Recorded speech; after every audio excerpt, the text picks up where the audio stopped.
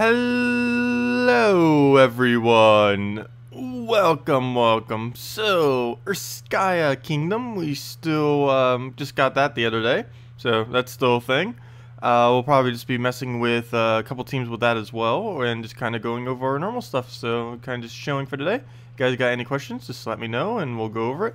Otherwise, we'll probably just be messing with some really random Urskaya teams. We did test yesterday for a very extensive amount of time, and it does indeed, when you use the Enrage of Urskaya and take a Brown at the same time. Let's see, where's the team we have set up? No, I had at least one. When you take a Skull and get Enraged at the same time, you do not do the Enrage damage if you're not Enraged. It'll do the normal Skull damage, not the Enrage. That would rarely ever happen. It took us almost an hour just to set it up, but it doesn't. So now we know. Other than that, everything seems to work as intended. Oh, and his ability doesn't do +8 yet, unless they fixed that last night. I actually didn't test it yet this morning. That's actually probably the first thing we'll do. Let's see if they fix that overnight. If not, then oh well. I guess it's not fixed till Monday. Bubba Yaga seems like she might be useful to fight.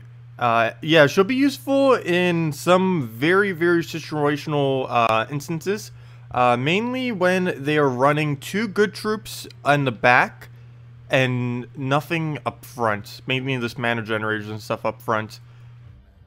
The most notable would be if they're using a Famine Death combo with only 1 Famine. And they're both in the last 2 slots. That's probably the most notable, that's probably the most notable instance where you would use a Bubba Yaga. Other than that, there are some instances in Guild Wars where you would use it, though I still feel like Kraken would be better overall. Hello, everyone. Oh, yeah, also the hellos. Hello, Brian. Hello, Henny. Hello, Bridget. Hello, Maximuse. Hello, Adrian. Hello, Frag Hunter. Hello, Mr. Jesse. Hello, Candy. Welcome all.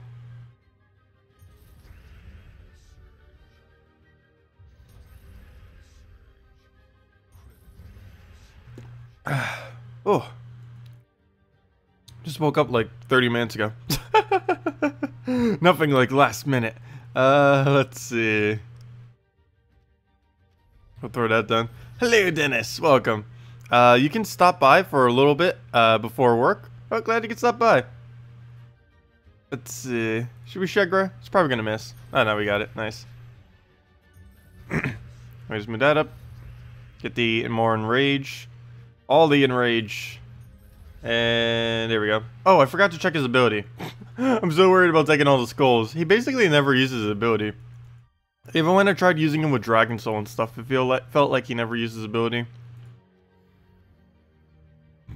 You've been up since 2:30 a.m.? Wow. Yeah, I sometimes wake up that early.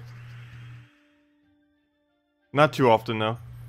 These days, I normally only do it, like once or twice a month, and that's mainly when I do the, oh, what's it called? The event video thingies. Like, whenever there's a, new, mythic that comes out, I normally have to wake up that early. Mainly because, in my time, it gets released so ridiculously early in the day. Okay, well, we'll throw this down. Okay, so did they fix this overnight? My guess is no, and it'll probably be fixed on Monday. That is correct. So hopefully that will be fixed on Monday, because currently it is broken. It's not doing the extra 8 damage for the Enrage. Also, one of the weapons that you get during the quest, the Crown, you don't actually obtain. We won't get that until Monday, because it doesn't even exist on the PC version. And on, I think it does on mobile, though. I think it's working perfectly fine on mobile. Anyone on mobile who has it? But on PC, it's, like, broken completely. Also, why did I deny out brown? That was, like, the worst color to deny out, because we kind of need that for all of the Enrages. That would be kind of helpful. And there we go.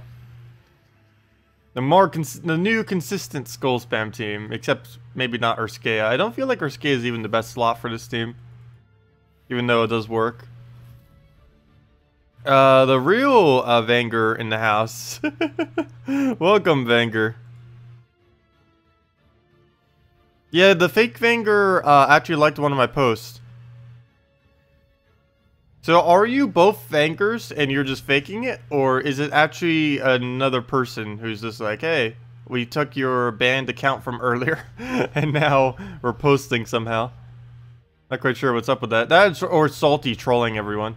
But I don't think Salty has been long enough to know about your other account. I don't think she's been around that long.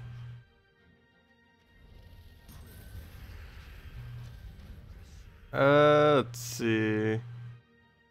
We'll go on... Oh, not brown again. Let's do it on green. The crown does exist on mobile. You checked? Oh, cool. It doesn't seem that good. If I remember correctly, it's a 9 red spawn plus summon a random Urskaya.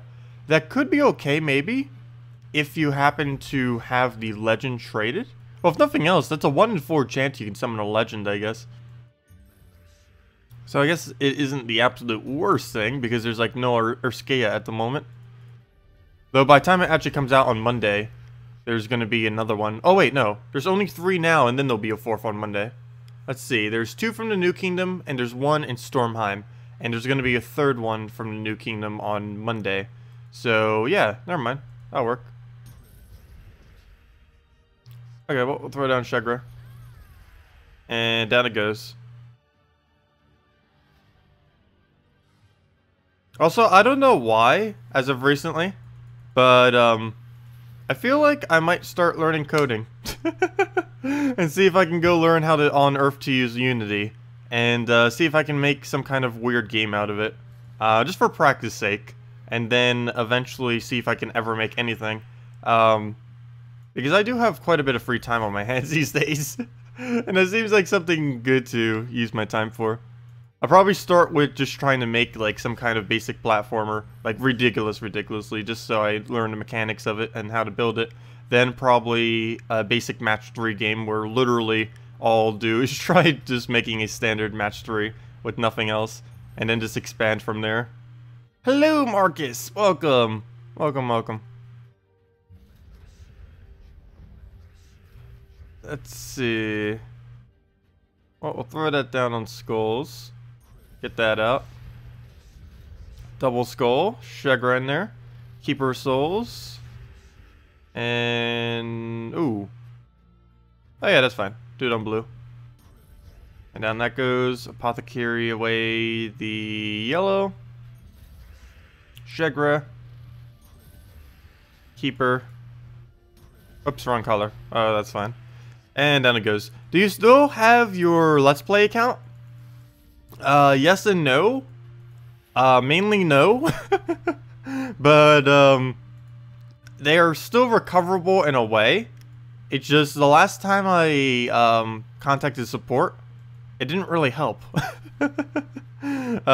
So I just haven't really bothered dealing with that again. I believe there's another way that you can do it too. But I haven't bothered dealing with that. We haven't really had a need to use the other accounts. And we're making a new one anyways on as soon as next patch comes out. Probably in very early September or late August will be the next patch. And around that time is when we'll be starting the other account or a new account back up from scratch to see what an account would be like if we make it exactly when the crafting system comes out. Main issue with that account is it's probably going to need a lot more souls than what you normally need on a starting account due to the crafting system. Finally got your first mythic, Wolf Garrick. Nice. Did you get him from an event key or just from a normal key? Because he's actually in event keys right now on PC. Oh, I thought we already won the battle. Fail. I didn't even realize that wasn't enough damage. Well then. Well, I'll take that out. And that's match. Oh. Did I throw explosion? Oh, yeah, I did. I thought that was, I don't know why. Wow, I'm out of it right now. I thought that was, Keeper of Souls. I was casting that as if it was a Keeper of Souls. That was weird. And that's not enough damage to kill either. I can move that over. Now we have everything.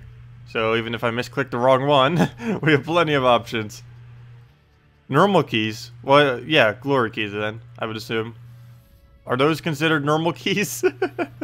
Technically, gold keys could be considered normal keys. Oh, also, if you didn't catch the stream last night when we were doing our guild wars, or after the fact, we did end up getting all of the troops to mythic, other than the ultra rare plus, which we're doing on Monday.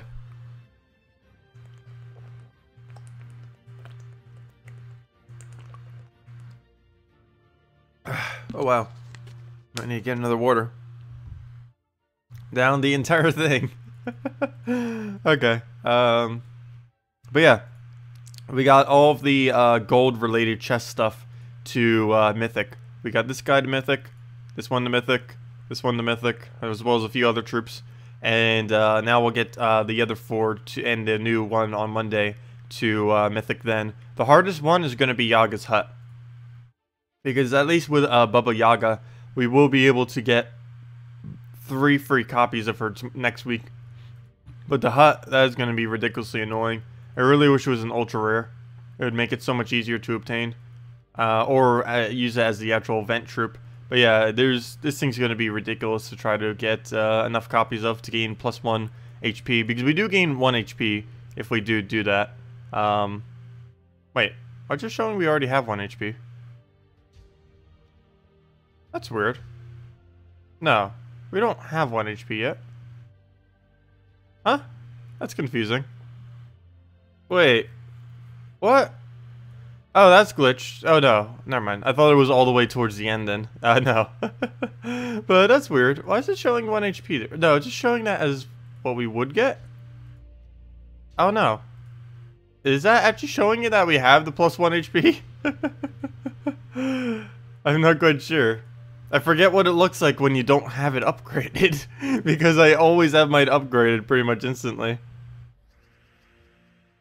Oh yeah, duh. Yeah, never mind. You're right. Sorry. I forgot. Yeah, you're right. Wow, fell. I forgot. Level 10 does make it show up as a +1. And then getting it up in hearts, I mean stars, gets it to a +2. You're right. Forgetting basic mechanics. Good job. You know it's early in the morning. Oh gosh, yeah. That is correct. Oh, why'd I do that? All I did was give him Scion. Well, let's give him Scion again. We already gave him 1. So it doesn't matter if we give him a second one. Oh, I should have used Chakra there. What am I doing?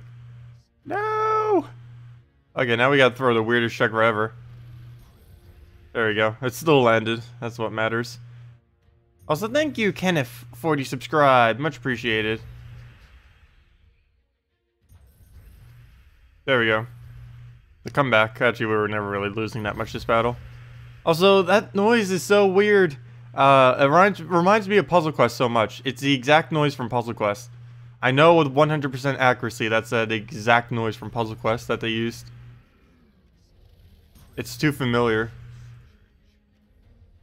Hello, JZG. Welcome. Welcome.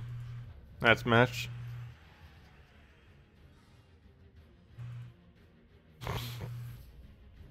I know. Everyone's like, level 10. Yeah, thank you. I know, once you get to 5 stars, it becomes +2. Why do all the stars on the new troops, look? Wait, troops look, or is it me? What do you mean? Why do all the stats on the new troops look low? Oh, okay, look low. I believe they were. The way that they were showing up when you were leveling them made them seem lower than they actually were. I'm not quite sure why they had it like that. Normally it shows it with like the buffs and everything. But yeah, I did notice that too. Like while leveling it. Not after the fact, but while leveling it, they seemed like they were very, very low. Actually, maybe even after the fact. Maybe let me go compare them. I'll compare the tankiest troop there to like an average troop. Let's see what the difference is. Though, what even is an average troop these days as far as stats? Let's throw down... Ooh, we don't really have an apothecary cast. We'll smooth that over. And now we do. Oh, but it blocked all of our mana because, yeah, that's kind of in the way. Well, that's unfortunate. Because there's no way to get an extra turn here. Or at least not easily. Okay, well that's fine. Except we didn't get alignment from that. Might still have to throw it down though. Or at least a distraction. Ooh, very nice, very nice. And that's almost match. Move that over. Keeper. That over. And what else? With that, could eat Urskaya soon. And still not enough to poke him out. Maybe if we use this. There we go. Perfect. Exactly what we needed. Sky Skulls. But yeah, let me go check the stats. They did seem a little bit lower as leveling them. Or actually a lot lower while leveling them. I didn't really check that much after the fact though. Let's see. Urskaya. Let's see. Let's just go compare them to some troops here. Let's say a Mercy. She has low attack but high other stuffs. Let's see. 54, 47, and 28. Well, that is a common after all. But she does have higher stats than all of that. If we check the other one, it's pretty much the same amount of low, but it has higher attack. And I can only really check the mythics because checking the other ones would make it not as accurate. And let's compare this thing to maybe like a steam turret, because he does actually. What about Night Coronet? Oh wait, I don't have a Night Coronet in any of these teams or steam turrets. Let's see, 39, 54, and 29. Steam. Oh wait, never mind. Steam turret has ridiculously high armor. That's not what I meant. Cannon. 58, 40, 28. 58, 40, 28. Yeah, that's about right. Actually, it would be easier if I just did this. Move that over. Compare that with that. Troops, filter. Get that out the way. Urskaya. Let's see.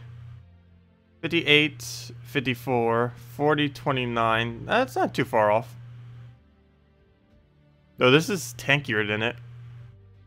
But it does have one higher attack. But yeah, they seem about right. Just while leveling them, I think the leveling screen was weird. Because I did notice that too while doing the leveling on them. Well, let's go put the Anointed back on this team. Actually, I might as well go use this team real quick. Someone was asking for a Inferno King Sakima. And we end up going with the team that we end up using the other week for it. Oh, I meant to go Anointed. Fail. Anointed one. And let's go tear apart with this. What do we get in mail? Oh, defend rewards. Take that. Also, I want to see what happens when we gain a level. Yesterday we were gaining, we were actually gaining mastery again all of a sudden. I don't know if that's a new thing now or what, but it was occurring. At which difficulty should you complete the kingdom quests? Normal or hard? There isn't really any need to increase the difficulty when doing quests, mainly because the only extra reward you get from quests is EXP. The reason why it's worth doing the higher difficulty for challenges is because it gives additional souls that you can only ever claim once. So it's worth it for challenges, not so for questing. For questing, you essentially just complete it as quickly as you possibly can. Or, you know, not initially when you first start out, but like when you start getting around to questing, you basically just get every single quest line done as quick as possible. And there's no need to really put up the difficulty. It's fine at normal. At most you would do hard, and that would only be if you were partially soul farming while you're doing it, like maybe with a Dragon Soul or Valkyrie or something on your team. Then you would go for hard, just so you would get the extra 25% souls. Okay, well, that's a bad board. We'll smooth that over. Oh wait, we already won. I'm like looking, it's like, oh, bad board. And, oh, we already just won. That's what you're doing that on now, just because you're impatient. Just wanted to make sure you got additional benefits. Yeah, for challenges, yes. For quest lines, no. But yeah, for all the challenges and stuff, like all these, yeah, put the difficulty up to like Warlord 2, Warlord 3, whatever you can actually do. Normally Warlord 2 or 3. Warlord 1, you normally just want to wait till a higher one just so you get more souls, or anything below that, for instance. Normally only Warlord 2 or 3.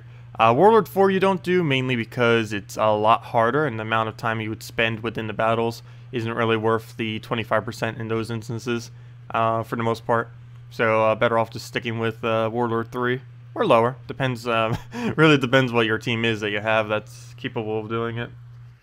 Generally, if you can't do the challenges, though, you wait until you can do the challenges on a higher level. Like, if you can only do them on, like, Warlord 1 and can't really get any higher than that, you're better off just kind of waiting to do them. Because the souls that you claim from them are only ever claimable once. And once you claim them, you can never claim them again. You can still redo the challenge and farm the battle up. But the specific extra souls that you get, those little casket things, are only once claimable. Okay, so we'll do that. Nice alignment, so throw that down. And we don't have skull though.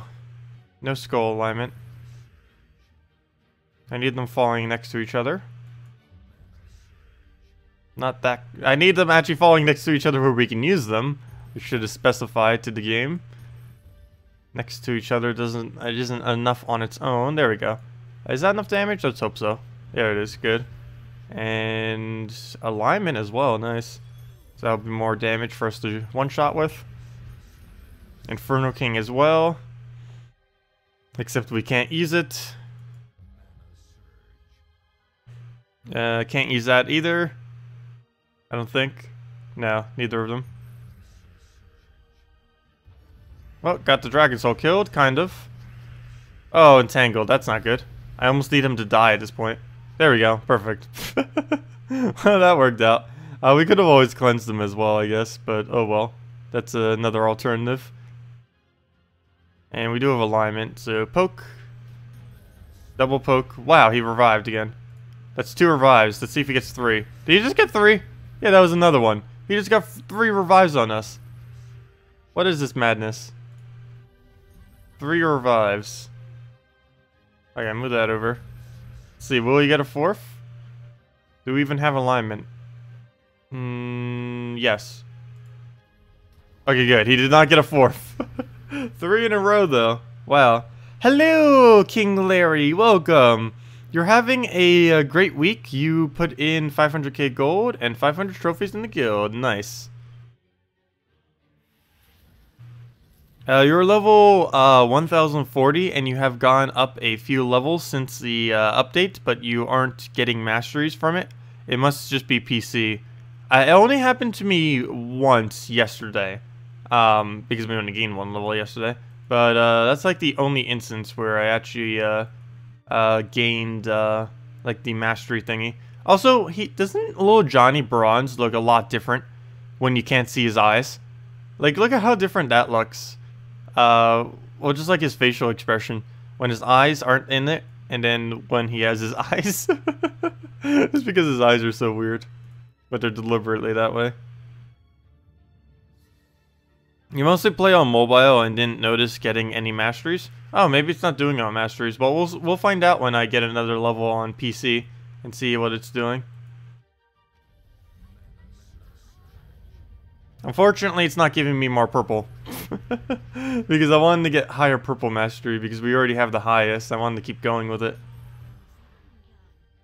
But it wasn't giving me any. Okay, no extra turn there. Move that down.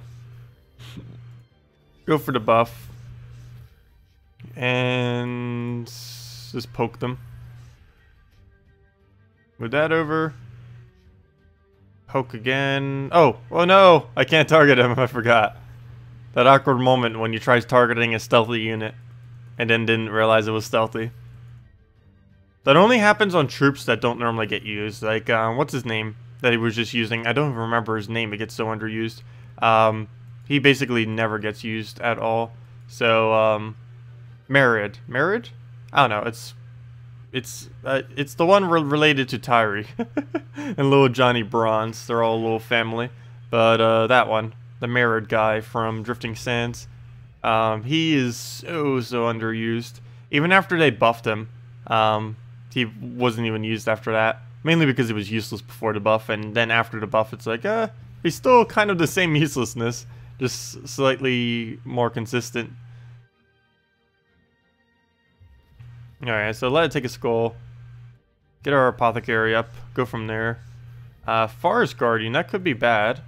There's not many green on the board, but I literally just gave him alignment right there. So, that's not good.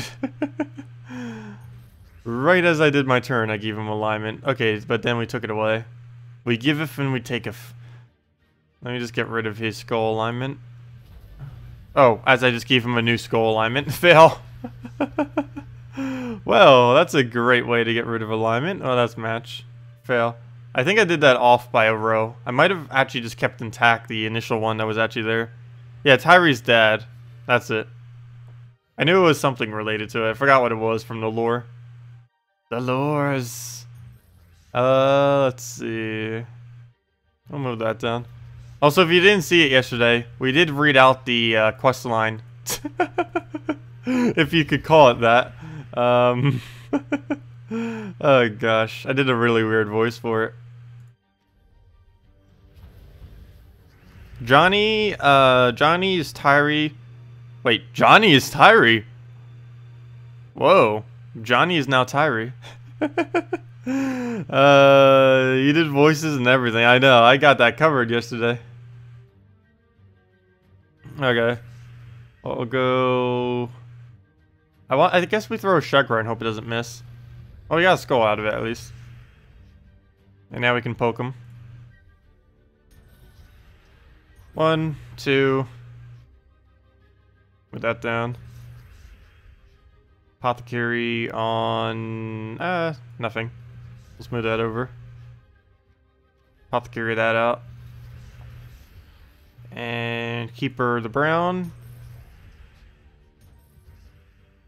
How on earth is this not enough damage yet? Too bad we can't get something that has a higher skull damage on this team. Actually, we could. What are we missing color-wise? Only yellow. So that would actually work. So Urskaya is not even the best thing to use on this team then. Well, it depends how much it enrages, I guess. Because the more it enrages, the more useful it'll actually be. Yes, worth watching again to make you smile. Oh gosh. The voice haunts your dreams. I didn't even re-listen to it after the fact. I probably should go back to yesterday's stream and see what the voice was like. Because obviously I'm here listening to myself, but it will sound different on stream than it would from me hearing myself talk.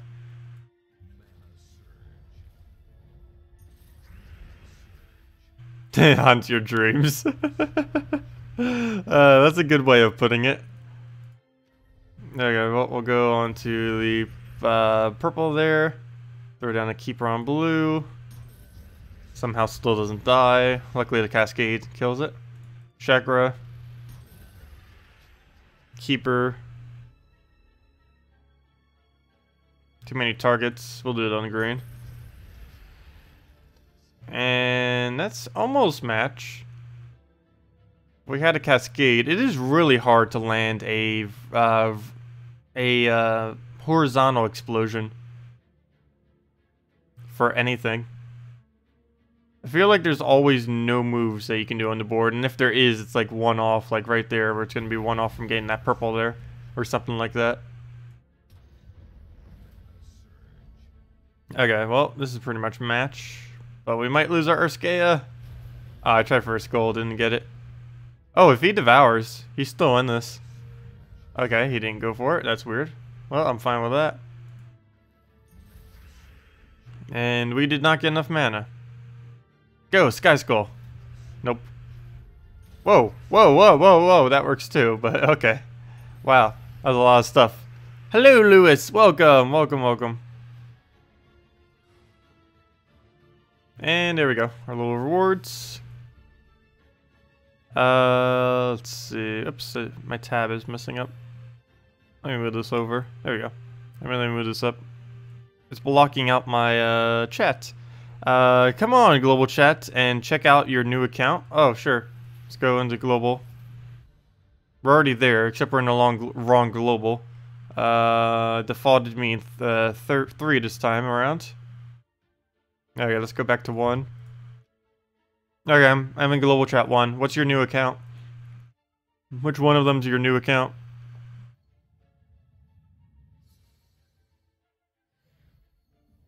And I'll go see it. Because right now, there's like no chat in it. Oops, wrong button. Is that you? No, probably not. But yeah, let me know which one's you, and then we'll go and see it. Okay, well, we'll take the green over. Get down the... Oh wait, right click works too? Since when? Wait, right click worked for everything? Since when was that a thing? Really? I'm using right click right now. Oh, I did not know that. Oh, you can just use right click. Okay, interesting. Well, let me go back to left click, 'cause that feels so weird doing. Okay, we'll move that up.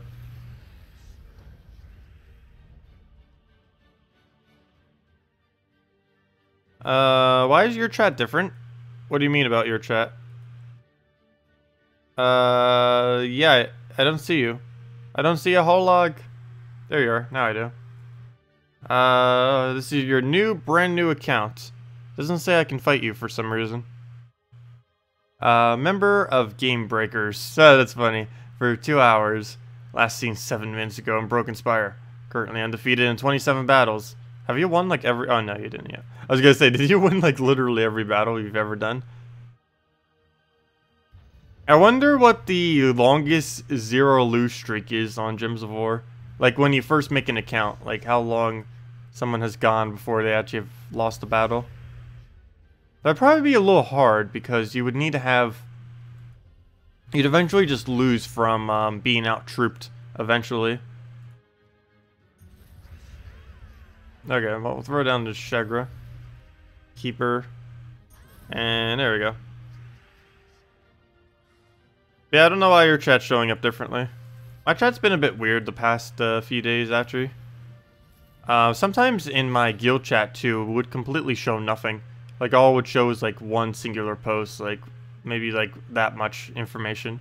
Not even the announcement. Just, like, one person saying something. And then all the other chat would just be, non-existent.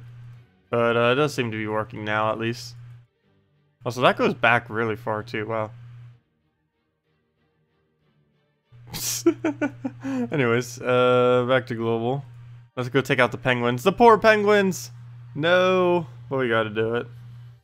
They're tempting us with a, 4 event gems and an easy revenge. I'll move that over. But yeah, all that they did ever since, ever since they fixed the Princess Elspeth thing, all that people are doing is just running 4 ridiculously weak troops. They haven't really fixed it. All they did was make a new version of it.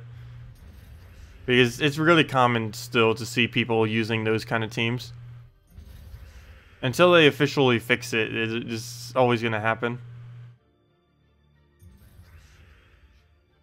Okay, red. Do we bother messing with a Shegra? Sure. Wow, we actually got it and kept the skulls intact. Perfect. And that's match. Overkill. Oh, that happens to you too? Okay, so it's not just me then. I wouldn't think it would just be me, but didn't know how many other people were actually experiencing it or not. Oh, we're up against the meta, or almost meta. He's missing a def, so he's using Deep Borer instead, which still works. Deep Borer used to be really popular with Famine when he first came out. Not really used anymore, obviously, because Gem Spawn has been nerfed. But even before the Gem Spawn nerf, he kind of fell off a little bit from being used with the team. Because people kind of just used different mana generators and stuff. Also, the AI doesn't even use stuff like him as well anyways, which might have been another reason why people kind of got away from it. Okay, well, should we go get Apothecary? Probably should. Let's go do that. Ah, it's taking our mana. Immediately. We'll just go for the green. Perfect. Even if he skull poked that, I wouldn't have even mind, because we still would have had a turn. Though, not an extra turn. So, we'll just move that over. He'll take all of our mana. Not much I can do about that. And unfortunately, we don't have anywhere to throw our apothecary. Which essentially means we lose right now, because he's about to drain us. Rebuild apothecary. 1 mana off. And no mana to take. And yeah, that's bad then. So we're not going to have anything to do there. Could maybe try for... no. We'll stick up around. Then a skull. Need to get that killed. Too bad our cast won't work. No, it doesn't work properly. That would do... if it worked properly, it would do 15 damage right now. Which means we would just have to hit 5 skulls. Well, then again, yeah, we would have killed it. 1, 2, 3, 4, 5. This ability was working correctly. That would kill out first slot. Okay, this is over. We should probably stop using Urskaya until he gets fixed. He's useless without it. All he has is a 17 mana cost ability that does 16 damage to all enemies. That is ridiculously bad value. If he doesn't have his extra bonus off his trait thing. Or off his ability. So, yeah. No. That's not really working out. So that doesn't really leave us with much to use from the new kingdom then. The only other one was when we went over earlier with the Bubba Yaga for Guild Wars. But even that one would be really, really situational on if you would even bother with her. Because it depends on their alignment. Like, for example, a Bubba Yaga would be amazing against this team right here. Because all you have to worry about is Scion. Scion is the only threat. Actually, I probably should have used Bubba Yaga right now just to show it as an example. But, yeah, like a team like this, where they're using Famine, Death in the back line, and they're just using 2 support troops up front. Technically, that's a support troop in a way.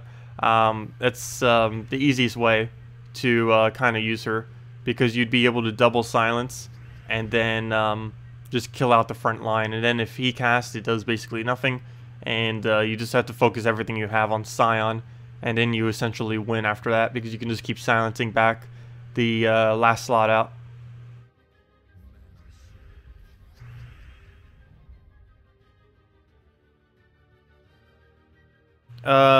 If we had a couple of bomb bots in the Penguin team, it would have been the Penguin from Batman. Ah, that's funny. That would have worked. That would have worked. Okay, he's gonna get Scion. Nothing I can do about that. Okay, he didn't get Scion. That's fine. He doesn't want to go for it. He's being nice to us. We'll throw that down. Then again, that took away our other alignment, though. So, fail. Partially. Partial fail. We'll throw that down. And then we get the poke. Into Skull Spam Kill. Into, ideally, Inferno King, though I do not see the alignment. Nope. No Inferno King for us. Nope again. Wrong color. Nopes. More nopes on top of the nopes. So we're not going to get it then. Unless we have it on yellow right now. We almost need a Shagra for this team. To use all this red. I don't have anything extra using all the red that we accumulate. Okay.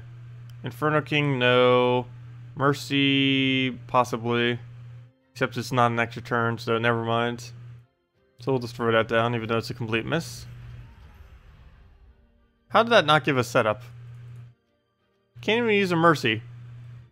Wow. Well, we'll move that over. And that's at least some damage, and that's dead.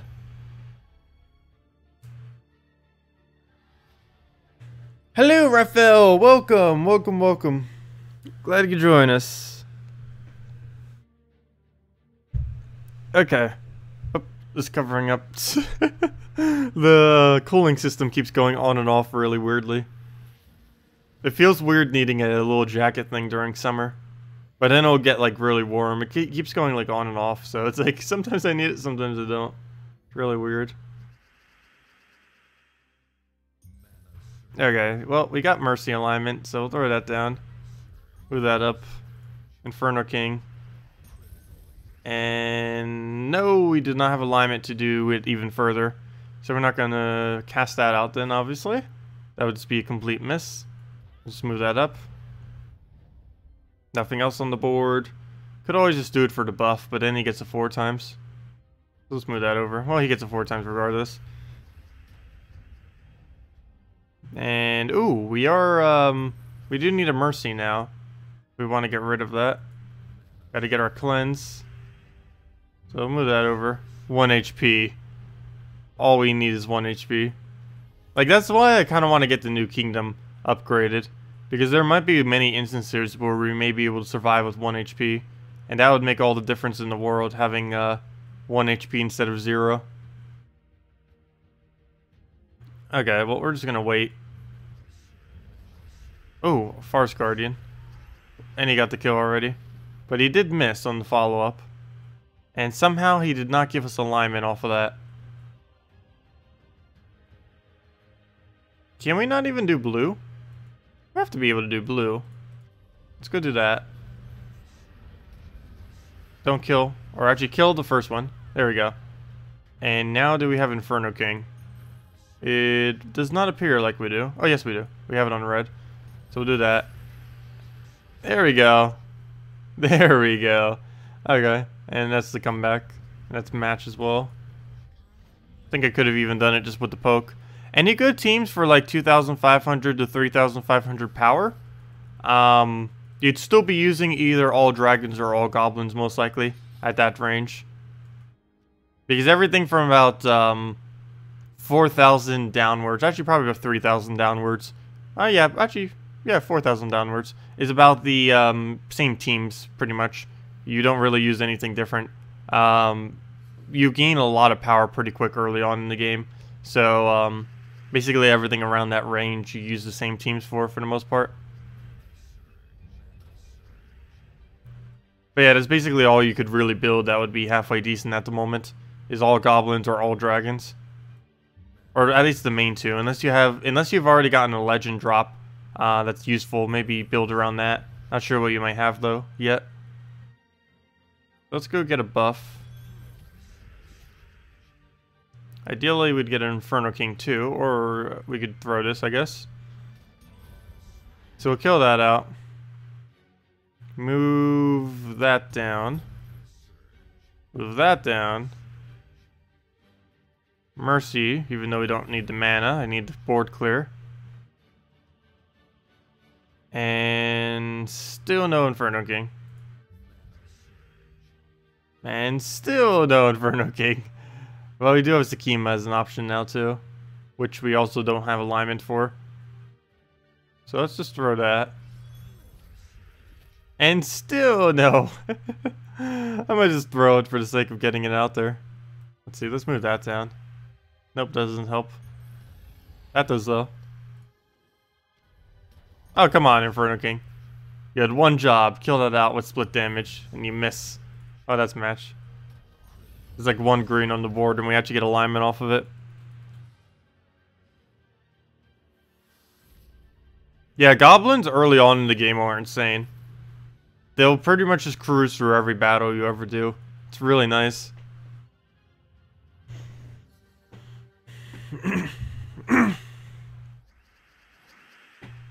Okay, starting Mercy cast. That's not too bad.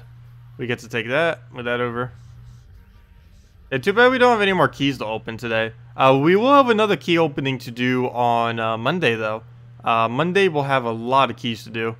Because we're going to be throwing down probably 500 event keys. It might be one of the highest amount of event keys I'll ever throw.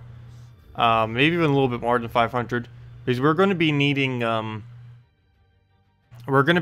hut. And I might just keep going until we go all the way.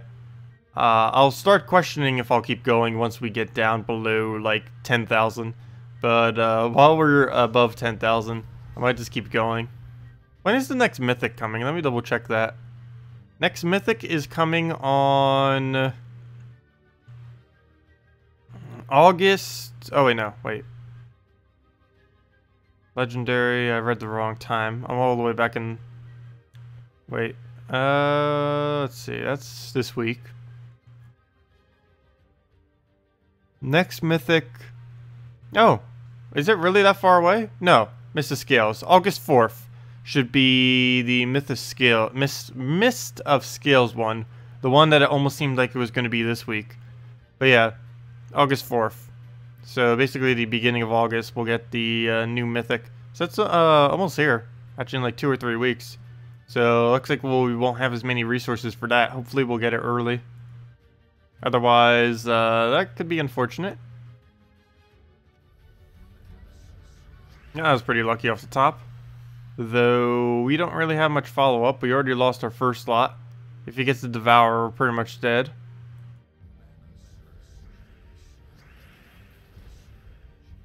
Okay. Well, at least we can remove barrier off of everything. Can you end your turn? There you go.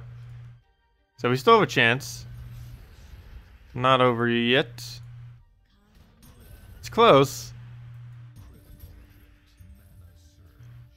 There we go. Oh, if we had alignment right there, that. Oh, we did. Never mind. Perfect. And we actually got the kill too off the split damage. And that's match. Oh, there we go. Sweet. Try Anointed One, Valkyrie, Queen, Jezebel, and Sunweaver? Sure. We're gonna see how that works. That's basically just a super Anointed One KO team. So we'll roll with that. Let's see. We need a Valk. We need a Queen. And we need a Sun.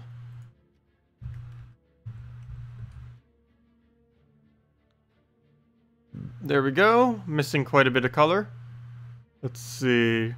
We're missing brown and we're missing purple.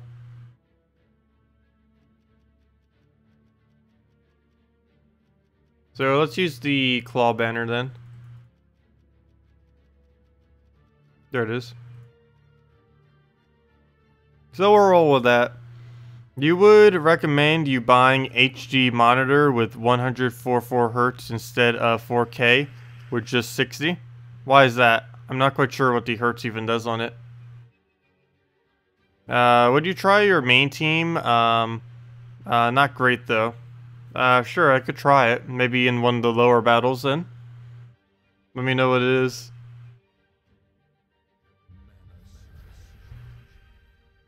Okay, well, we'll Valkyrie the greens. We'll double buff.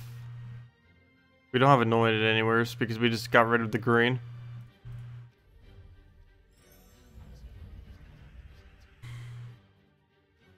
Alright, let's take a skull poke. Oh, I just drained the one I was about to use. That's not nice. Alright, we'll take that one skull. Oh, come on. Even if I try dropping it, he's still going to get a skull. So I guess I have to take it.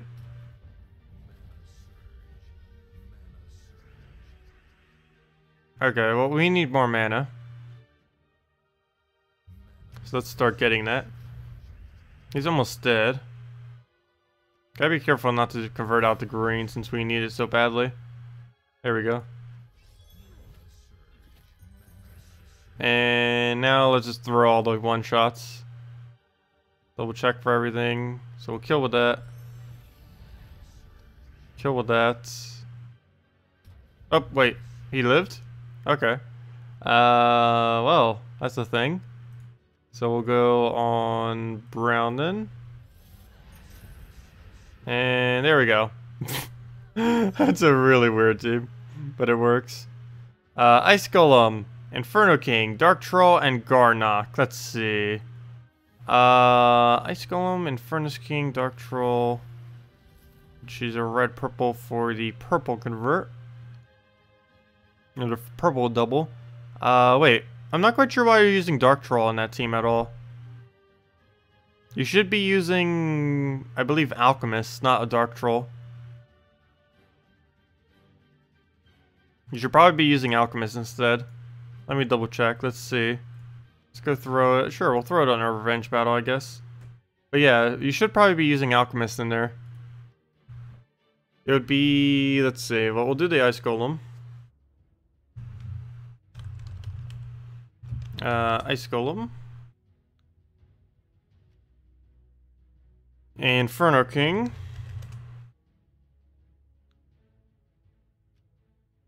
Should probably go Alchemist. And because Dark Troll, he's only doubling your purple. And is also not as consistent. And you only have one thing using purple, Inferno King. Whereas you have double using yellow. And Garnock. But yeah, I'd say just go with an Alchemist. It does block on your red, but you'll be able to get the yellows to go into both of them. Oh wait, never mind. So would Dark Troll block on your red. Let's see, the only thing you're missing is green then. So, what was the minus green banners? +2 blue, +1 yellow. That's not too useful to us.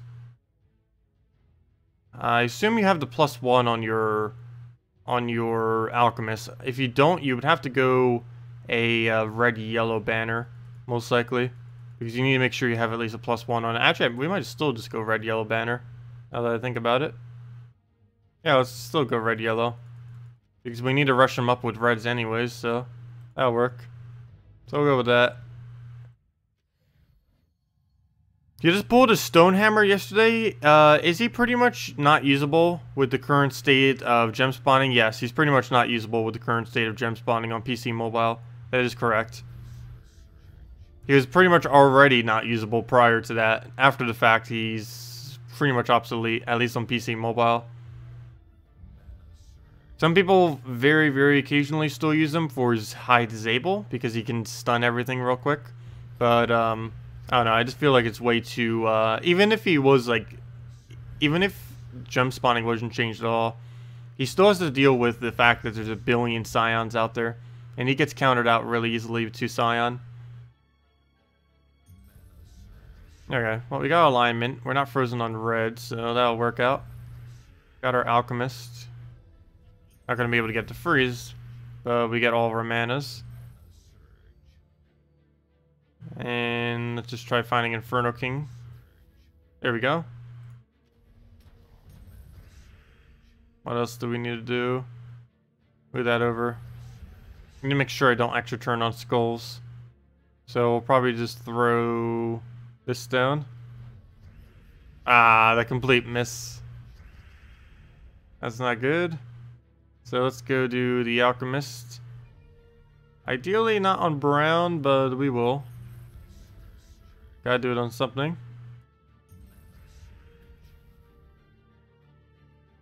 And we do still have alignment though. Wow, it comes through.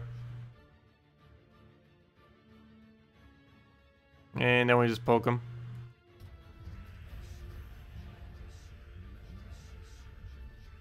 And then he pokes us. Well, now we're frozen on a lot more than what we were initially. So we'll just let the thing die. We already have one of them frozen. I guess we could freeze... Oh no, we can't even freeze Queen Map. Never mind. So that's fine. We'll go and throw some mana. It'll end our turn though. Oh, never mind. We got an extra turn off the bottom. Nice. Okay, so that'll work. No other extra turn though. If we throw an Inferno King down. So, not gonna bother with that. Let's move that over. And that goes down. Have another Inferno King for the follow-up. And purple. I don't believe we're frozen on purple now. So we'll move that down. And then we throw... We have really weird means of damage sourcing. We'll throw that down. Queen Mab is really getting in the way of this team. That is for sure. Okay, well, we got Garnock, so let's resummon our entire team.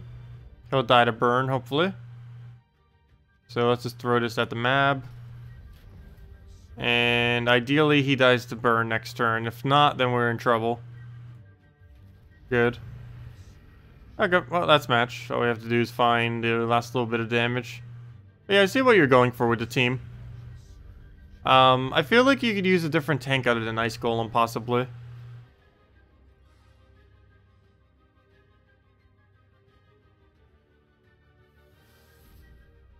But yeah, definitely don't go Dark Troll. There's no point in going Dark Troll on that team. You're better off just with an Alchemist, for the most part. Because that would feed you both Garnock and your Inferno King, so you can cast your Garnock more often. You won't always need to cast your Garnock. The reason I wasn't able to cast it that much that battle was mainly because we're up against a Queen Mab, so I was limited many times. But yeah, I would say Alchemist, just because it feeds 2 things instead of 1. Generally, you only want to give a mana generator on your team, just something that does at least 2 troops. Putting a mana generator for only 1 troop tends to be a waste, because you have too much mana but not enough troops or anything to use it. Unless they're using like 24 plus mana, it's normally not worth it. But then again, occasionally I give an Inferno King a Mercy. But that's slightly different, because Mercy is first turn mana, and is used to get your team started within like seconds of the battle. Do you think they'll ever add real-time non-AI PvP? It is a possibility. When it will ever come, I'm not sure. But they have mentioned that they may do something kind of like that in the future. They did specifically say it would never replace out real PvP. But maybe whenever they finally add the friends list, they'll add like the ability to battle your friends or something like that. So it is a possibility. But they have not really mentioned much on that. It could be a long while before that really comes, if they ever even bother implementing such a thing. But it is technically a single-player game, Gems of War, in a way. Even though it has some very, very minimal multiplayer features. So why does this board have pretty much nothing of our color? I'm scared to even throw down the shot, because I know it's going to miss. Well, I guess we double the 3 purples on the board? That seems really pitiful. There we go, at least we got a few more on the board. So we'll double that then. And of course, with how few it was, it actually gives them something. And we'll start throwing that down.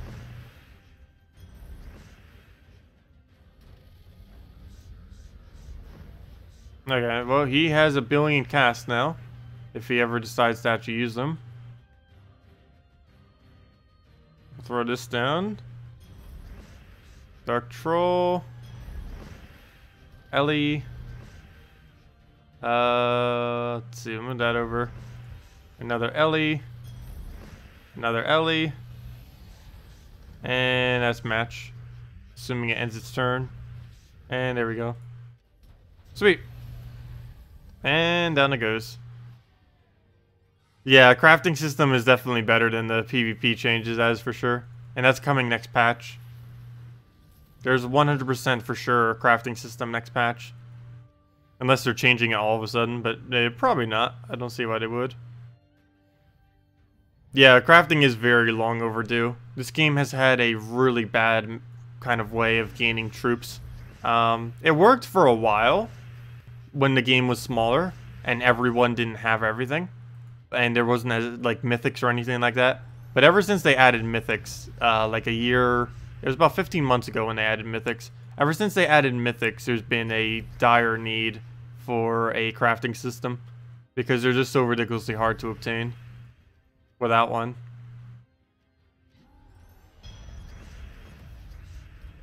Alright, well, throw down to Ellie. Frozen now, though. Which is really annoying because this team is made to loop, not to be frozen. Still winnable. It's just we lose our turn literally every single time, even if we don't miss. Okay. Well, luckily our first slot's not disabled, so we can poke a little bit. We'll let him take another skull. We already reduced his attack pretty heavily though, so him doing skulls isn't really a big deal. We'll throw down Infernus. Oh, though, if he keeps doing it, he will get through eventually. Wow. Well, let's throw this down first because he's about to die. Okay, well, there we go. He dies. We'll throw that down. That misses as well. Oh, and he just got a Corvash off, and that's match. Pretty sure we can't recover from a Corvash. Taking yellow is about the only thing we can do at the moment. And we can't even do that. Oh good, he's not smart enough to aim for the right one. Even if he did, there was a chance that he wouldn't have gotten the Devour since we have Impervious on 1. I like how as soon as we get unfrozen, we basically just win. There we go. Make a team with only New Kingdom troops? That won't really be possible until Monday, unless we also include weapons or something. But yeah, we'll go try it real quick.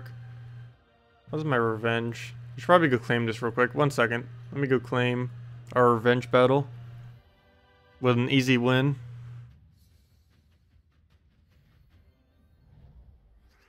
Oh, how do I think the crafting system will work? It's basically just going to be, I believe, a soul-based system. If it's gonna add another feature other than just souls, I believe the new minigame they're adding will have a resource that you need to accumulate in order to do crafting, to craft troops. But yeah, they said that it's gonna be called a soul forge, and they hinted on the forum in replies to people when they said, what resource will it take? They're like, oh, it's gonna be called a soul forge. They didn't specifically say it would require souls, but they said in response to what resource it will take, it's a soul forge. So it's probably souls. Don't really see how it would be anything else. But it could be also the addition of whatever the new resource is, because they did specifically say they're adding a new resource and a new little minigame of some kind. Though we don't exactly know if the new minigame will have the new resource. We're just something that would kind of make sense, but they never actually said if it would or wouldn't.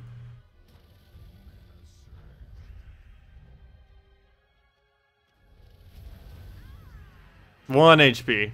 Wow. Oops. Really? There we go. Could just shag it. Okay, let me go do... What was I about to do? Oh yeah, someone asked for me to make a team out of the entire New Kingdom. So let's go do that and do it on our true trophy. Because I can guarantee we'll not be able to do our 3 trophy. Unless it's ridiculously easy 3 trophy. No, that's not easy. I almost need to go to 1 trophy. My 2 trophy is the exact same as my 3 trophy, pretty much. Actually, is it? No, it's slightly different. Alright, let's just do our 3 trophy and see how badly it fails. Alright, let's go make a pure... oops, wrong one. Let's go make pure from the other kingdom. So, filter. For this, we need... what do we need? Oh, I need to not be under weapons is what I need to do. Let's go over there. Urskaya. And we'll obviously need the legends. And we'll need Bubba Yaga. We'll need a red. Probably him.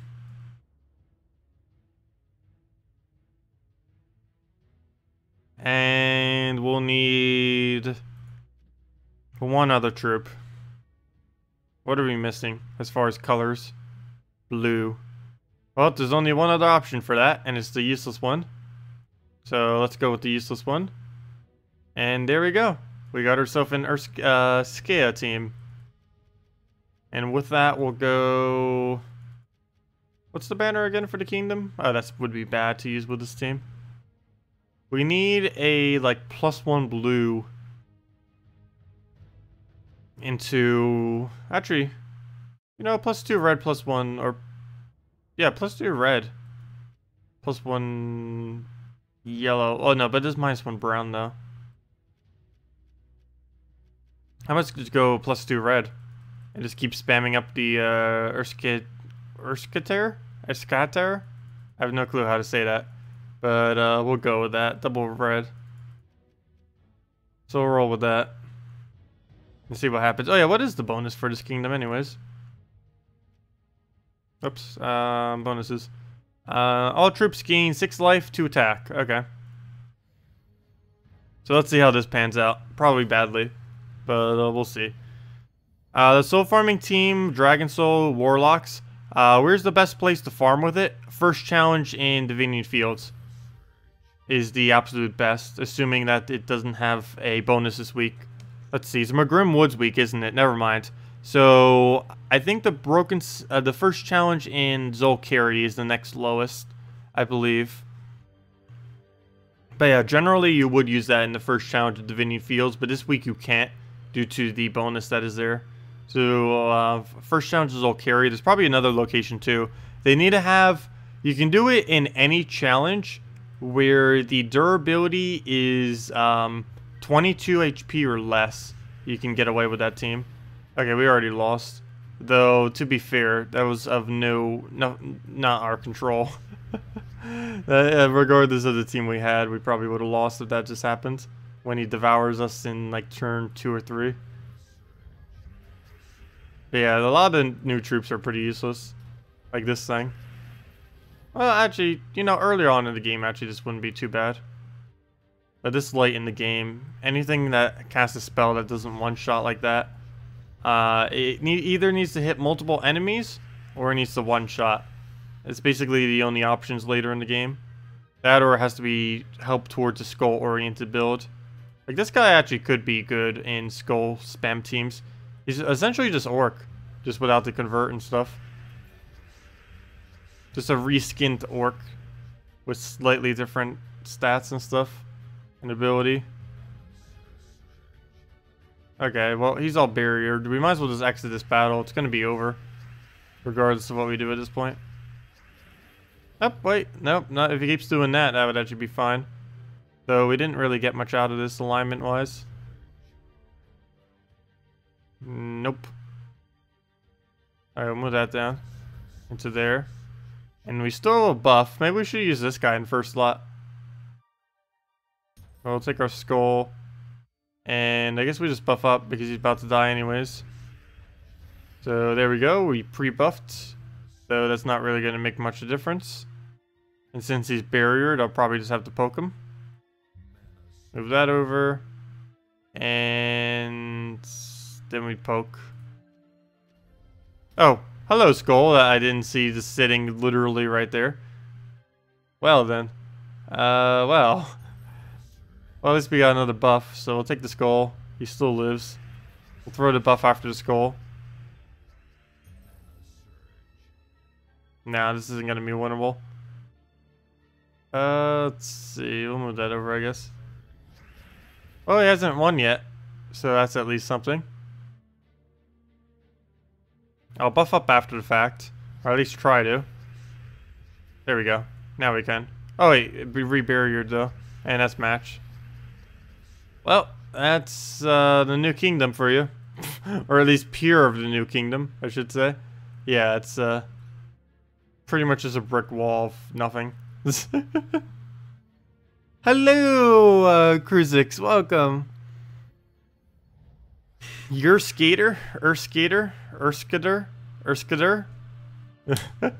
I even say that word. Urskader. Urskader or Urskader? Or Urskader? Urskader. Oh gosh. I'm pretty sure I'm saying that even worse. That's a weird way to say skater too. Skirter. Skater. I can't even re-say it. Wait. Skirter? Skater? Urskader. Urskader. Yeah. I don't know why. When I say before, it makes me say it like that.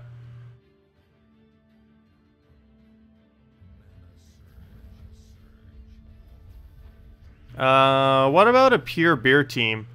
What bonus does that give? I don't think it's possible yet, is it? Isn't there only 3? Or is there a 4th? Let me double check. I thought there was only 3 until Monday. Or maybe there is a 4th and I didn't realize it. Probably is. But I'll go check. You would need to have the new legend to be able to do it. Urskaya.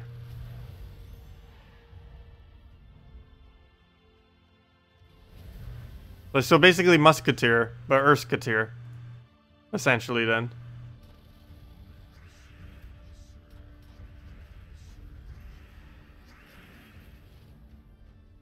Oh, even this team's about to lose.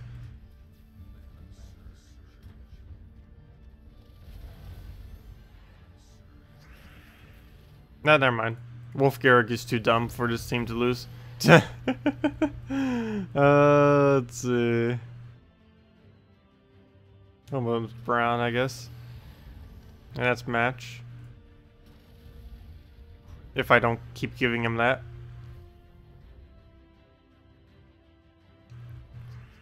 Okay,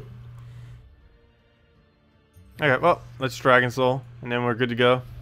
Actually, I could just Scald as well, but oh well. King Mike. That works too. No, there should be 4, unless that's a Wild Folk. Let me double check. Yeah, maybe there is 4, and then there will be 5 on Monday.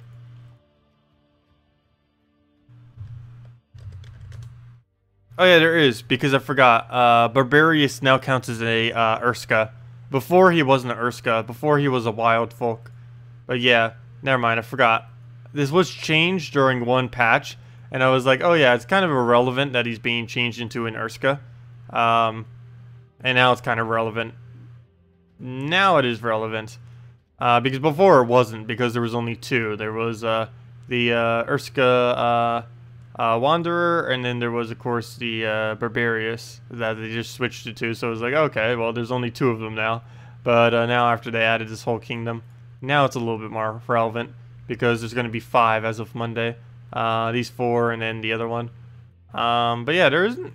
That crown that summoned these things isn't really going to be that good. And there's only a... Well, there's a 3 out of 5 chance it would summon something that can enrage, which may be okay. Too bad the other ones aren't really useful for that. The other one freezes, and this one is just a really good early game troop, but horrible in late game. But yeah, there is indeed 4. You are correct. There are 4 Urskaya. Or Urskaya. Whatever they are called. Oh, we got the event key thingy. 1 free event key. We'll be needing that on Monday. We'll be needing a lot of event keys on Monday, that is for sure. Does that mean the Wild Folk will get their own kingdom? Well, technically they do. No, not really. I think Pan's Vale. Doesn't Pan's Vale have a lot of Wild Folk? Pretty sure. If we go to Pan's Vale, like 4 or 5 Wild Folk will show up. Maybe even 6. Let's see. Oops, if I can type. Wild. 5. Wild Folk, kind of. It's half the kingdom. Half is still quite a bit. What event starts next week? The event for the new kingdom. The event for the Urskaya kingdom. And it'll be when you'll want to throw all your event keys if you want to get any of the new troops, particularly the new legend. Otherwise, if you don't have KrissTiggers yet, you may want to save your keys, because the week after next week will be Silverglade. And Silverglade has a KrissTigger as the only legend in the drop pool. So it's going to be the best time ever to get yourself as many KrissTiggers as you want, assuming you have the event keys to be able to afford it. So it's definitely going to be a really good week then, because KrissTigger is very, very, very, very, very, very, very powerful. Arguably best troop in game, actually. Definitely top 5.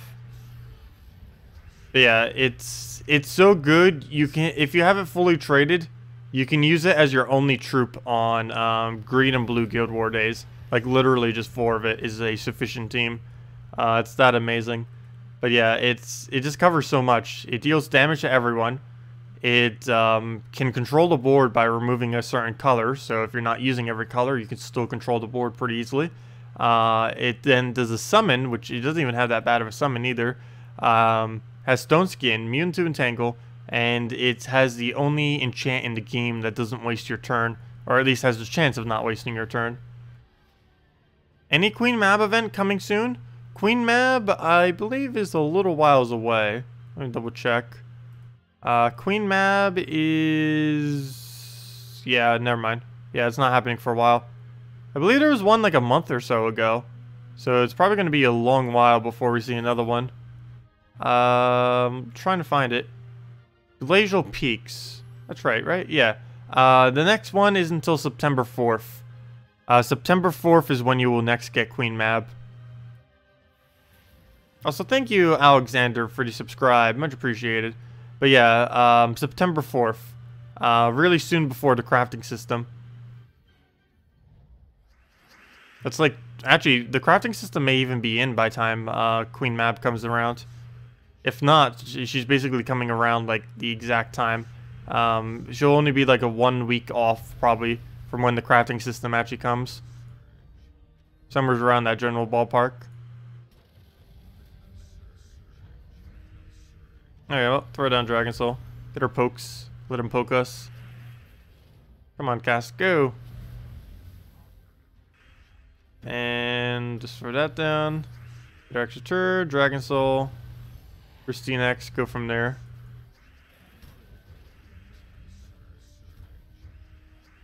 Come on. Oh gosh, Devour. And he has Barrier too, so we can't even do that little poke. Okay, if he kills Gurgolfa, that doesn't matter at all. Okay. So that's perfectly fine. Now we just have to win with only KrissTigger, which is definitely possible. Not with this board, though. Okay, at least he didn't buff himself. Think of the positives. There we go. Now we just have to kill the one out, and we can keep meat shielding. Let's get rid of Brown every single time, just so he can't do anything. But yeah, it's really versatile in what it can actually disable, because it does have the ability to do pretty much anything. Okay, well he didn't go for a cast. We could just take a skull. And it did not get a Devour.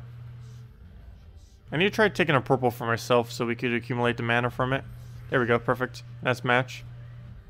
Ah, we didn't get the extra turn. That's match then. And there we go. A little silver Drake. Cute little Drake.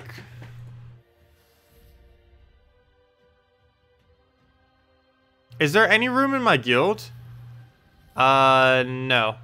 I don't believe so. And we also have a backup list now as well, I believe, of some people who are backed up. Actually, I shouldn't say that. I believe we'll have on Monday no one to replace out someone who's leaving. I should probably start looking for that. But then after that, we have...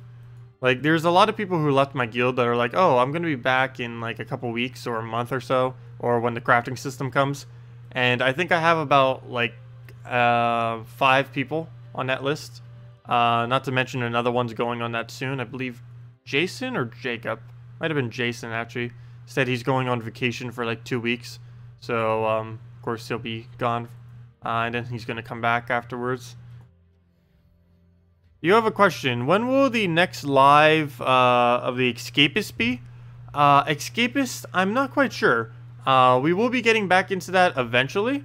Right now, the main 2 games that we're playing that are not Gems of War are the Darkest Dungeon and Stardew Valley. But we may bring the Escapist back soon. When we do bring back the Escapist, we're going to be doing all of the DLC prisons when we end up doing that.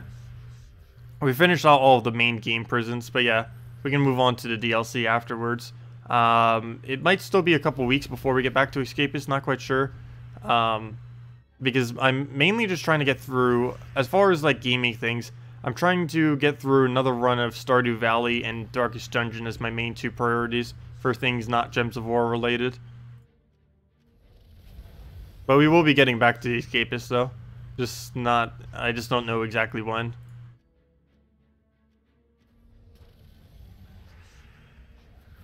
I could maybe start trying to stream it once a week, but I'm starting to get too many games where I'm starting to try to stream it once a week.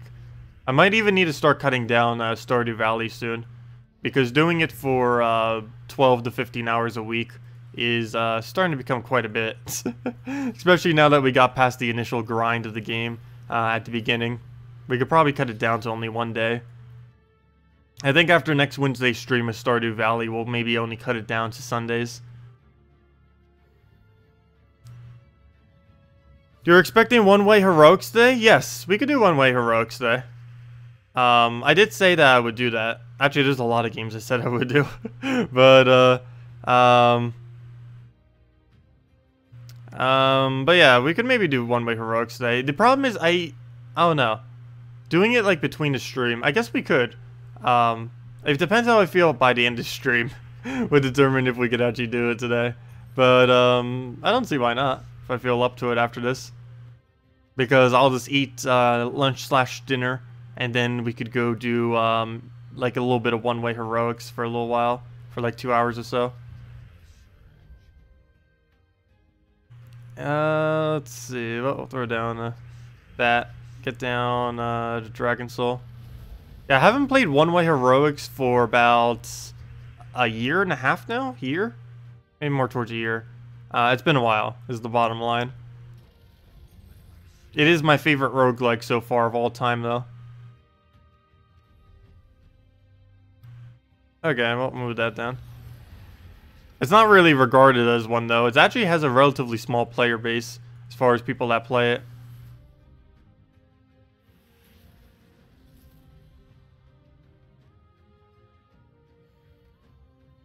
Well, I normally make my content inverse of that, though.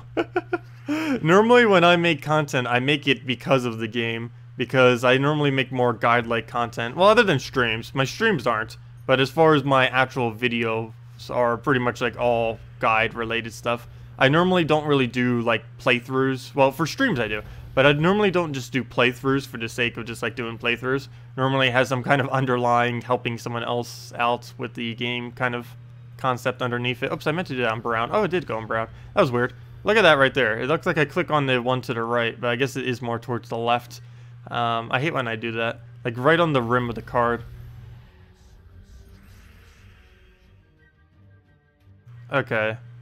Let's go throw down the green. Throw down the blue. And poke it down. Hello, Nastikas. Welcome.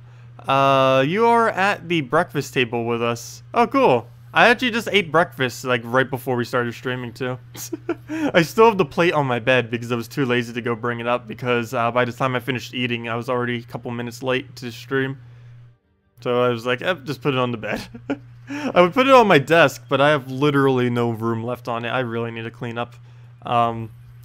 Probably on Monday or Tuesday, I just need to do a bunch of stuff around the house. Because I've been neglecting a couple of things around there. I'll throw down the Dragon Soul. Can you show us some good Keeper of Souls teams? Sure. That are also fast? Sure. Any specific troop you want me to build it around? Like you want to use for your skull spammer or just in general?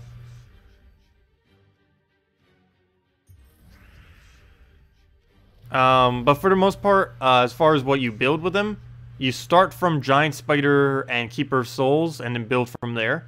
And to see what you can make. But yeah, we'll go and show some things. Not quite sure what the absolute fastest Keeper is these days. Because he is the best skull spammer. I'm just not actually sure what the best skull spam is. Well, you could try messing around with a couple. How about a Artemi? What's an Artemi? Wait. Artemi.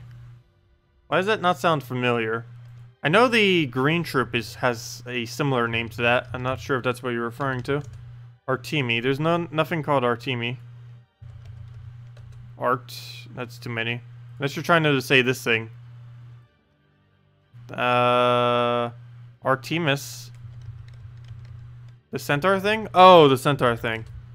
Oh, wait. Where did that go? Wait, how do you spell it? There it is. Oh, it's Artema. That's why it's not coming up. So yeah, we'll go do something with Artema. So Artema. Oh, in this case, we go Apothecary then. In that case. So Apothecary. Instead of Giant Spider. Keeper. And then we just need one more replacement then. Do I just go Shegra at this point? I guess we just go Shegra. This is going to be the exact same team we did earlier. Except with our Artema instead of the new Legend. And this it actually would be stronger with Artema than the new Legend. But, yeah, it would just become the same thing. Because there's no other brown-red that you would use on the Skull Spam team. Monolith doesn't really work at all. And, Yeah. Unless you were, like, early on in the game, then you'd probably use, like, a lava elemental or something. But, yeah, it wouldn't be any different. We just go to Shegra. Banner would be... probably the new banner again. Same one we just did earlier. Because that gives us the slightly quicker Shegra. And it gives us the lot of extra brown. You know what? Let me go give a +1 to Apothecary. I felt like that was becoming a really big issue with the other battles. Let's just go like a yellow-brown or a... I mean, sorry, not yellow-brown. A blue-brown or a... well, basically any banner that has a +1 to... yeah, either a green-brown or a blue-brown. Let's just go blue-brown because it's the first one I found. So we'll roll with that. Oops, I didn't mean to click all the way out. What's our revenge battle? Well, let's just go take this out real quick. Why is this guy's score so low? What? You guys see this, right? That doesn't make any sense at all. Oh, maybe because he doesn't have traits? Even then, his team shouldn't be... he's like the same stats as us. That's amazing. How's that possible? He's such a ridiculously low team score. Okay, let me go and just clear this out, though. No traits? Wait, do you not have traits on them? Don't you get bored of this game sometimes? I do occasionally. I don't really mind playing it for a while, though. But as far as, like, fatiguing from it, it's normally the amount of time I play that fatigues me, not me actually playing it. Obviously, when we do the 6-hour stream, sometimes it drags on longer than other days. Like yesterday, it went pretty quick because we had all the New Kingdom stuff that we were messing with and all that. But yeah, of course, some days it goes and drags on a bit. But no, I don't really mind. It's not like I ever really get bored of the game. Even though I've never played Match 3 games prior to Gems of War, I do really like the genre. It's kind of relaxing.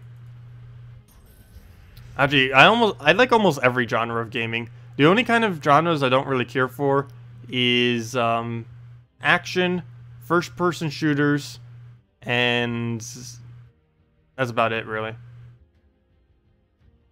I prefer games that are more around gameplay than anything else as well.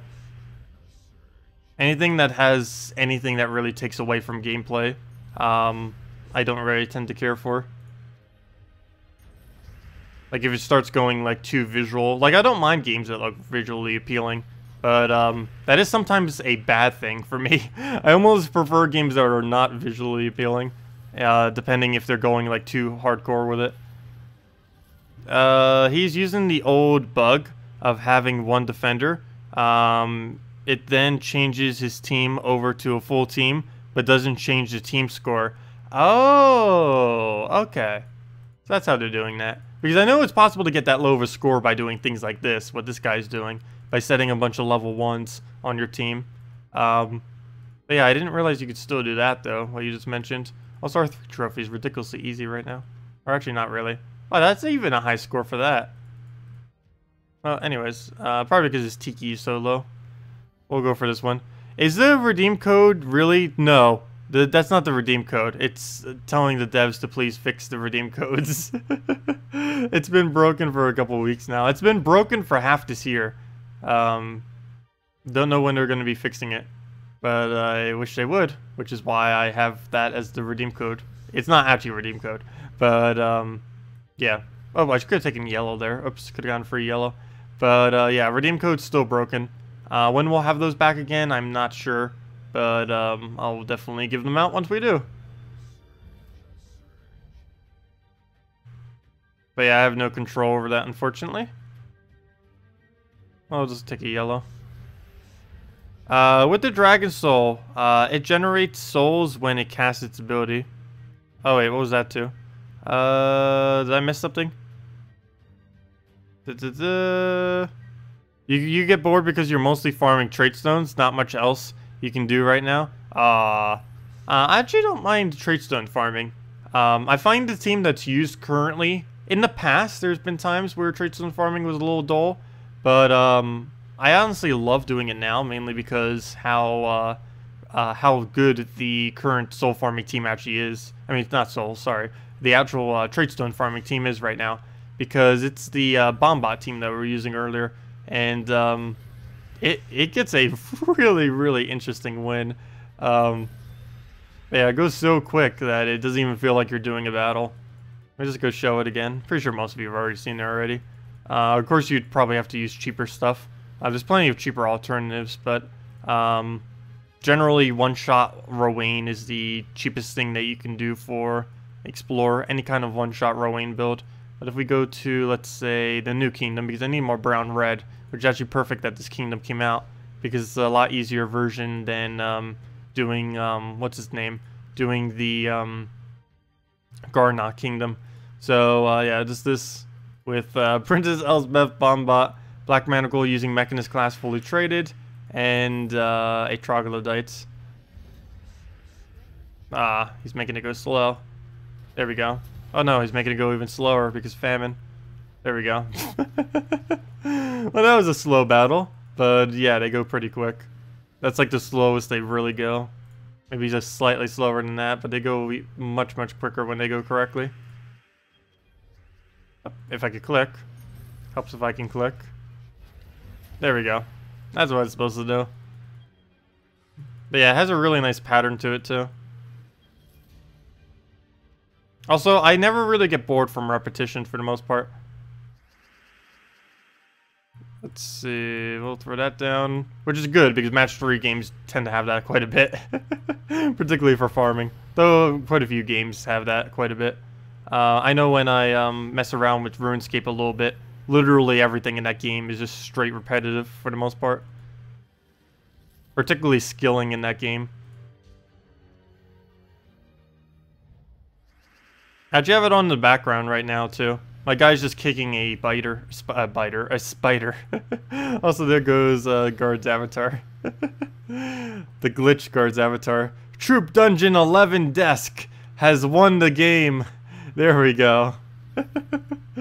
Gosh. I wonder when they'll fix that glitch. We're probably going to get that glitch to trigger a lot if we kept doing Explore. Oh, that time I did Guard's avatar correctly. That's weird. He just glitched and now he's normal. That is really weird.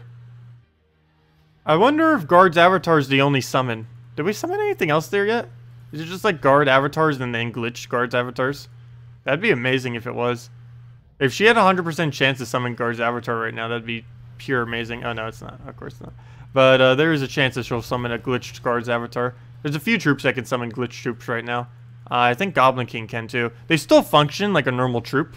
Like that Guard's avatar that was there, would have functioned like a normal Guard's avatar, but yeah, it's just weird. Let's see. Nope, that's a normal, whatever that is, Spider Knight, I think. What is he called? Yeah, Spider Knight. The Irrelevant Knight. I believe he just does damage and webs an enemy. Is all he does. There's also a Thorn Knight that does basically the same thing but entangle. Why do I keep clicking Quest? Probably from habit from yesterday, because we were doing a bunch of that. I should start playing World of Warcraft? No, that's never gonna happen. I have in the past, when I was like way younger. Like, when did it first come out? I played it like the first month it came out at my cousin's place. I don't know how young I would have been then. 8? 9? When did World of Warcraft come out? 2003? 2000 something? I know it was 2000 something. Actually, it might have been 2005, right? So I would have been like 10 or 11 then, actually.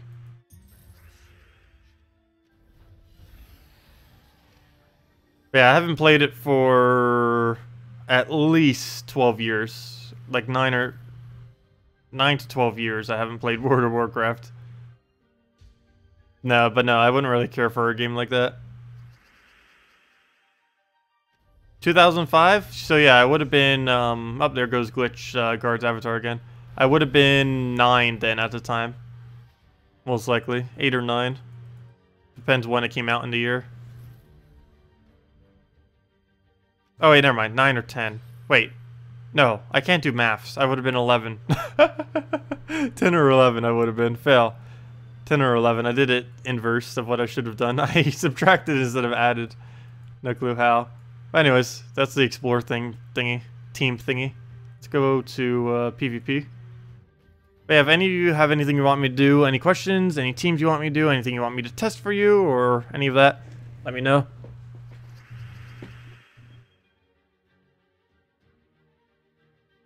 Oh, the first redeem gove you give should be, devs fixed it. That should.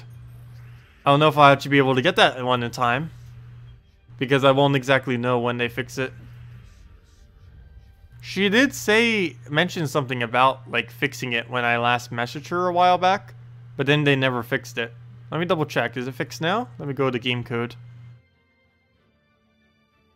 Nope. Still same error as always. Or at least recently as always.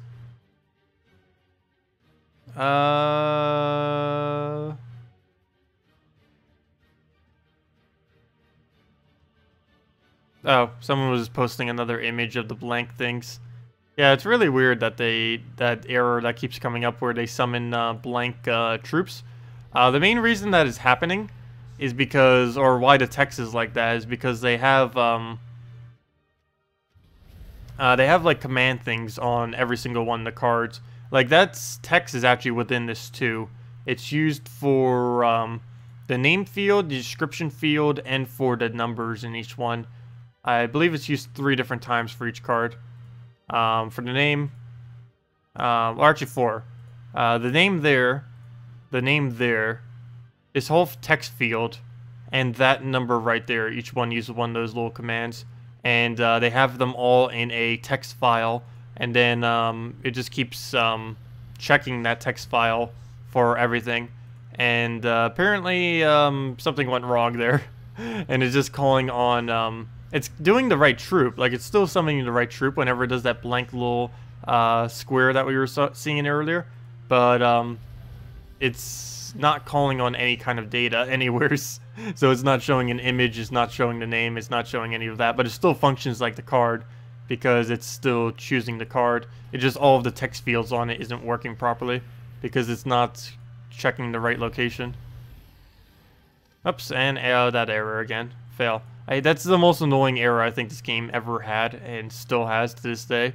You win a game, then you instantly lose it because the game's like, nope, you don't deserve to win today. That glitch has happened about 5 times this week. I don't know if that's more frequent than normal or what, but there have been days where it happened like a dozen times to me. It is really, really annoying. I think in my history of playing Gems of War, I've lost probably like 500 wins to that. Though, I do have a lot of wins. Maybe not 500. Might actually be more towards like 300 or something. But it is a way more than needed number that have had lost battles to that. And these days it does happen like a couple times a week. Just from... Normally happens like once every few hours. Yeah, once per day, yeah. It's something with their servers. And it's still something to this day that they've not fixed. It hasn't always been around, but it's been around for a very, very long time. I'd say probably about a year and a half or so, and they still haven't fixed it.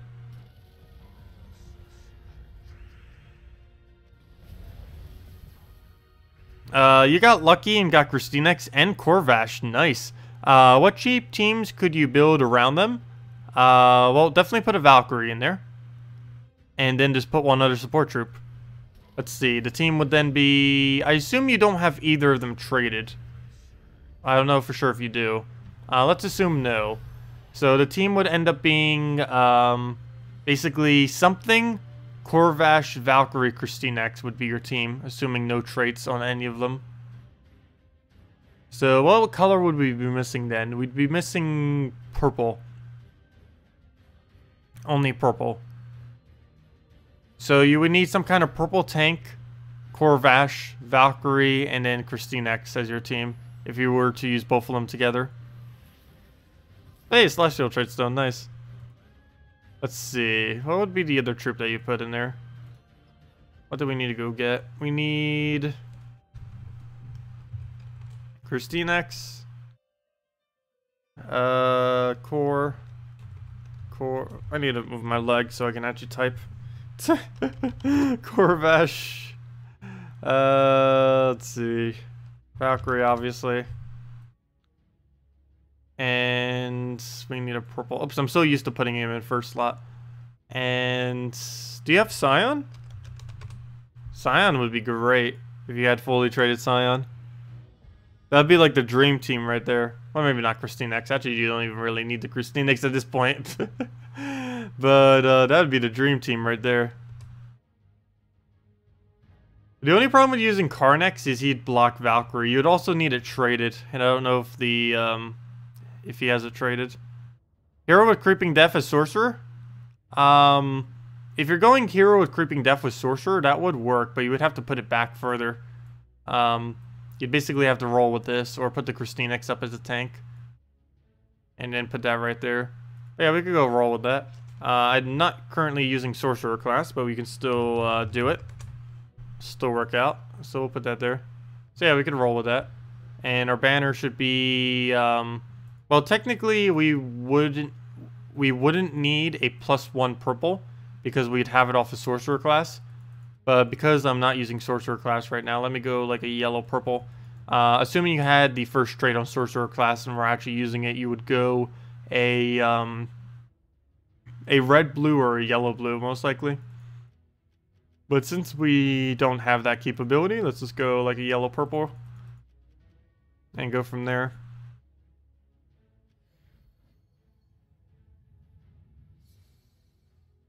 So you should be able to build this then.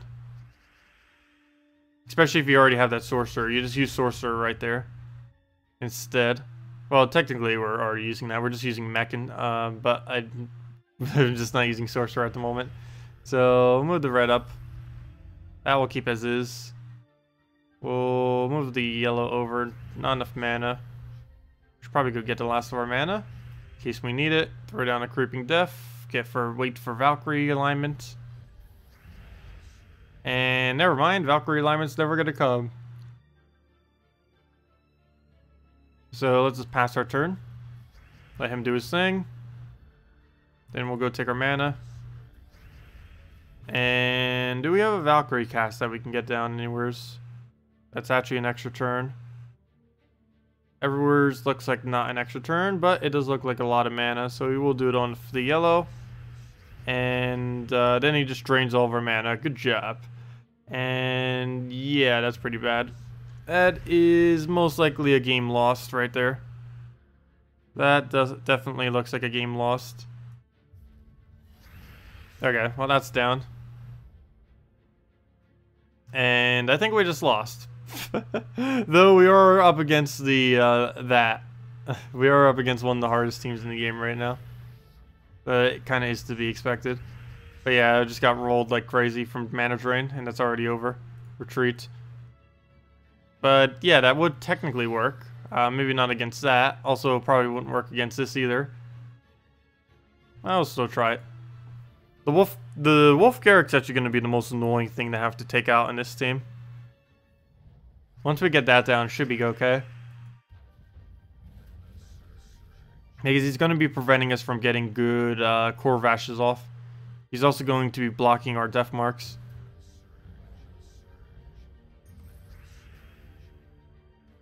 Okay. Do we just poke him? I think we just poke him. So we'll just poke him.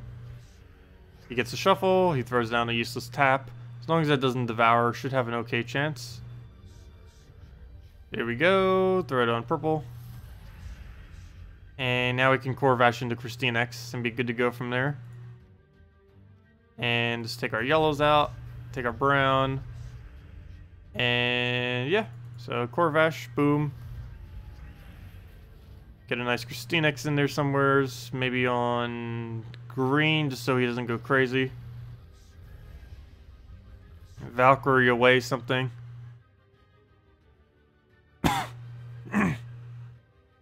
Actually, let me just take the skull. There isn't any alignment. That'll give us the kill too. To do it on red, that won't really work out though. So we'll just throw on a brown. Let him do whatever. Throw down a red. Get the blue. Poke. Move that down. And now we just have to deal with his ridiculous durability.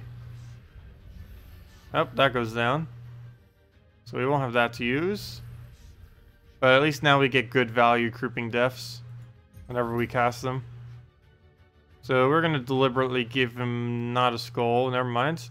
His attack is way too high to give him a free skull. Now we could though, because after we cast KrissTigger we'll be fine. So let's just throw a creeping death first. Let the death mark set in. Then get a summon up there so he doesn't kill off our main stuff. And then just get another KrissTigger. And just keep meat shielding it until we win, like that. There we go. And we still finish with a full team. You play World of Warcraft? Nice. Yeah, World of Warcraft does seem interesting. It's just not really something I would get into. That's too big a commitment to have to do. Most MMOs are too big of a commitment to really get into. Also, we just got a green-purple arcane out of nowhere. But yeah, that team would just be sufficient. It doesn't seem to be that good against Scion Famine, but what is these days? Not too many things are specifically good against that. But yeah, that seems sufficient. And works out pretty nice. Also, I can't wait till we don't have to deal with this team anymore. A lot of people are using this weird Wolf Garrick team. Yeah, no problem. What is that name? Sorry. But yeah, Somnolenstone. There we go, Somnolenstone. But yeah, no problem. Pronunciations, how'd they work? There we go. Almost got it. Yeah, yesterday you lost and won from you? Nice. Which team did you lose to? Or then again, I used the same team the entire time. What am I using? I think I'm just using the Drain Spam Ragnagord team. The one with the Scion, Ragnagord, Famine, Death, I believe, is my current defend team. I don't believe I had bothered switching it this week. Everyone seems to be running this, so I didn't bother switching.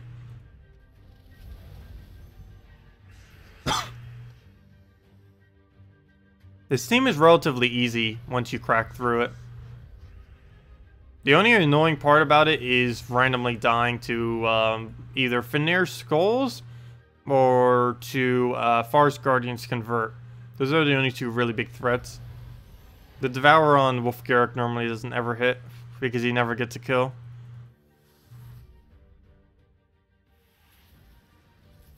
Yeah, bit of a cough.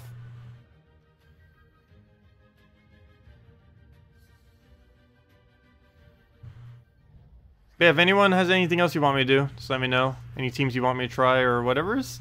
Otherwise, we'll just be chilling, talking about whatever, and messing around with teams.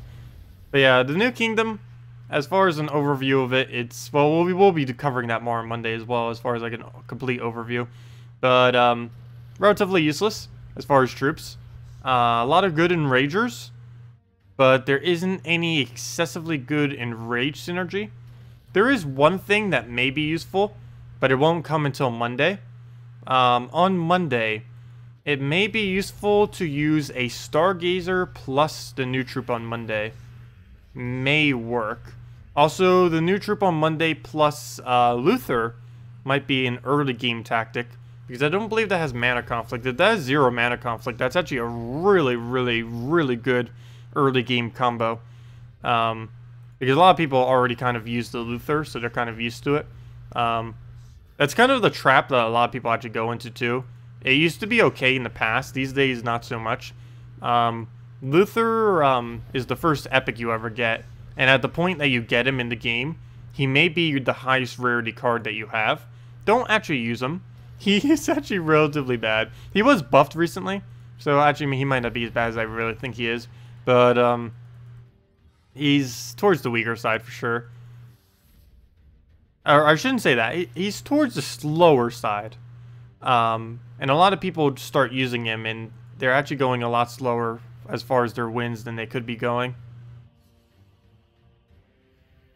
How to easily farm gold, Beckman? The easiest way to farm gold is to play PvP, and more PvP, and more PvP. Basically, basically just using the quickest possible PvP team that you can is the easiest way to gain gold.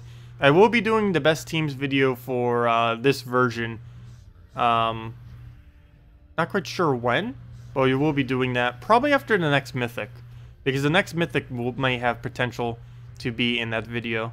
So probably shortly after the next mythic comes into the game, we will do the best teams of this version. But yeah, we do cover that every version of the game. We make a video going over the best PvP teams. And even though I don't normally mention it, like in the video itself, whenever I do the best PvP teams, that's essentially the best gold farming teams video as well. Because anything that is good at PvP is good for gold farming. Because nothing is better gold than just winning PvP as quickly as possible. Hello, Wolfira, welcome. Is Keeper of Souls and Fenrir a good combo? Yes. Though after this week, it does do a lot less. Is a lot less effective. But really, anything that has an attack buff plus a Keeper of Souls is pretty good. We have had a team earlier that we were messing around with, related to that, like a attack buff and oh no, never mind. We did an attack buff team and then we did a Keeper of Souls team. I don't think I combined them together though. I was mainly just messing with the new troop with it. Actually, was the main thing I was doing with it.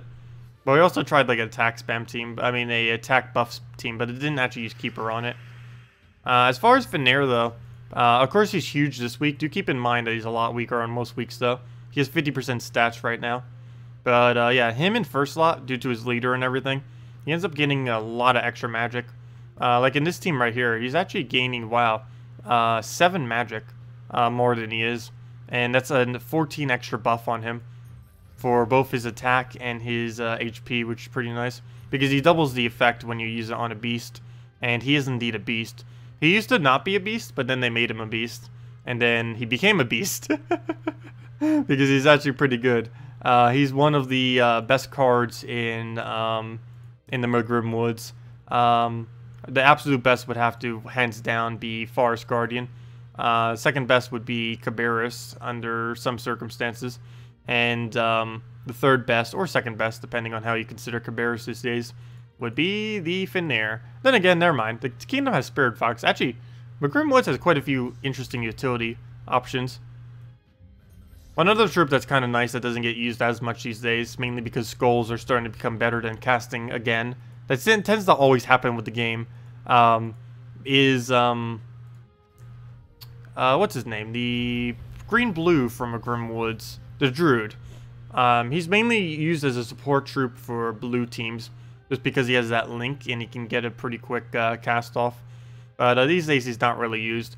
The meta is starting to shift more towards skull-oriented all over again. The main reason for this is it's harder to mana generate now that gem spawns don't work as easily. And also now that they added Enrage, the combination between them nerfing gem spawning and adding a new trait of or new stats effect of Enrage that's skull-oriented has basically shifted the entire game back to being skull-oriented again. So that's unfortunate. Well, I shouldn't say that though, because the best teams in the game actually don't use skull-oriented. They use mana drain spam, but once mana drain gets nerfed, all will be left again is skull spam. It tends to happen with the game always. They'll skull spam will be good, then they'll nerf it down a bunch, then the other stuff will start becoming a little bit too good, and then skull spam will just come back, and it just keeps going through that cycle as far as when it becomes useful. But yeah, skull spam is quite useful these days. And that's match. The other strategy, let's see, there's basically 3 strategies right now that are really strong. There's skull spam, full AoE, and drain spam. One of the 3. There's also Deathmark spam, but that's not used as often. Mainly because Deathmark got nerfed recently.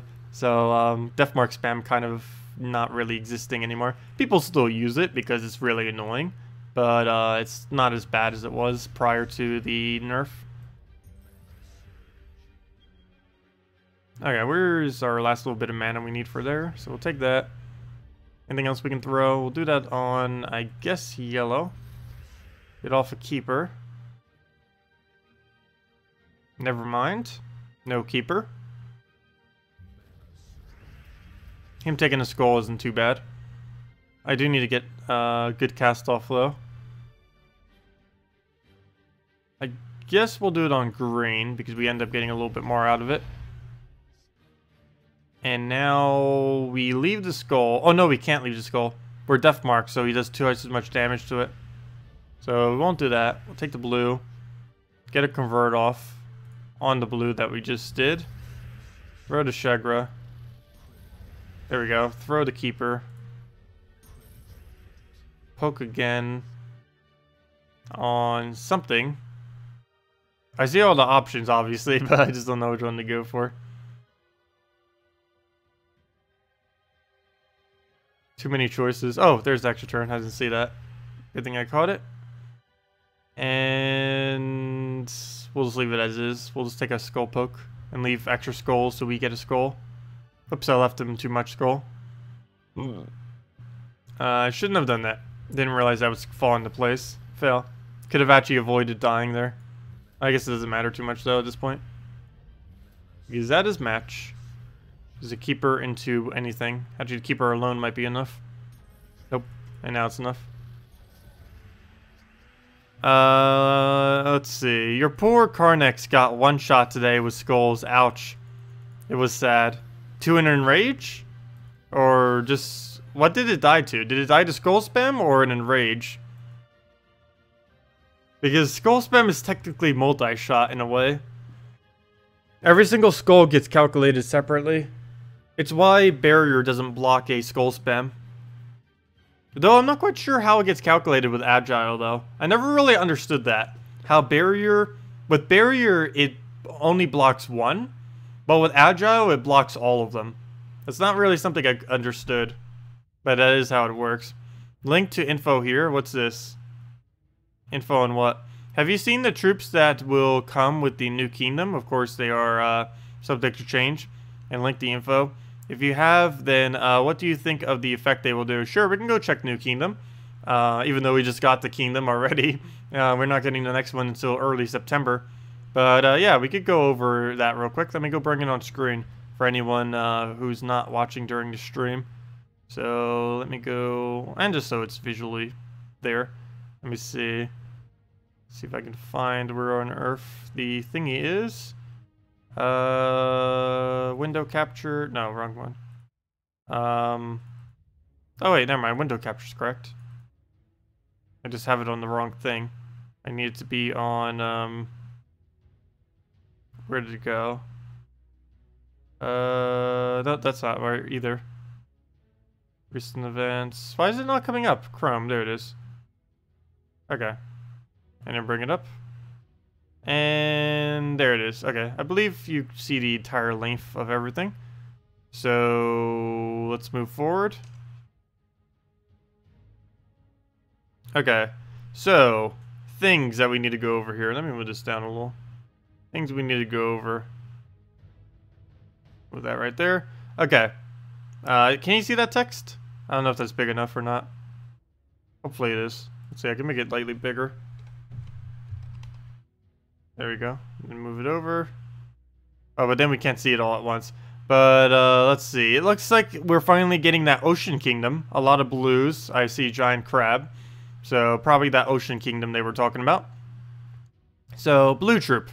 Pinchers. Well, let me double check that it's showing up correctly in the thing. Yeah, it's fine. Okay, so pinchers. 10 blue. Deal 1 damage to the first and last enemy, then switch them. Interesting. That could be useful, especially if he gets empowered, though I highly doubt he will. But if he gets fast or something, that would actually be okay as well. Or the Swift as well, I think, is 75% now, if they do that new trait. Trident Strike. 11 green-brown. Deal magic plus 3 damage to an enemy, and half of that damage to adjacent enemies. If your attack is greater, then submerge them. Okay, so no clue what submerge does, unless it says it down here.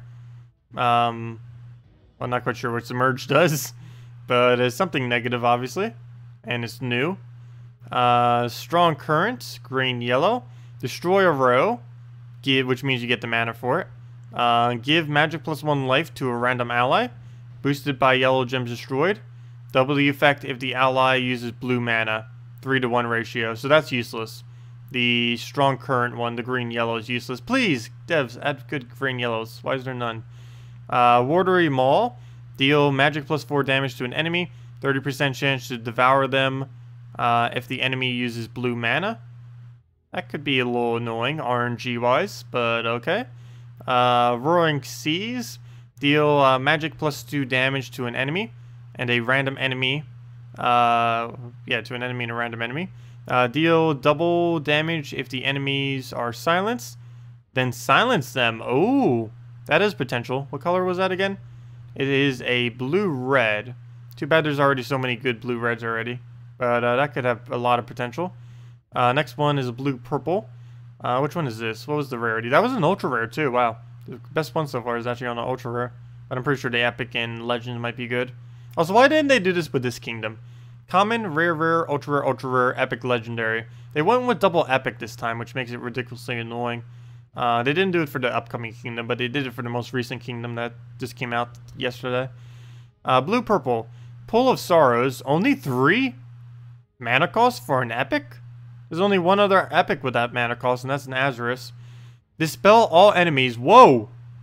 A 3 mana cost dispel. There's no way that is right. Wow. That alone is really effective. Because that means you can, for only 3 mana... Not reading any further into this ability, that is insanely effective for only 3 mana cost. You can just keep constantly removing barrier, and all the other positive stat effects, and rage, enchant.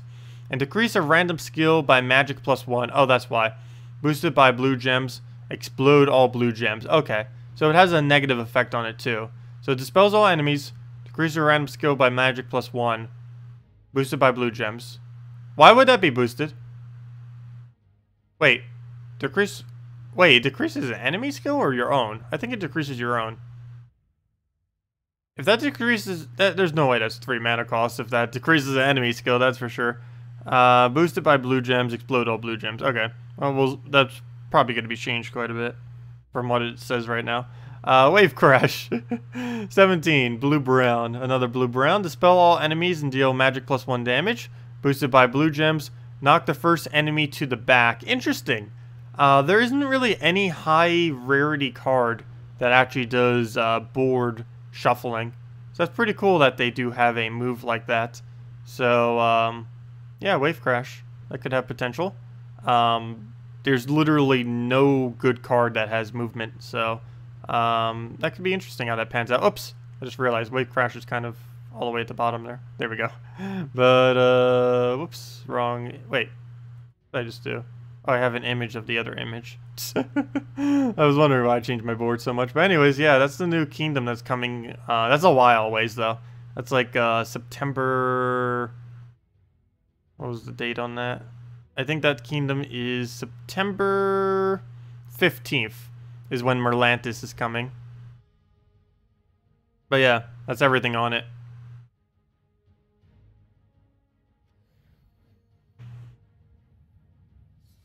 I'm assuming that 3 blue-purple was a typo. That would be too good. Yeah, that would be way too insane. Even if it did reduce your own stat, that would still be insane. Because that would, for only 3 mana, be dispel all enemies and explode all blues. The only downside would be that it reduced your own stat. But I believe it's a higher mana cost. It might be like 13 or something. That would make sense instead of 3. I wish they would add more low-cost troops, though. Because there aren't really any too viable low-cost troops. Azurus is almost never used.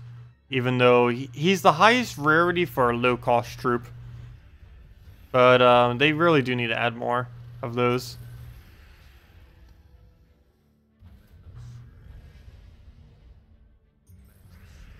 Okay. We'll throw down a skull right there. Get our summon, which is doing all the tanking for us and some damage. Oh, and well, there he goes. Well, he served us well. See where we can get Apothecary at. Guess we'll do it on the purple. That gives us most of that, except the brown is a trap. It's a trap! It's a pure trap. A pure, unadulterated trap. Up, dead. Oh wait, never mind. He didn't buff himself up yet. We still live. Yay. Okay. So, keeper. You throw a keeper on green and then Shegra.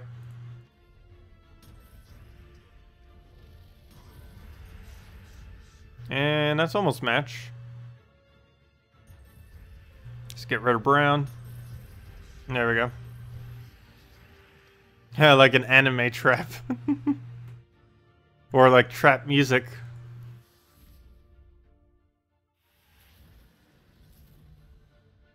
Yeah, Pull of Sorrow sounds more like it should be 23 with those effects.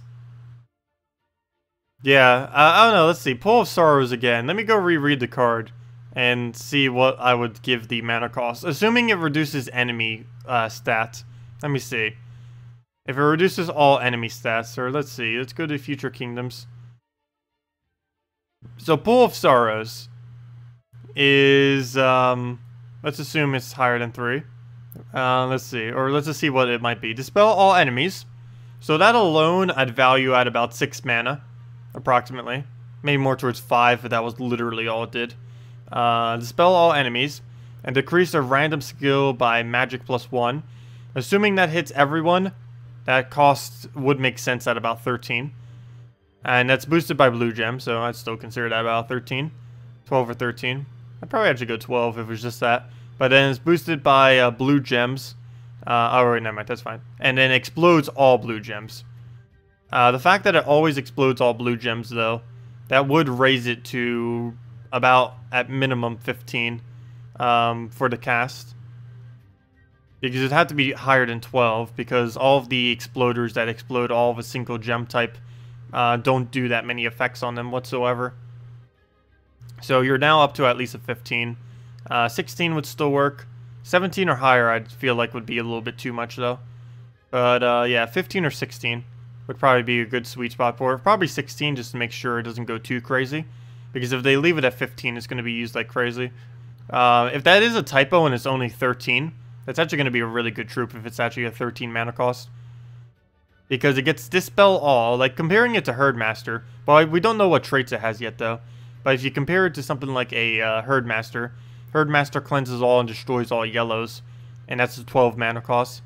This thing does kind of the inverse that and dispels all enemies instead of cleansing all allies.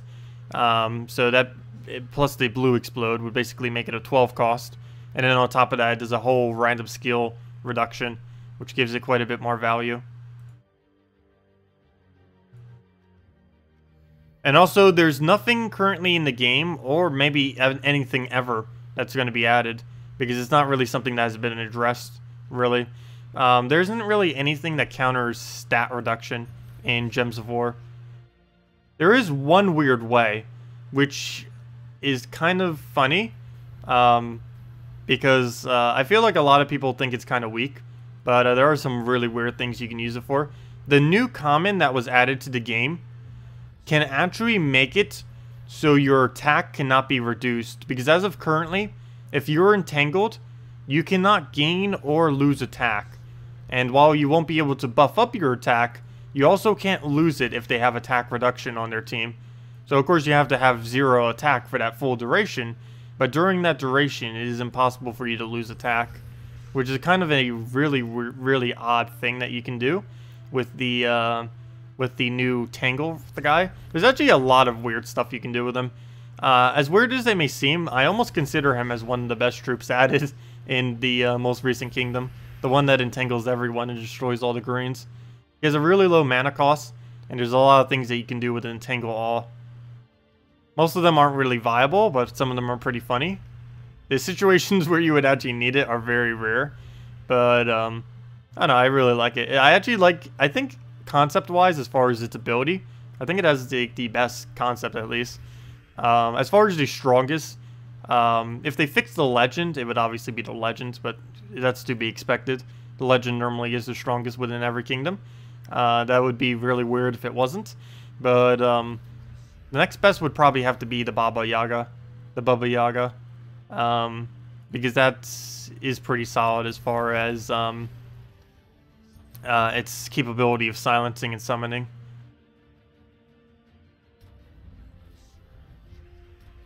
Okay, so we'll throw this down. Should get all of our mana, and then we just cast out with Apothecary into whatever. Oh, I gotta be careful that I don't accidentally take a turn. Oh, wait, we could just cleanse it though. We do that, and then that's match off of wherever we cast.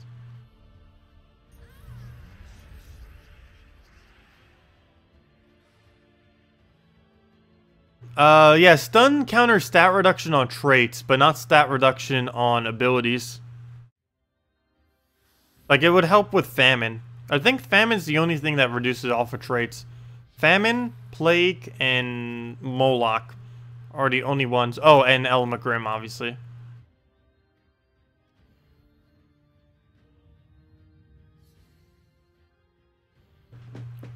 Oh, that one mutt that does the, you know, he hasn't been used for ages. There was at one point, because there's always been so few green-yellows that are actually viable. He was at one point, like when he was initially made green-yellow, actually somewhat good. He didn't always used to be green-yellow. Or, I mean, he did always used to be green-yellow, never mind. But, he didn't always used to be, a rare. He was at one point a common, which is kind of odd. But, the reason for this is... actually, I don't know what the reasoning was for that. But it was the very first troop that you would get during the tutorial. Still is. Or not one of them, but it's... Or not the first, but it's like the third one you get. With how the tutorial is now, I believe it's the fourth troop you get. But, yeah, it used to be a common. It was really weird. There was even a point where if you kept all of your warhounds, you would have gotten a couple thousand more souls by disenchanting them after they did the switch, which unfortunately I didn't do because obviously there's no way of knowing they were randomly going to make a common into a rare. But that did happen at one point. It was the only time that they've ever changed the rarity of a card. I highly doubt they'll ever do that again. Though if they actually did that to reflect cards, so many cards would need to be upgraded to Mythic. And so many Mythics would need to be downgraded to Legendary. Let's see. But the only reason they really did that was because of the double color thing.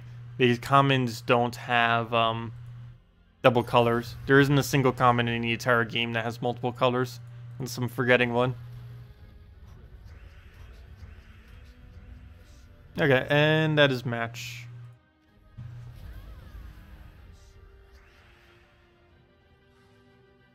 Everyone forgets poor Dracos. Oh, Dracos 1337? Yeah, poor guy. He doesn't really get to do much. Dracos is pretty bad, actually. Which is why everyone keeps forgetting about him. Edit. Why is it won't let me edit team? There it goes. Dracos. Yeah, Dracos. They really need to buff up this little guy. Silence, stun, and drain. 21 mana. It's not even a full mana drain either.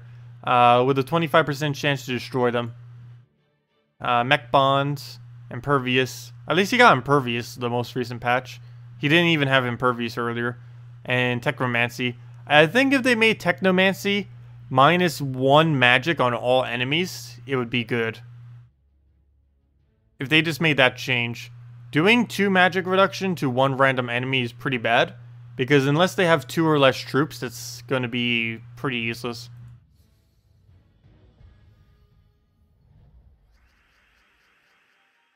Because they'll never hit the one you actually want.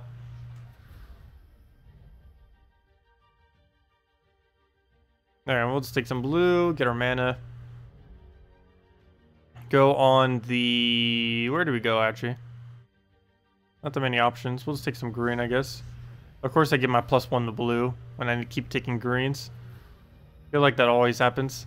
I keep taking the color that I give the opposite of the color I give the +1 to. Also, what on earth? It died already. Maybe I should have been grabbing mana on someone else so they would have redirected them. Forgot about that.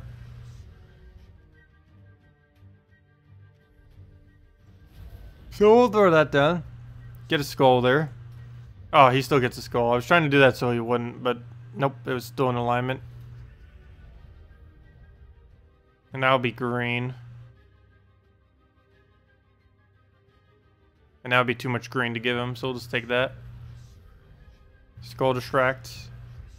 I think we actually just lost to 4 Spirit Foxes. That is amazing. That is amazing. I don't see how we're catching up from here. Oh, we got Shegra. We can get 1 kill. Okay, well, let's just throw it. Okay, we got 1. There we go. Success. Now to kill the rest of them. Oh good, it didn't go for the kill.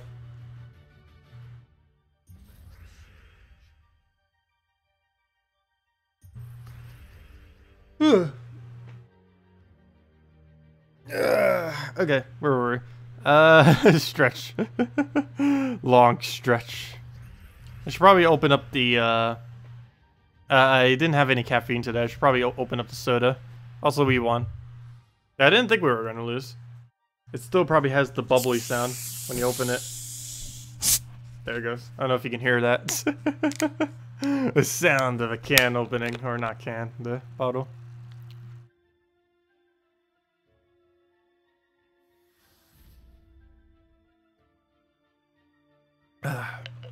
Oh, we didn't reach all 8s. 8866. Call now at 8866 something something something something.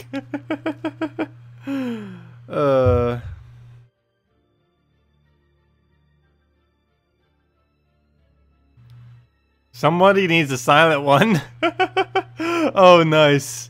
Nice. That's funny. And his brother, the noisy one. That's good.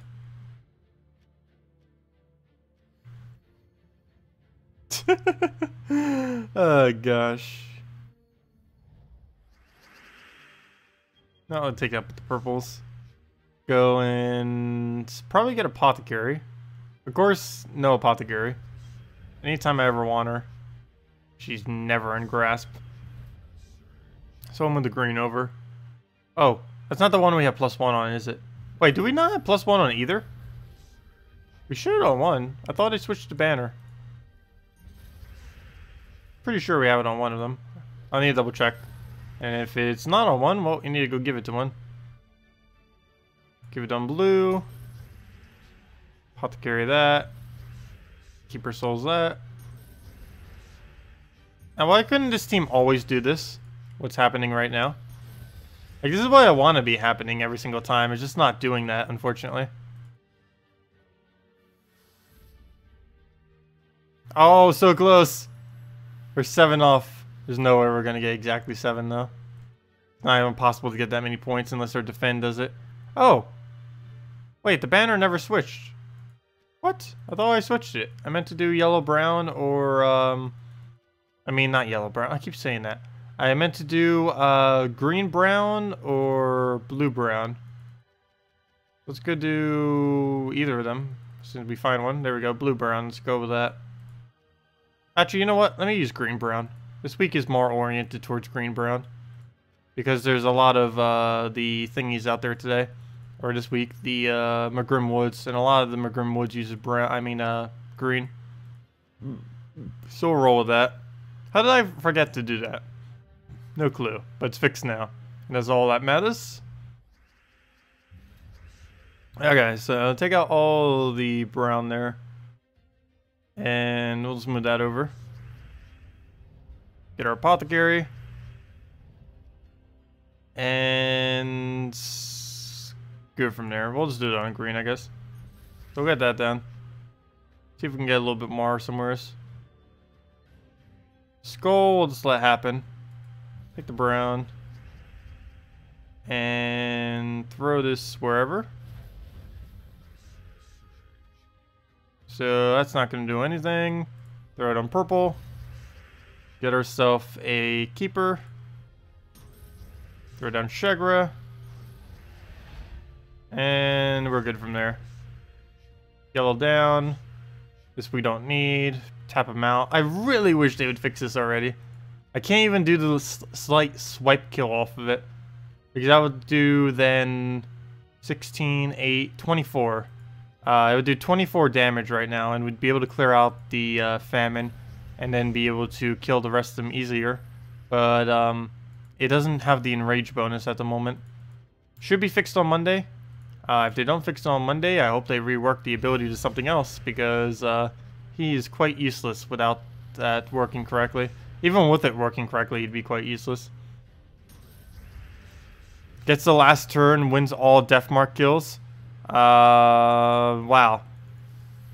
Oh wait, gets to last turn, win. Wait, last turn to win all Deathmark kills. Oh, okay, so you were killed by all Deathmarks before you won, then you're saying. That is annoying. I have had that happen before. Like, right, Deathmark can kill you anytime, 10% per turn, other than first turn. So yeah, I have seen that before. Where just randomly, at no point, it's like, it's like the Deathmarks aren't even on you. And then it's like right before they're supposed to cleanse, it's like, nope, kills out multiple of your troops. It's always really annoying. Especially when it does it extremely early, too. Luckily, it has at least a 1 turn delay now, but still. Okay, well, throw this on... I want to do it on not brown, but we only have the choice of brown. Okay, that's a Shag right here. Ah, that didn't kill. At least we cleared enough board that we can convert. Which gives us a Keeper of Souls. Which we'll throw on yellow. And there we go. And then we'll just take a bunch of manas. How do we still not have any drops? I'm pretty sure there have been drops. I just haven't been looking for them. I feel like I have not gotten a single extra turn off this thing. Also, wait. That was weird. Do you see that? Look at that. If you're looking at a card, the game goes slower. Did any even know that? I actually just noticed that now. I have not noticed that until right there. I have no clue how. But yeah, speed only increases when you or it doesn't do the increase if you're looking at your card. Look, it's normal speed right now. Or it's pretty much normal anyways. But yeah, that's weird. Oh, whoops. Well then, that was a mistake. Also, we might just lose right here. Playing like such random moves right now. It's backfiring. Okay, I gotta give it purple. Okay, never mind, I gave it blue instead. Which I guess is okay, because that means it denies out its chance of getting blue extra turn. So we'll just swipe a red, I guess. Oh no, we can get away with taking blue, we're not frozen on it. Okay, all we have left is a useless Shegra. That has to take out a Queen Mab, which is going to kill us. And if we even try casting, it's going to backfire. I got it though. There we go. We lose our turn. And it double skulls us. Really? And that was exact enough to kill too. So close. RNG. 1 for you, 10 for me. Yeah. RNG can feel like that sometimes. You can get unlucky. It happens. Can't help it sometimes. It just happens. But if anyone else has any other teams you want me to cover, or anything like that, feel free to leave them all in chat and we'll go and get around to all of them.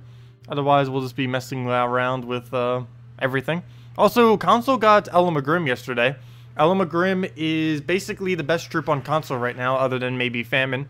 So definitely try getting it if you have some spare keys on console. Do keep in mind that console is eventually getting the gem spawn nerf that PC has. And it is quite a heavy nerf if they're not going to be tweaking it from what it currently is.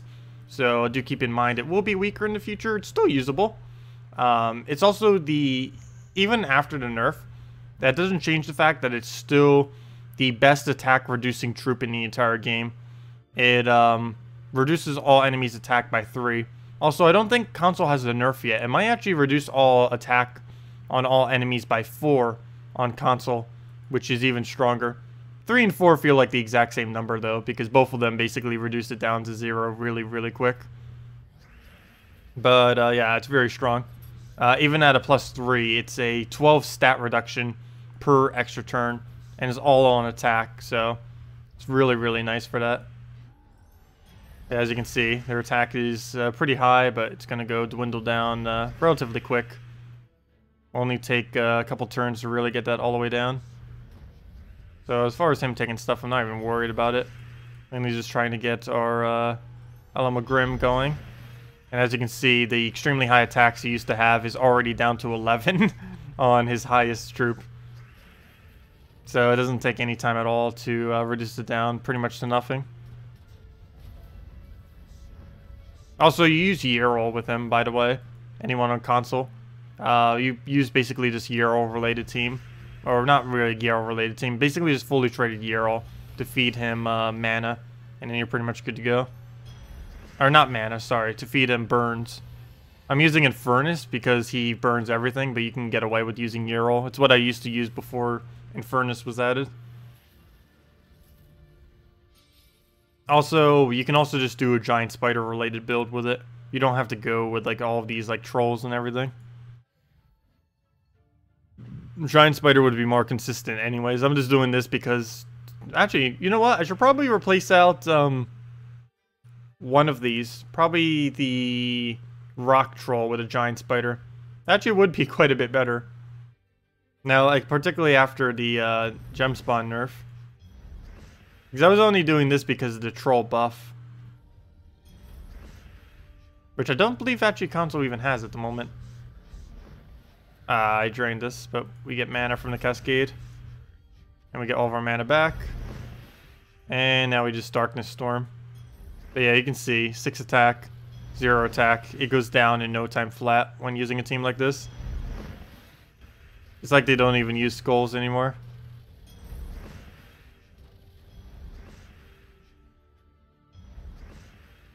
There we go.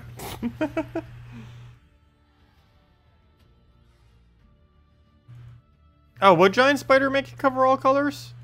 Let's see. Brown, red, purple, green, blue, yellow. Yes, you're right. Okay, so let's actually go try that. Let's go Giant Spider. There we go. Let's go cover everything. It's not a troll team anymore, but it'll still work. We're also slightly less tanky now because we don't have Rock Troll up front. Or at least we can still Death Mark them. Never mind. Alamagurim, hello. This also gives us another early game option to try to get our board started. Then again, the only problem with this though is we can't take purple when we're first starting out. Because we don't have a Rock Troll anymore to use those purples. So we have to take either red, brown, green, or blue. Which I guess gives us a lot more options though overall. Okay, so we'll throw that down. Get that going. Okay. That didn't get going too well. This gives him a 4 times purple. But he'll get skull distracted. Oh no, he won't. Ooh, ow. Maybe Rock Troll is actually better. Because another problem with this too is if we don't have alignment on the board like right now, we have to throw Alamagurim, which is something that is not worth doing. I think it's actually better with the troll. As weird as that may seem.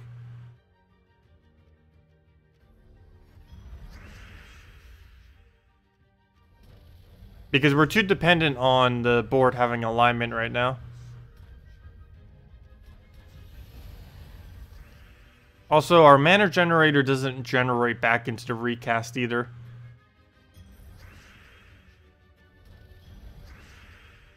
Okay, well, we got the giant spider right there.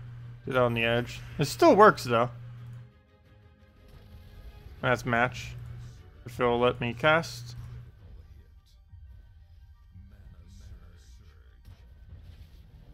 I like how I stopped doing it as soon as it was actually my turn. Fail. Yeah, I think we might just be better off doing the troll. We'll try it one more time. The biggest issue I'm seeing right now is we don't have any good loop to get it, to keep it going.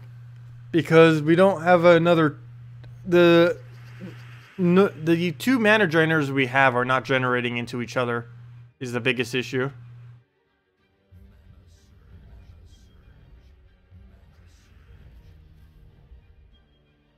Okay, let's take a skull even though we can't Death Mark. Maybe green seer giant spider?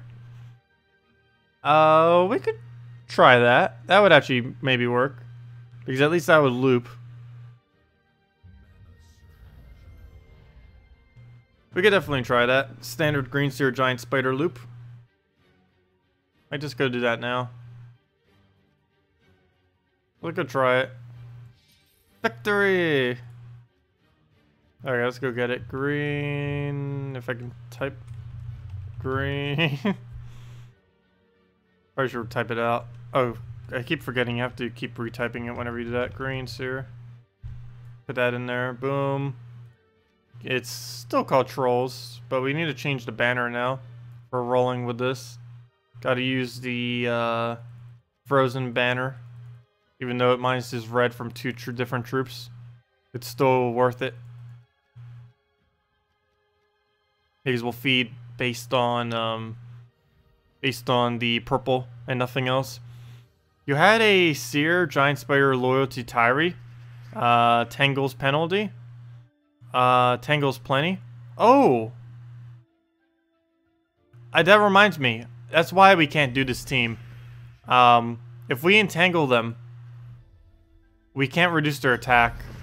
Like, look at his attack after he gets unentangled. It's not going to be 0. He has immune to attack reduction. So never mind, we can't do this. I actually remembered. I was going to do this even when we first came up with it. But the reason I don't do this is entangle gets in the way of our reduction. Like, he'll come unentangled with like 20-something attack. He will not have 0 by the end of this. I remember now. Yeah, you can't actually use Green Seer Giant Spider combo, which is why we went with the Trolls.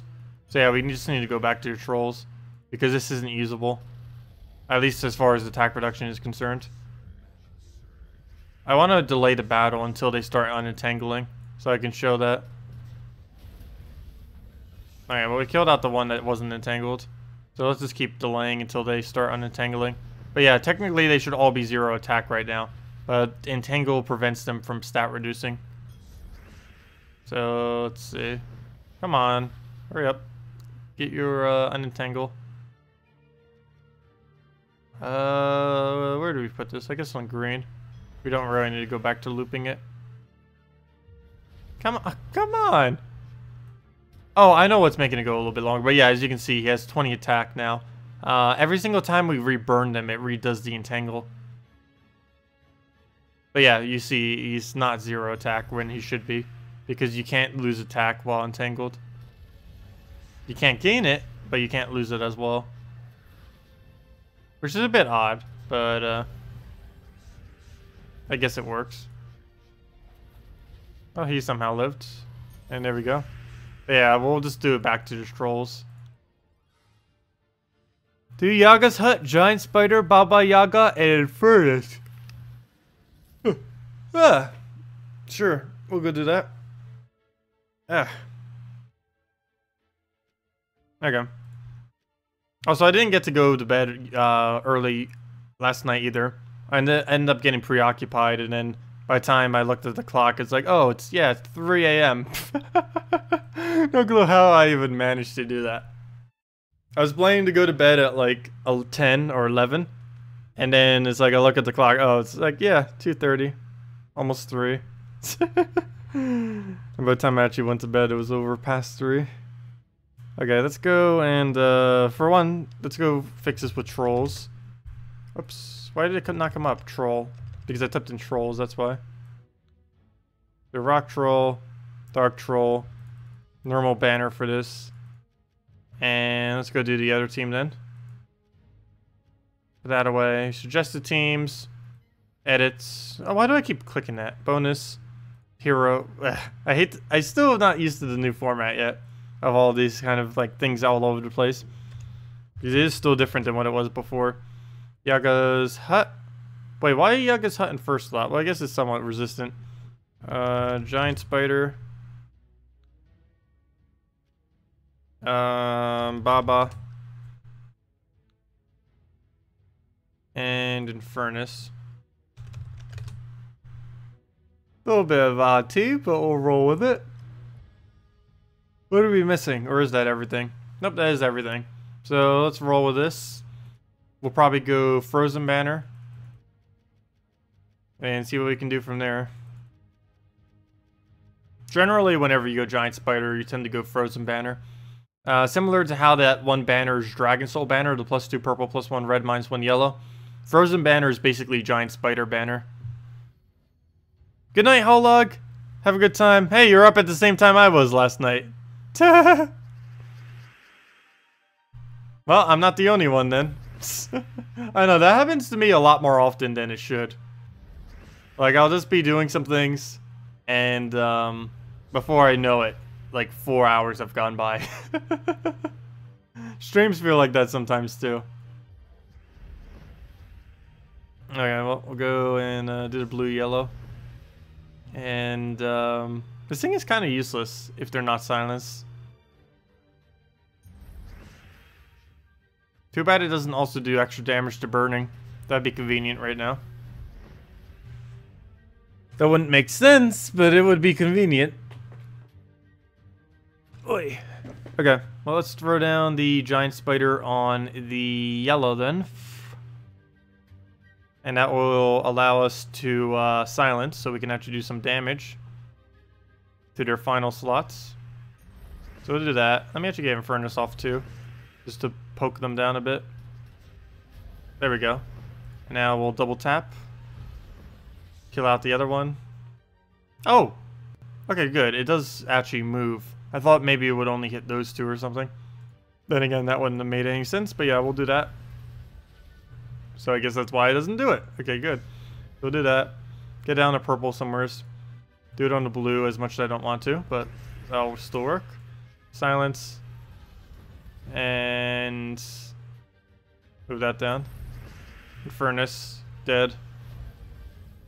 So it does like 20 times boost ratio based on their debuffs and removes them. Wait, what? You want to see a troop that cleanses enemies and deals damage based on number of debuffs they had. So it does like 20 times boost ratio based on their debuffs and removes them. That might be a little bit too strong. It would have to have a base damage and be like a 5 times. Because if it got 20 times per, that would have to be a mythic if it was 20 times per. If it was going to be like any other rarity, it would have to be at like 5 times, 10 times at the absolute most, but even 10 times would be too much. Because what if they have like a poison, like what if they were using Green Seer Web Spinner? That would be a free 160 damage. Not even counting its base damage, if it even has any base damage. That'd basically be fairish raw quality of instant killing. And you wouldn't even need any traits either. Yeah, that'd be a bit too strong. Even for a mythic.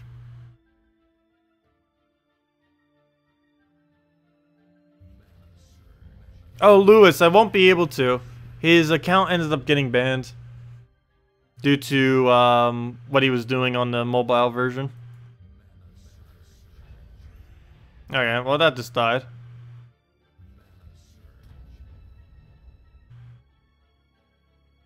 Okay. Well, we'll just throw down the skull. I think we lost her already, though. Oh, we got our silence. Oh, wait. No, the only problem with Giant Spider, though, is it created a useless spider, so I can't get my hut now. I can't go build the hut. No. Not like it would matter. He's already protected up enough that we won't really be able to do much at this point. Regardless.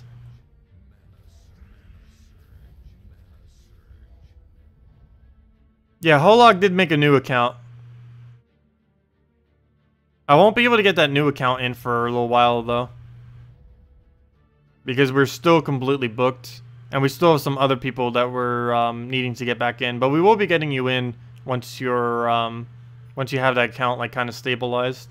Probably in about a couple weeks to a month we'd easily be able to get that in. I think I have about a 4-person backup right now. Most of them aren't coming back until crafting system though, which is weird. One of them's coming back in 2 weeks after vacation. And I gotta be careful not to start getting too many people on like the wait list thingy.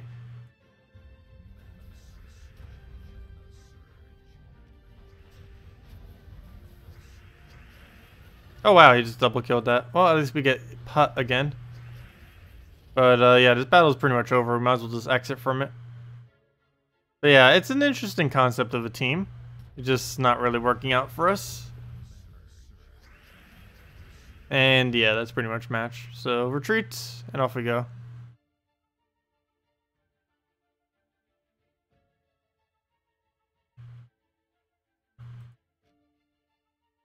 And yeah, Holog, we won't be able to accept that low of a count into Guild Wars. Even if you use the Alchemist Hellcat thingy to try to loop with the Goblin Rockets, you'd still be gaining a lot lower score than everyone else. And that would only cover 2 days as well, not even every day. I don't see how you could already have the build to do Guild Wars.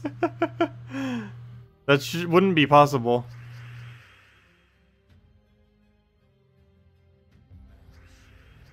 Because your account was still level, like, what, 31? You were one of our lowest levels that were doing good in Guild Wars, though. But, I don't see how you could still be winning. Even so. Because I know when I was on my, like, level 100 something account, even that, I wasn't able to win. Though I did not have traits yet on it, you know. If I had, like, my KrissTigger traded, that would have been a different story on that account.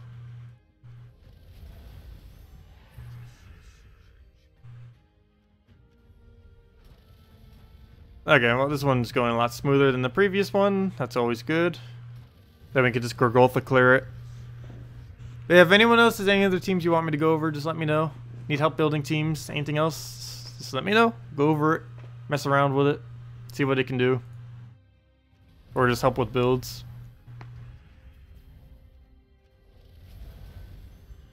Wow, 1 HP. And then it heals to 2. Wait, what made it heal to 2? Oh, the Vigorate. I was gonna say, because I know it doesn't just do that at the beginning of the turn. Had to have been something off its ability. And it was up against Hillary. And we're almost at 10k. We're over 9,000! Got no ideas for red? For Guild Wars? Guild War red? Or what are you referring to with that? We have a couple different red teams that I use. Well, really only one, because I tend to mainly stick around True Damage red is what I tend to stick with. Did red occur yet this week? Because I may switch into something other than True Damage red this week. Mainly because I'm scared of the ridiculously high HP we're going to be up against. Let's see. Oh, speaking of red, might as well just get rid of red. Then Dragon Soul it. And then we can clear with Gorgolfa. Oh, it's today. Oh, okay. Well, yeah, we'll have to do something with that then. Okay, we'll go figure out some kind of Guild War red. Generally, Guild War red is based around 2 teams, or 2 troops. Either Moloch or Sir Gawain. Pretty much every red team is based around one of those. That uses every color anyways. Or generally based around one of those 2. As far as our normal team, it's just a true damage spam. But I don't know if we can actually get away with true damage spam this week. Let me actually try for a couple battles and see what happens. Did you see your question? That's a good way of getting my attention. And the answer is no. You want to see a troop that cleanses enemies, deals damage based on number... Wait, I already saw all that, or read all that. I see statements, I don't see any question. Oh, there it is. In case it happens again, what would you run for a red team against Great Maul, Inferno King, Shegra, and Mercy? Something Moloch related, because you need to make sure the Shegra never casts. Inferno King is fine if it casts, you just have to make sure it doesn't get alignment. You just have to make sure the Shegra can never cast, or else you instantly lose. Because he not only will kill out a troop of yours at minimum, he will also end up denying all the red from the board, making, regardless of what red team you're using, a lot more useless. So you would have to go Moloch oriented for that, assuming you have a Moloch. As far as the rest of your team,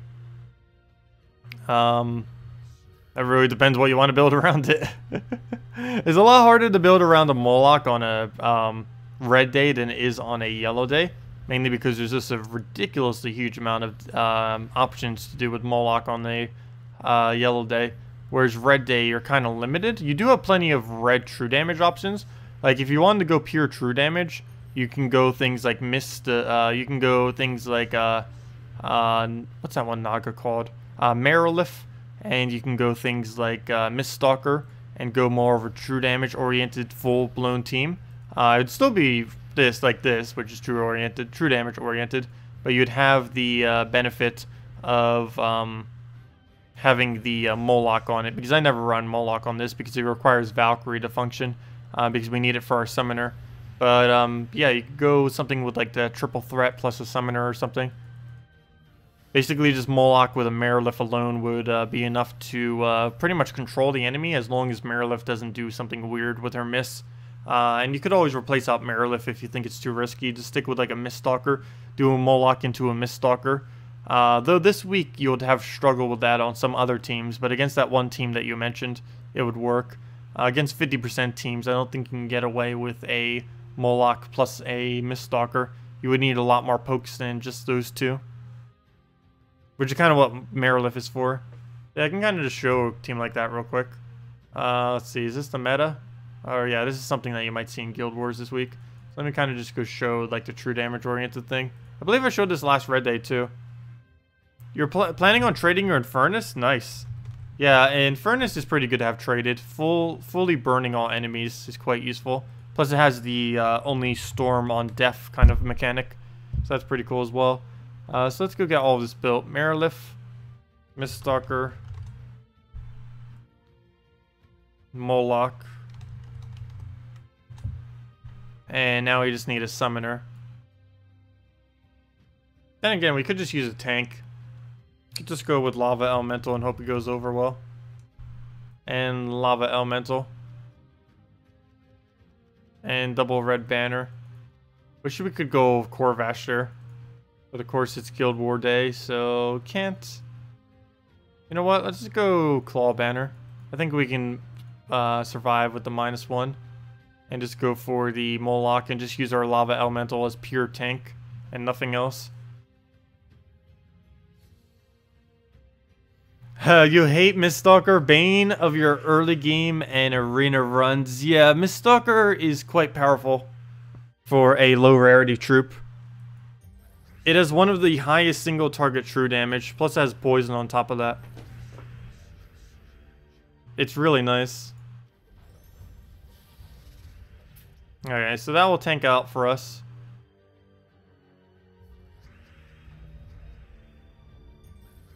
Right on Marilith. Gotta get one of them in kill range. Waiting until we can get the combo on one of them. Okay, I guess that'll work. So weakening it. That will not be enough damage though, unfortunately. Nor would that be enough, even if I do the boost ratio. I could try. I would need to hit more greens though than that. I'd have to do it like over here, but then that wouldn't be enough reds. The struggles. Let's see, I would have to hit triple green to get full mana on her. But if I do that, well, we could do it over here actually. That'll work. So we'll do that. Marilith into Miststalker and then go from there. Okay, never mind. We don't need the Miststalker anymore. But yeah, that's one of the things I was worrying about. Not having a summon, then our first slot dies. That's always bad. Beyond the first slot dying, I don't think much else would happen negatively to this team. That I can pretty much just ignore. Actually, you know what? I'm not going to ignore it. But then the other one might hit us. But oh well. We'll go and Miststalker it. And now, does he have alignment? No. We're safe as far as alignment's concerned. So let's go and explode. Yep, still safe. He gets a little bit of mana. He does actually get the kill as well. But, he doesn't really get anything else from it. No extra turn.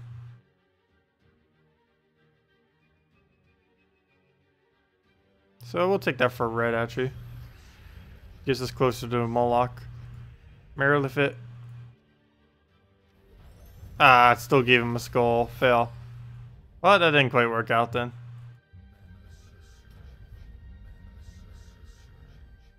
He is so tanky. Though this was the team I said it probably wouldn't work against because of all the HP. But that's mainly why. That's just ridiculous HP this week. So you can't kill them quick enough. He'd be far, far dead already if he only had normal HP instead of 50. He could still win this, which would be amazing.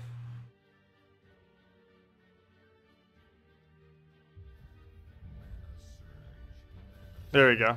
And down for the count. You got your guard's avatar fully traded? Nice.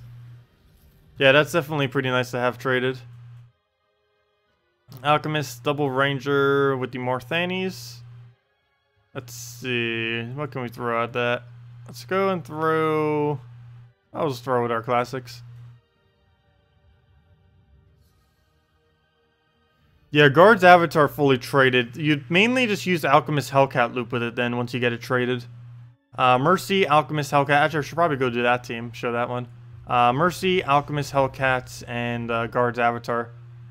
It's my favorite build to do with guard's avatar. Especially after the gem spawning has been nerfed because that has 0 gem spawning on it. It has all converts. So you don't need to worry about all the misses that it would normally do if doing gem spawning.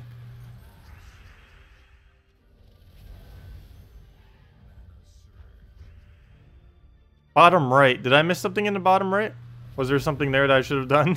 Probably. Oh well. Mistakes were made. Can you try this build and let me know what do you think of this for people for Purple Day? Thrall, Sakima, Kraken, and Amnesia. Why Thrall? Other than that, it seems okay. But why Thrall? That's the only thing throwing me off in your entire team. Also, be careful with Amnesia on last slot. Because if they have Kraken, you would probably want to find a different location for it. So do keep that in mind.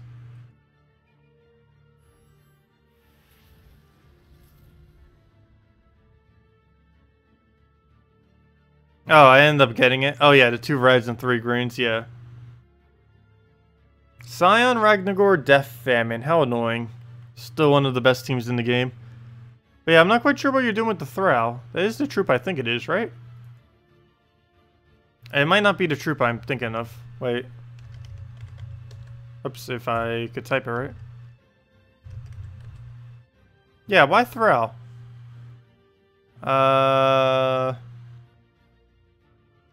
Quick mana? Oh, 22 random gems. I guess so. Especially if there's a bunch of reds on the board. I guess that could maybe work. Plus you get to resummon in there anyways. Yeah, I guess we have to counter out Scion and stuff too. Just so you make sure you don't have anything bad go on. Kraken and Abby.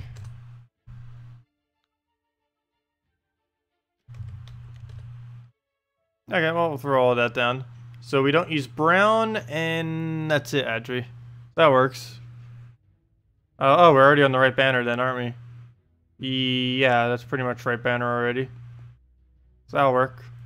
We'll roll as is. And see what we can do.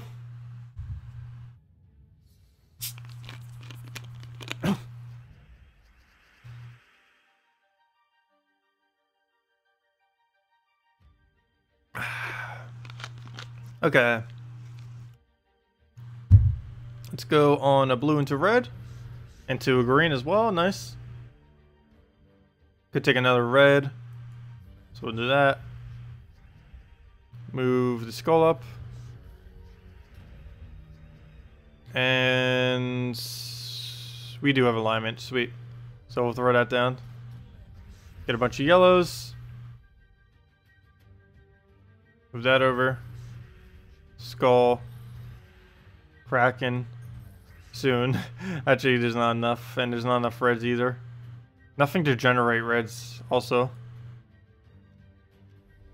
Not like it's really needed, but because he's mainly just used for that little bit of generation. He doesn't actually have to have the extra turn thing on it. Oh, it would be helpful. Okay. Is there enough reds? Can we not get enough reds on the board? Up, and now we gotta deny it out in the side. Well, I guess I could specifically take it that way. One red off though still. And it's removed even more. Need 2 reds to fall. And still need 2 reds to fall. Still need 2 reds to fall. And now we won't be able to do it. But we can just Kraken.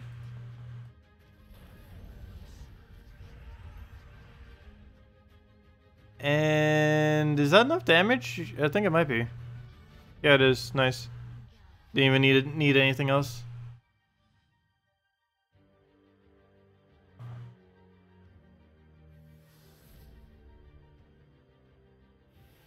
A Satyr Magician hits the same troop twice if there's only one left. Did they change that? I thought it used to only be 1 troop always. I didn't realize they actually changed that. Oh gosh. That's actually pretty useful then. That is pretty useful. Okay. So let me go see that real quick. Wait, let me go do that on a challenge. I didn't realize that it does that now. It used to not hit the same troop twice when there was only 1 left. That would have to have been a recent change. Like, really recent. Like, maybe even it happened yesterday recent. So let me go get the Magician. And get like a Mercy or something. Filter. Mercy. Check our damage. How much is it? 22. I need something that'll survive 22s. It's good to explore. Let me explore in Magrim's Woods. There should be things with bonus here. There we go. Good enough. That'll be sufficient.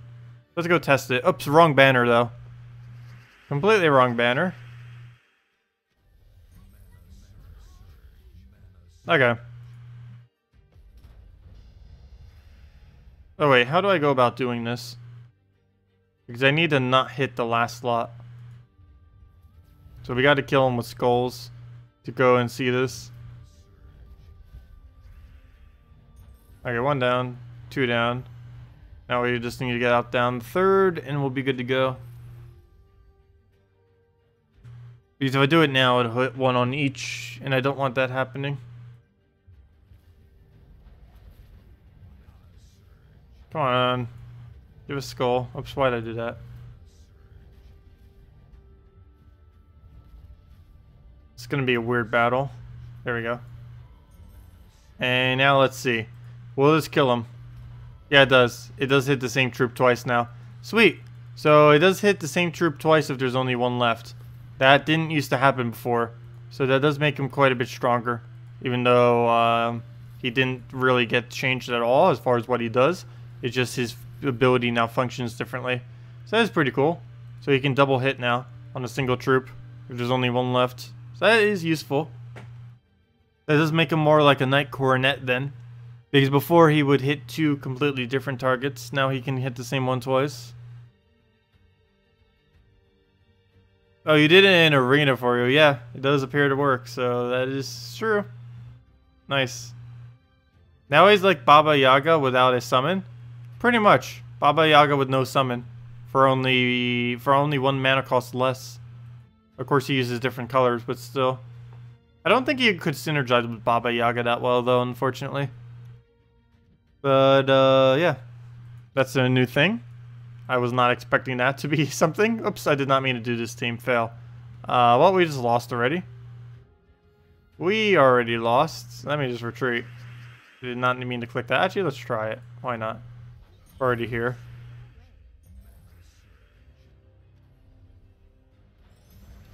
Yeah, no. This isn't going to work out, obviously. It's not the team I meant to do. Yep. Nope. Oh, gosh. The misclicks. I have no clue how I misclicked that far away. Oops, and I misclicked again. There we go.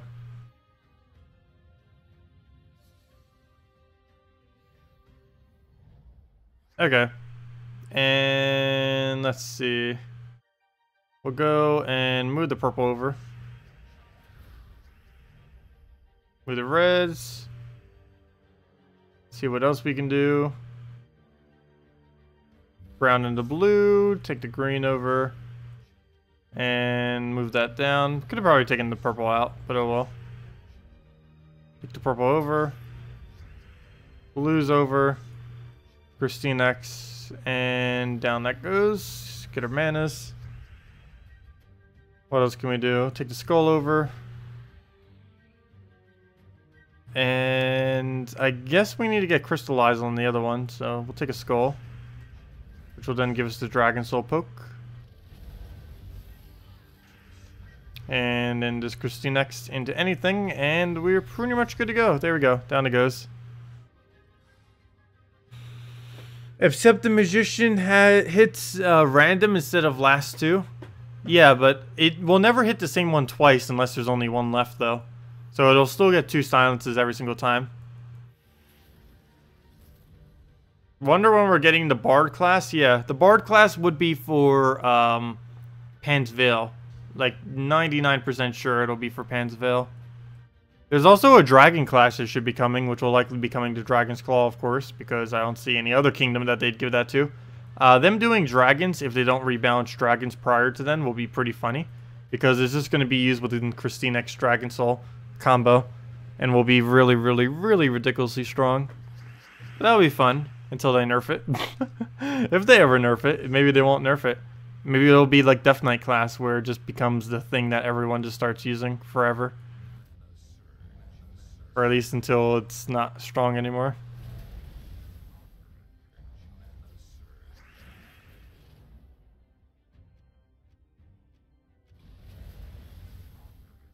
Okay, well, we'll go and throw down on the yellows. Get our extra turn, green. Get some damage. Dragon Soul. Come on, let me click. Get a KrissTigger. And Dragon Soul. And then anything in this match. And down they go. So, there we go. Easy peasy. Let's see. Also just realized with how I'm sitting right now. Like all the way down. There we go.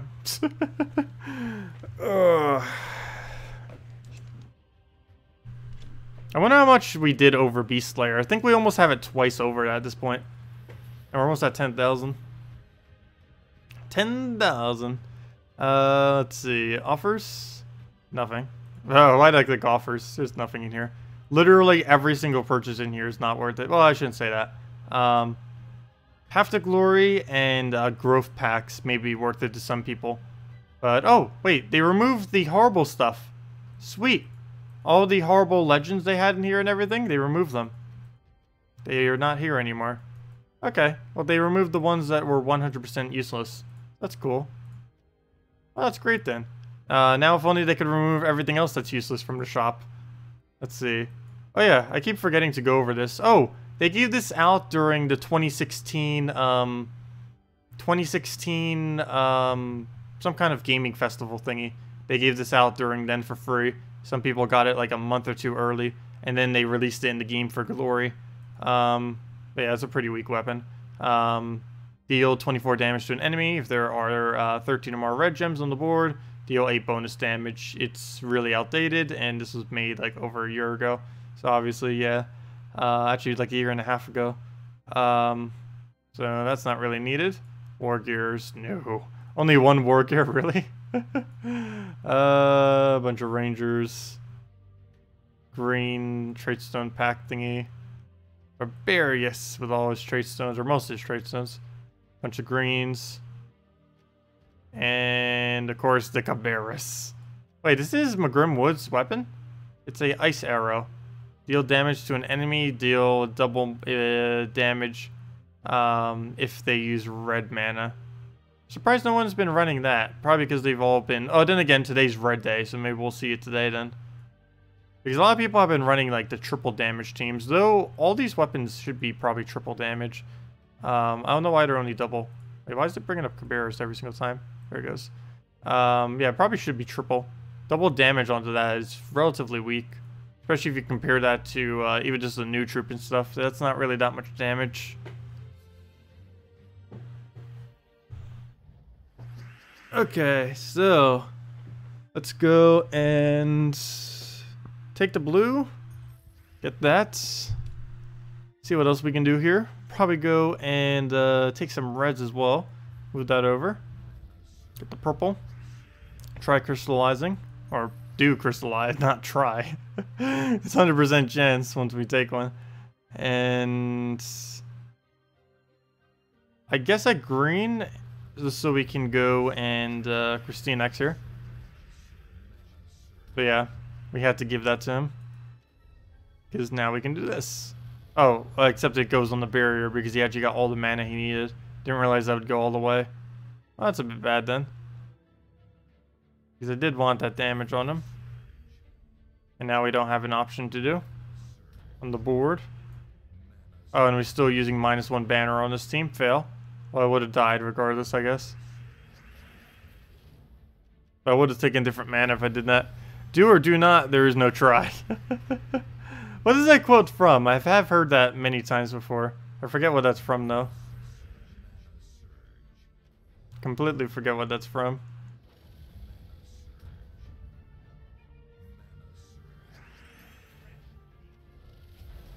Do you normally strategize with your guild or in your guild more? Or so of a figure things out individually?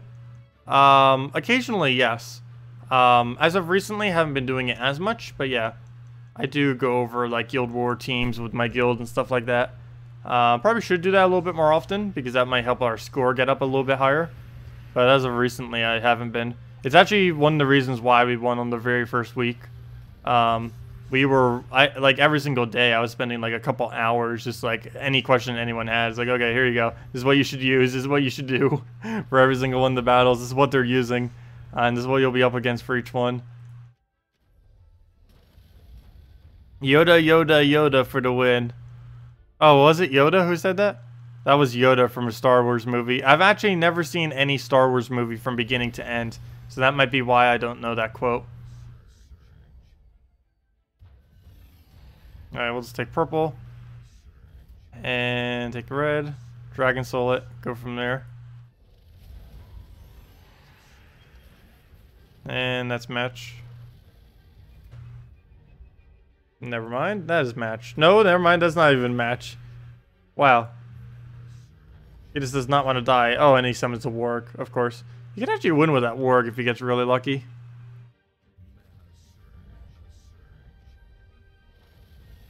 Okay, now all we have to do is kill one warg. And then we'll be good to go. Let's see. What are our options here? Nothing good. I guess we just take mana. Double blues. Into another blue. Well, we could always try off the top. No, we can't even try it off the top. Unless we get really lucky. Oh wow, we got it. Really lucky. Sure, we'll go with that. Oh, could have taken red for an extra turn. Fail. And we'll just move that over. Dragon Soul it. Don't matter if we take all the damage. KrissTigger next and then done. Oh wait, 1 HP. Really?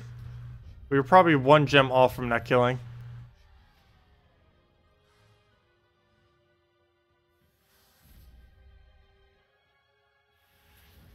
Oh, hello, your name. Glad you could join us. Tell me about myself? I don't know if there's really much to say. It's not really a question I am good at answering. Let's see. I don't know, what specifically? That's too broad of a question, I think, maybe. If that was focused down a bit more, I could probably answer it pretty well. But welcome. Glad you could join us.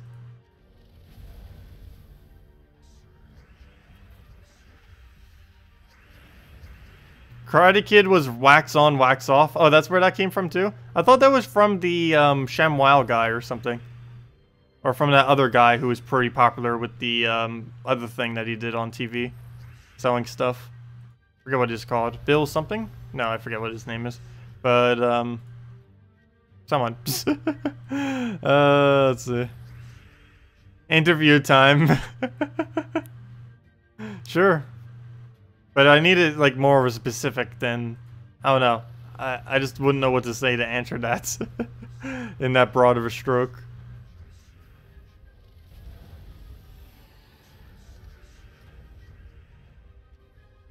And that's match. And overkilled was the skull.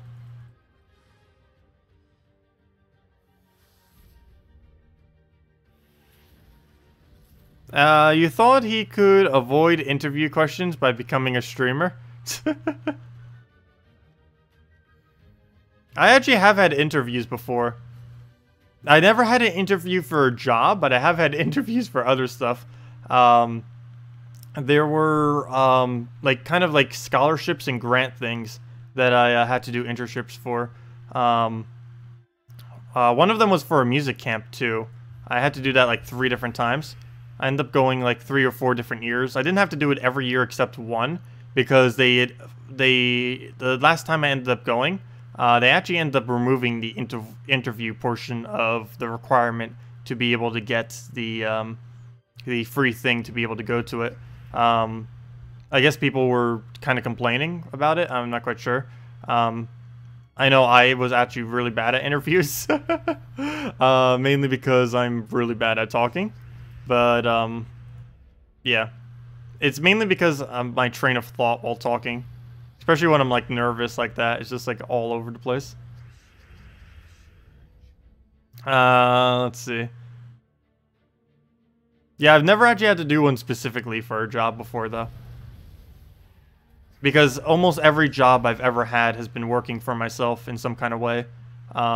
They've basically just been self-employed jobs. Or freelance stuff, or random YouTube. They've been a wide variety of things. I normally don't do traditional jobs.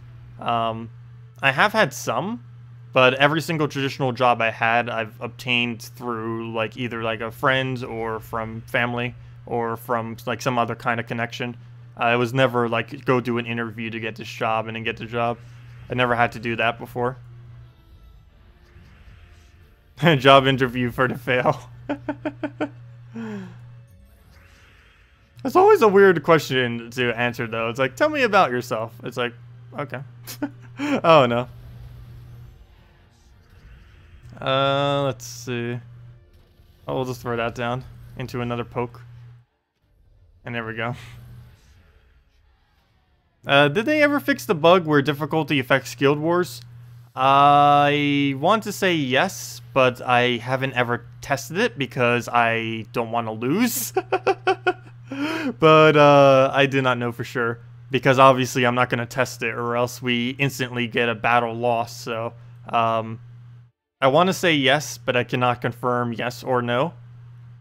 I would assume by now they would have fixed it, but I have no clue, nor will I test it, because obviously that's basically an instant Guild War lose if it does not work. Or if it does, if the glitch is still there, then that's an instant lose.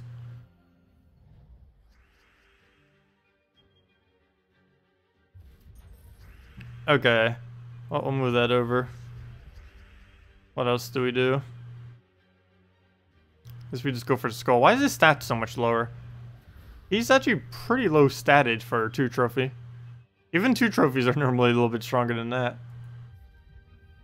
That's weird. Wait, what's weird? You went to an interview once, and where they asked you stuff like, do you like art? I like art. What do you think about art? It's interesting. I have some of the weirdest replies too when I have to do short responses. I'm really bad at short responses. Like, I'm so much better at writing my responses than I would be if I had to, like, actually verbally say them. Because I don't tend to be too descriptive when I am just normally talking. I just use casual, normal language. And if they're expecting more than that, then it'll be horrible. If they wanted me to write something that was more advanced, it'd be easy. But when I have to actually talk something that's more advanced, I am really bad at talking with, like, good... I don't know what word you'd really use. Etiquette? No. It's not really the right word. But, I'm bad at sounding smart when talking. I can do it with writing, but not with talking. Let's see, what else was there? And have you ever visited a museum? Those are some really odd questions. Unless the job was kind of related to it. The only interview I ever had that would have been applicable for was the Bandcamp one, like I mentioned. Mainly because it was basically related to the arts and music. So those would make sense if they asked those kind of questions. So that would still be odd under that context. They didn't ask those kind of questions, though. They were actually pretty generic-y ones. Actually, some of them were like, what kind of person are you? And stuff like that. It's like, oh gosh. Why would that be a question? I don't know why that's even an interview question. Let's see. Well, I'll just get rid of purple. It's like the last color I want to get rid of. The right answer is, I know when I like it. What? For which one? Let's see. You lied and said you loved art and go to museums all the time. And then they probably asked you a museum question and you were like, caught in your lie. Okay. Well, we'll go and throw down greens.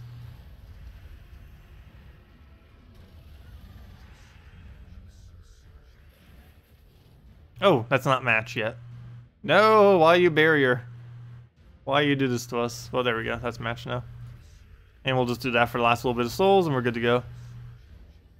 You fake things well. I don't know if that's a good thing or a bad thing. Not quite sure.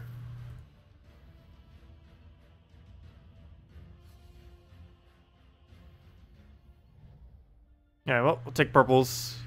And let's take a red.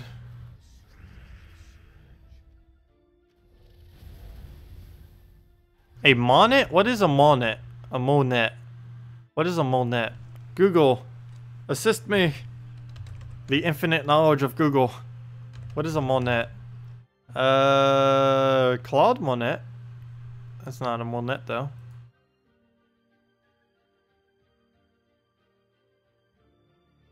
Not quite sure what a monet is. Google, you have failed us. Literally all of them are just Claude Monet. Who is this person?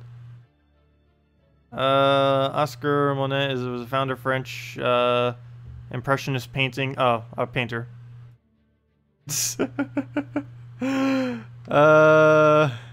this is why Tacet can't fake going to museums. Nope. Never heard of it. Never heard of it. Yeah, I see now that he's an artist. I thought it was like a certain like type of art, which is why I was confused. It almost sounds like a type of music, a monet. Almost sounds like a moment.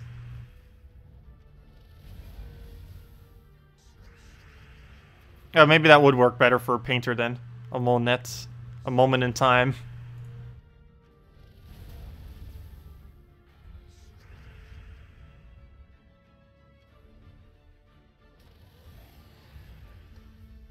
A Monet? A Monet, not Monet. So basically money, but without the other syllable. Monet. Monet. Wait, how's it Monet if it ends in T? This doesn't make any sense. It ends in T. Are T's said differently in French?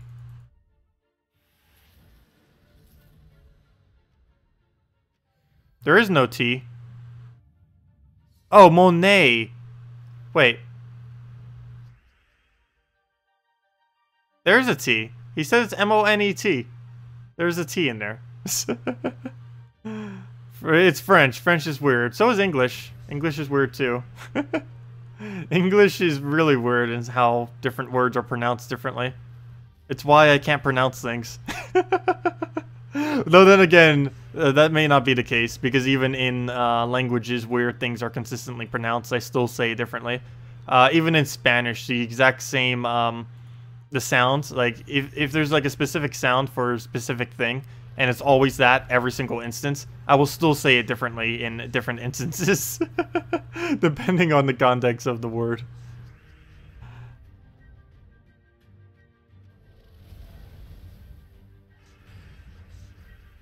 No, I do not speak any other language at all. I'm just bad at words. Nope, just bad at words. But yeah, I don't speak any other language other than English.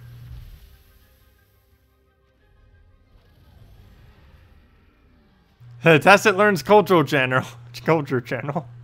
Sounds about right.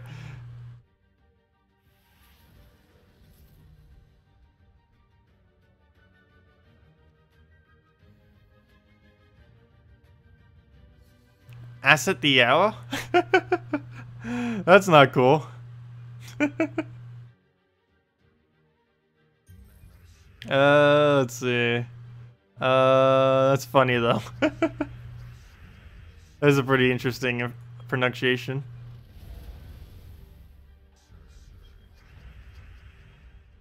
Would have been cool to hear you mispronounce in other languages. Well, we still could. Except, I'd be really, really bad because I don't even know the correct ways to do it in most languages. So I'd be ridiculously, ridiculously bad at reading it. Well, technically I have done that some, because I've had to read some people's names whenever they subscribe. Like, for example, Alexander Kozhikliksinki. Where's all the vowels? No, there's actually a vowel there. But he has a little thing over the Z and a little thing over the N. But yeah, I have no clue what language I would be from. Kolzinski? Kolzinski. Kolzinski. Oh, that makes sense. Kolzinski. Is that Italian? The way it rolls off the tongue, it feels like Italian. Kolzinski. Sounds like a mafia name. That is definitely like a mafia name. That's definitely Italian. Or is it not? That needs to be Italian. That's definitely not... Is that Russian? Is that Russian? Sounds Polish. Everyone's saying something different. We has all... whatever that is. Russian and then Polish.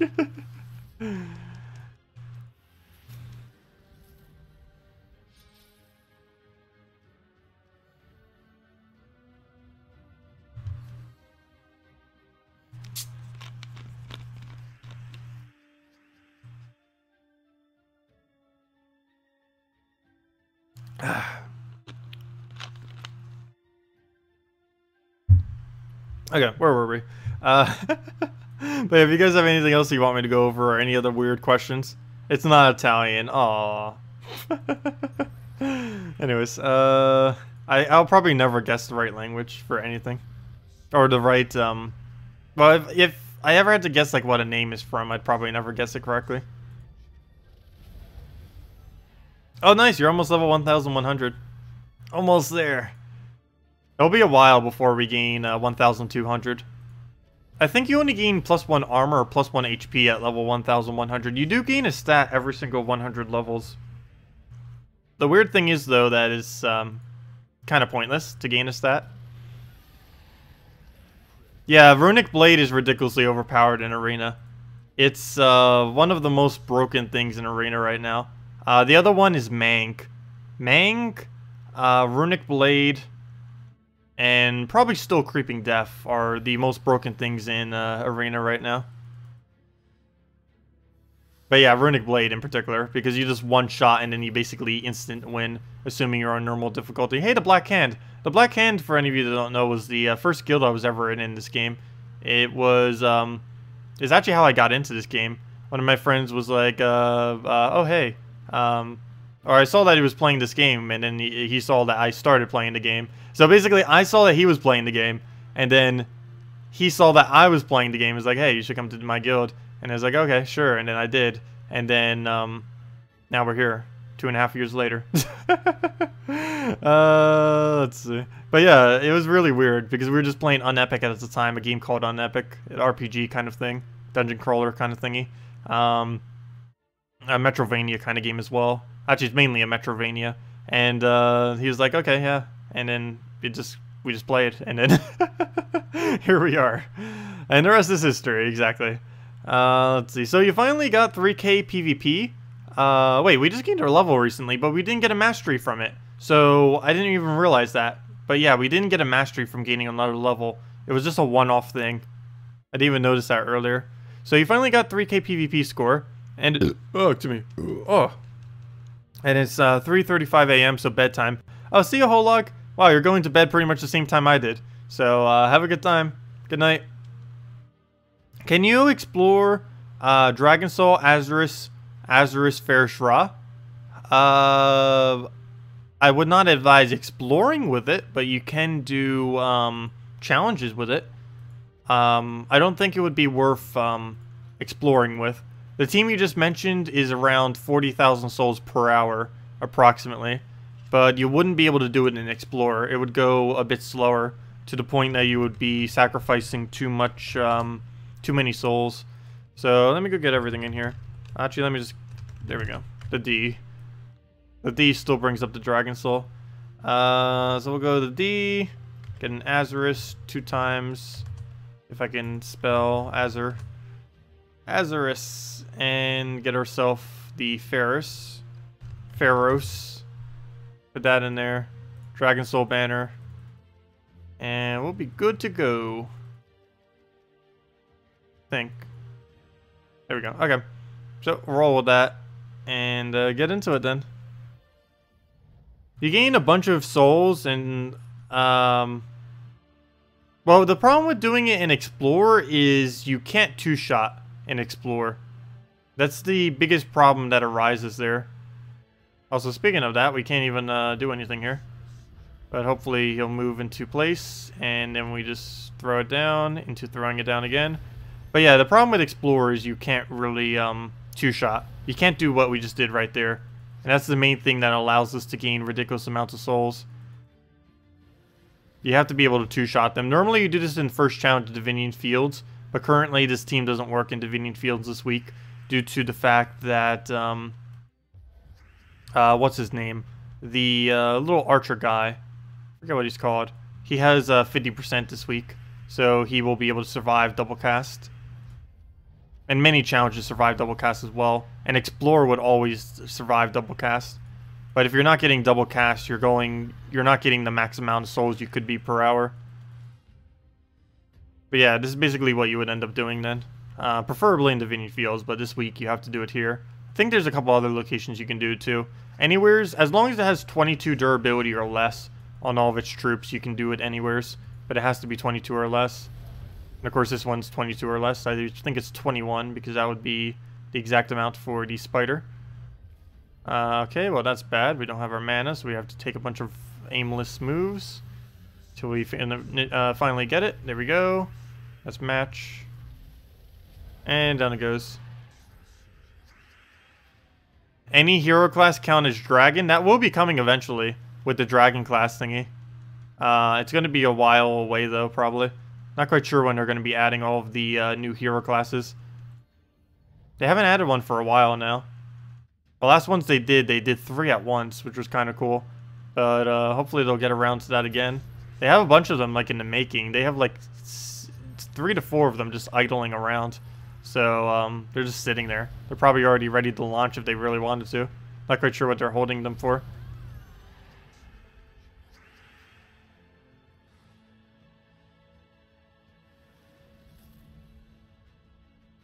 Let's see. Oh, do I ever play Puzzle Quest? You have never seen you playing it. I have. We did a stream on it before. I am going to be doing it again. I was going to wait until I get my new computer before I do it, but maybe I'll start it beforehand. Because that project is going to take almost a year. We already completed it, but what I want to do is do a 100% run of the game. And just kind of snip it down to only, like, you know, like the main core of the game. But we're going to be reading through 100% of the dialogue. Oh, wait, why did I just bring this into PvP? Fail. Huge fail, huge fail, huge fail.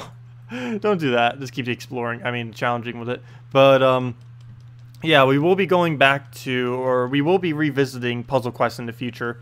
Puzzle Quest 2, I didn't really ever bother streaming. I did, like, a little bit, but I didn't really do it that much. Puzzle Quest 1 is way better than Puzzle Quest 2. by like exponential amounts. It's almost not even the same game, like at all. Puzzle Quest 1 is amazing, and Puzzle Quest 2 has it sacrifices, it has better visuals, but it sacrifices that for gameplay, and it removes a lot of the choice element to the game. Whereas Puzzle Quest 1 had a lot of choice as far as what you could do with your build. Whereas in Puzzle Quest 2, you're basically restricted completely based on the system that they have on it. So yeah, I'd say Puzzle Quest 1 definitely better. But we will be doing, we will be playing through that again, 100%ing it. When I'll get around to that, not quite sure. But it will happen. We'll probably do Puzzle Quest 2 eventually too. But I do have to say Puzzle Quest 2 is not as interesting, but it's still interesting. It's just not nearly as interesting. Yeah, we'll throw down the Dragon Soul. And throw down the greens. Dragon Soul again. And KrissTigger for the kill. And then we'll just brown it down. Oh, wait. Oh yeah, he's still alive because ridiculous stats this week. And he'll poke us again. No kill though. Please don't do it again. There we go, perfect. And I guess we'll Dragon Soul again, why not?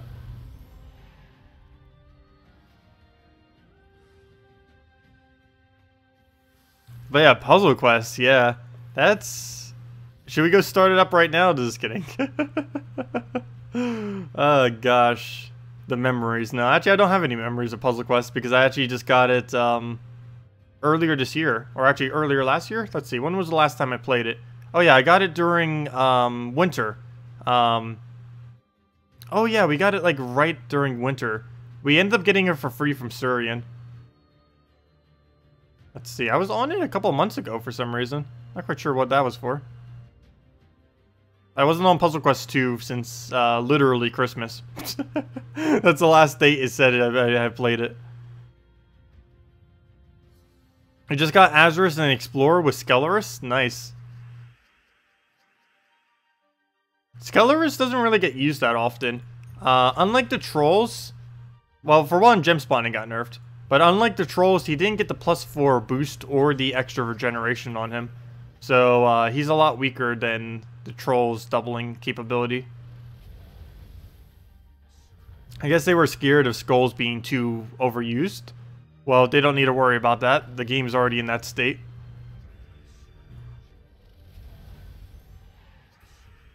Okay, well, throw that down again.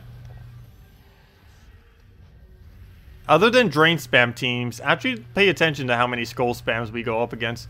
Because technically every single one of these Forest Guardians is a skull spam as well. Do you know what type of random things Mongo does? I did a video on it. I actually have a video, and I believe like near the beginning of it, it gives a full list. I actually completely forget off the top of my head because it's not really a troop I use that often. Let me go to my channel real quick, and I'll go give you the link to the thing that goes over all of it. Because it's a pretty long list. I made a nice little graphic-y thingy for it. Let me see. Let me go get the Mongo. The Mango. The Mongo Mango. The Mongo Mango.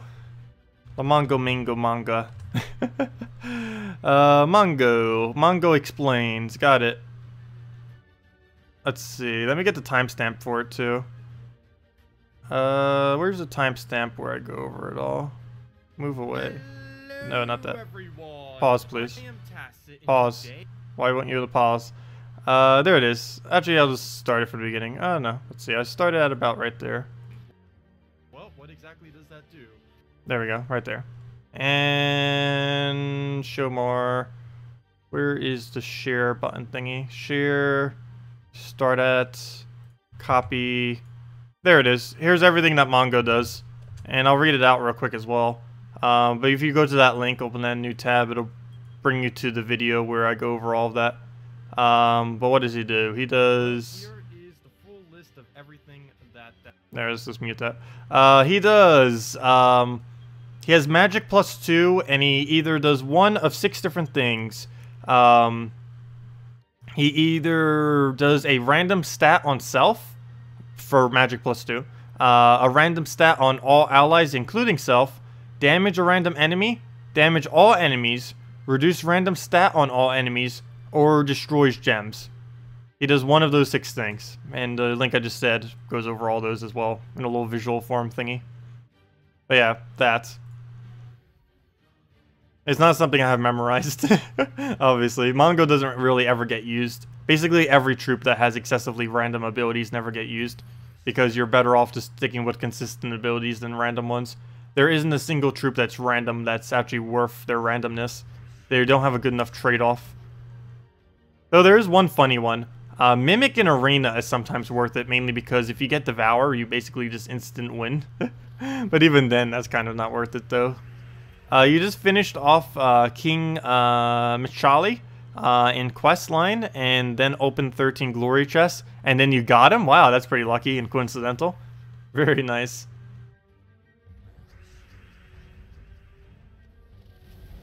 Yeah, I really wish they would give more rewards from completing out specific kingdoms like that. Like, maybe give, like, a random drop from the kingdom, or multiple random drops. Like, here, you completed the kingdom. Have 10 random drops from the kingdom. Or something like that. I'm not sure. But they really should. I'm pretty sure crafting system will kind of displace that. Kind of. But I really wish they would do kind of like what they kind of did too, with the extra crown that they gave during the quest line. Like, give more incentive to the quest lines. Quest lines in Gems of War have very, very small incentive to actually complete, because there isn't really much you gain from completing them. Completing each quest line only gives you a little bit of extra gold every single day. It unlocks all the challenges, which in some instances can be somewhat decent, and it will give you the epic at the end. But that's all that a good majority of kingdoms do. Some of them also have hero classes, which some of them are worth it, most of them are not. And 2 of them now have weapons. Kazil has a weapon that you get all the way at the end, and Urskaya has a weapon that you get midway through the quest line. I wonder if they'll start doing that for all the new quest lines. So we'll have that one, we'll have wherever the aquatic one is, then we still have this one and this one. So there's only 3 more kingdoms left as far as troop slots that they can put kingdoms. Unless they're planning on putting a kingdom over there. But there's only 3 more kingdoms they can put on. There's going to be 1 kingdom right there, 1 kingdom right there, and 1 kingdom somewhere in the ocean, which is going to be the next one. It'll probably be all the way in the bottom right corner, based on how empty it is, or the bottom left. Probably the bottom right, though. But it could be anywhere. Somewhere's in the water, most likely. You still have 7 kingdoms to do, and you're level 912. Really? I haven't done all the challenges for most of my kingdoms. Like, we go to challenges over here. I have like so many of them not done. But as far as quest lines, I've done all the quest lines. They normally don't take that long. They used to take about an hour. Now they take like 15 to 20 minutes due to how ridiculously quick the meta is right now. Plus, of course, 4 times speed dampens the time down quite a bit as well, obviously. Because it's 4 times faster, technically. It's not actually 4 times faster, though, because, of course, you can't actually react 4 times faster. Plus, there's still a gap time between battles that you can't really shorten due to loading screens and clicking.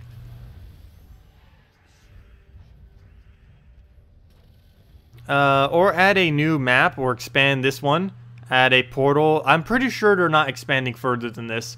Back in the day when it was asked how many kingdoms will be added to the game, the answer was 25 to 35. Was basically the answer, or it was 25 to 30, but they already did more than that. But I think it was 25 to 35, somewhere around that general ballpark. And currently the game has 20-something, and is planned to have, I think, 31. It doesn't have 29 now, so that means it's planned to have 32 then. But let me see. It's planned to have 3 more than however many it has right now. 32. It's planned to have 32 kingdoms. So that's basically as far as I think they'll ever go. Which I don't really mind, because they could just expand on what they already have. I'd rather them rebalance literally everything than add another kingdom. If they could spend that time just rebalancing everything, that'd be fine. I'd be perfectly fine with that. Though it will be weird when this game stops getting kingdoms. Because that's something they've been doing every few months since this game has come out, was adding a new kingdom. So they might need to do something else special every few months. Or else everyone who's like expecting something will be like, hey, where's our new content? Of course, we'd still have a new event every week. They're never going to stop that, obviously. Penitent is pretty good in Arena. Penitent. Isn't that the one that double death marks? He's not used that often, which is why I can't remember his name and who he is. I believe that's the one that death marks. Yeah, he is pretty good in Arena because of his ridiculously high chances to randomly kill something. Plus, he gets to cast multiple times before he actually dies. He's also really good on higher difficulty Arena, mainly because the chance that he will kill is the same regardless of the difficulty. And there's no immunity in Arena, so there's no way to remove it other than cleanse. And most builds don't have cleanse as far as Arena drafts are concerned. Because no one ever runs a cleanse weapon, and it's very unlikely that you would actually have and come up against a kind of team that would be able to utilize the cleanse mechanic. He even baits Miststalker into killing him instead of someone useful. Yeah, because once you cast him at least once, he will become the target, unless you take too much skull on your first slot.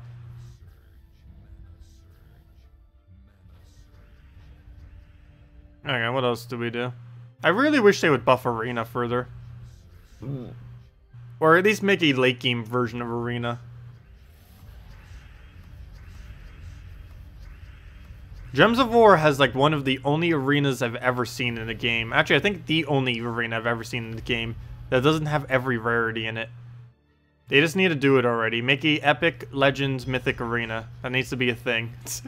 A legend, mythic, an epic, legend, mythic arena. Because once they add crafting system, how bad would it be if they actually offered mythics for gems? That wouldn't be too bad. It would probably cost a ridiculous amount of gems. But as far as them doing that, it wouldn't be too broken. And who says they have to do that? They could just do the normal kind of arena style, but just don't offer the troops. Because no one ever buys them. They're a waste of resources. Buying the troops at the end of an arena run, like how they are right now. It's because of how they rebalance souls. It's actually more cost efficient if you did want to buy souls to use your gems to buy souls directly than it would be to buy the arena cards. Because the arena cards have not been rescaled since they buffed up the amount of souls you get in the shop. So it's it will like offer you, like if you don't already have them at level 15 at the end of the arena run, it's like, hey, do you want to buy these 3 cards and get them all at level 15? But if you were to actually spend the exact same amount of gems buying any of these, or pretty much any of them above the first 2, if you were to buy one of these 2 with that gem stack, you would actually be able to level them and still have more souls left over than what you would have from if you bought it from Arena, because they rebalanced that, but they didn't rebalance Arena, so it's weird. That happens a lot of times. Also, something else that hasn't really been rebalanced that I feel like they should eventually do in some way, shape, or form, that or add another sale. They used to do gem sales a lot. There were even many times in the past where they used to have 100% gem sales on the Motherload. Or not like it costs 0, not like that, but you know, it would give twice as much. It would give like 3,000 gems back in the day. Now, even with bonuses, it doesn't even reach anywhere near that. But all they do is just give extras instead of doing that. But what was the other thing I was about to mention? Yeah, they really need to buff up these gem amounts. These are really dated compared to the current state of the game. None of them are really worth it other than daily gems when you like first start out in the game. And maybe Motherload if you have a lot of money to be able to spend on the game. That could still maybe be worth it to you. But other than that, not really. Add secondary quest lines, maps. Yeah, they did say that they are eventually going to be expanding out the quest lines. When they will get around to that, probably once they complete out every single kingdom, they'll start expanding out the already existing quest lines. So maybe instead of a new kingdom every single couple months, they'll add an expansion to already existing quest lines. So that would be pretty cool, and that's something they could easily do. They've already done it before. They did it to Kazel. They literally did it before. They added a bonus quest line to Kazel that's at the end of it that gives you a weapon. And there's definitely plenty of things, plenty of incentive that they could give to do it as well. But yeah, hopefully they'll start doing that eventually. It almost seemed like a while ago that they were going to start doing that as a regular basis. But they only did it to Kazale, and then they're like, no, we're not going to keep doing this. Or at least not at the moment. Not quite sure why they stopped. Try to build a team where the second troop's name has to start with the last letter of the first troop, and so on. You know how ridiculous that's going to be? Let's see, Gorgolfa. That's going to be hard.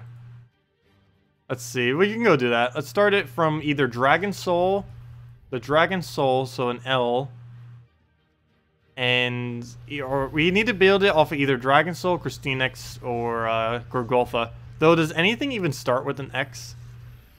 Sure, we'll go try that. That's interesting. We'll start with a Gorgolfa and move from there, I think. So we would need to do a as our next one. Maybe Amnesia. Okay. So let's go do that. And it has to be in that order as well. We'll add that restriction to ourselves. So let's go do that. So let's go build Gorgolfa, Amnesia. Gorgolfa. Amnesia. Another A. Oh no! Maybe we won't go Amnesia because I have to do one A into another A. That's not going to work too well. Let's see, what A's are there? Go to alphabetical order. Well, actually, it's default alphabetical. We need an A. That's not horrifically bad. Oh, let's go Amira. She was 25% this week. Okay, Gorgolfa, Amira. Oh no, but that ends in the A too. Why does every single name have to end with A? Amnesia? All the good A's end with A. Why do so many A names end in A? What is this madness? Alchemist? We would need another yellow to work with that. What's a good yellow T? We would need a good yellow T. Where's T? There we go, T. What's a good yellow T? Or is there even a yellow T? That's not horrible. I guess that would work, but we only cover 3 colors. Oh, the Dragon Soul actually counts. Oh. There we go. I forgot that the Dragon Soul technically counts because it starts with the. So we could go with that. Then we just need a yellow that begins with L. Like a green yellow or a blue yellow. Or a green blue yellow if any of the mythics happen to be that. Let's see. L. Oh wait, we don't need yellow. We need a green blue. We need a green blue that starts with L. A green blue that starts with L. We don't have any. So we need a green or a blue now that starts with L. Preferably one that uses yellow. Preferably one that isn't useless also. Well, we might just have to replace out Alchemist. But if we replace out Alchemist, we might have to replace out the rest of our team. Because if it doesn't also end in T, we can't do Dragon Soul. Lady Sapphira. I remember when she used to be the best troop in the game. Those were some interesting times. There used to be a meta where like double or triple of her was like so ridiculously overpowered. She at one point had the highest true damage in the entire game. And she could one-shot about a third of the troops in the game. Back when one-shotting was basically impossible to do. She was actually, I believe she was the first troop ever in the game to be able to one-shot another troop easily, other than by skulls. So, yeah, she was pretty overly used. I know, I do see Lord Ironbeard. I just don't really think that'll be enough damage, because he's not using anything with red. I was almost thinking about Lion Prince, even though it has mana conflict, just simply because he has more damage. How many reds does he have? Because if he only has like 1 red, it's probably not worth using Ironbeard. Let me double check. PvP. Oh, I'm not even on my battle page. He only has Wolf Garrick. Probably shouldn't do him then. But it does cover an entire additional color. Well, let's just do the challenge, see what happens. Banner, I almost feel like staying exactly as is. And just go for the Dragon Soul Alchemist Rush. So we'll just roll with this and see what happens. Yeah, no, I did see Lord Ironbeard there. I just didn't want to really use him. Really think Lion Prince would be better. But as long as we can get the quick Wolf Garrick kill, I guess it's fine. see if we can take red into the yellow.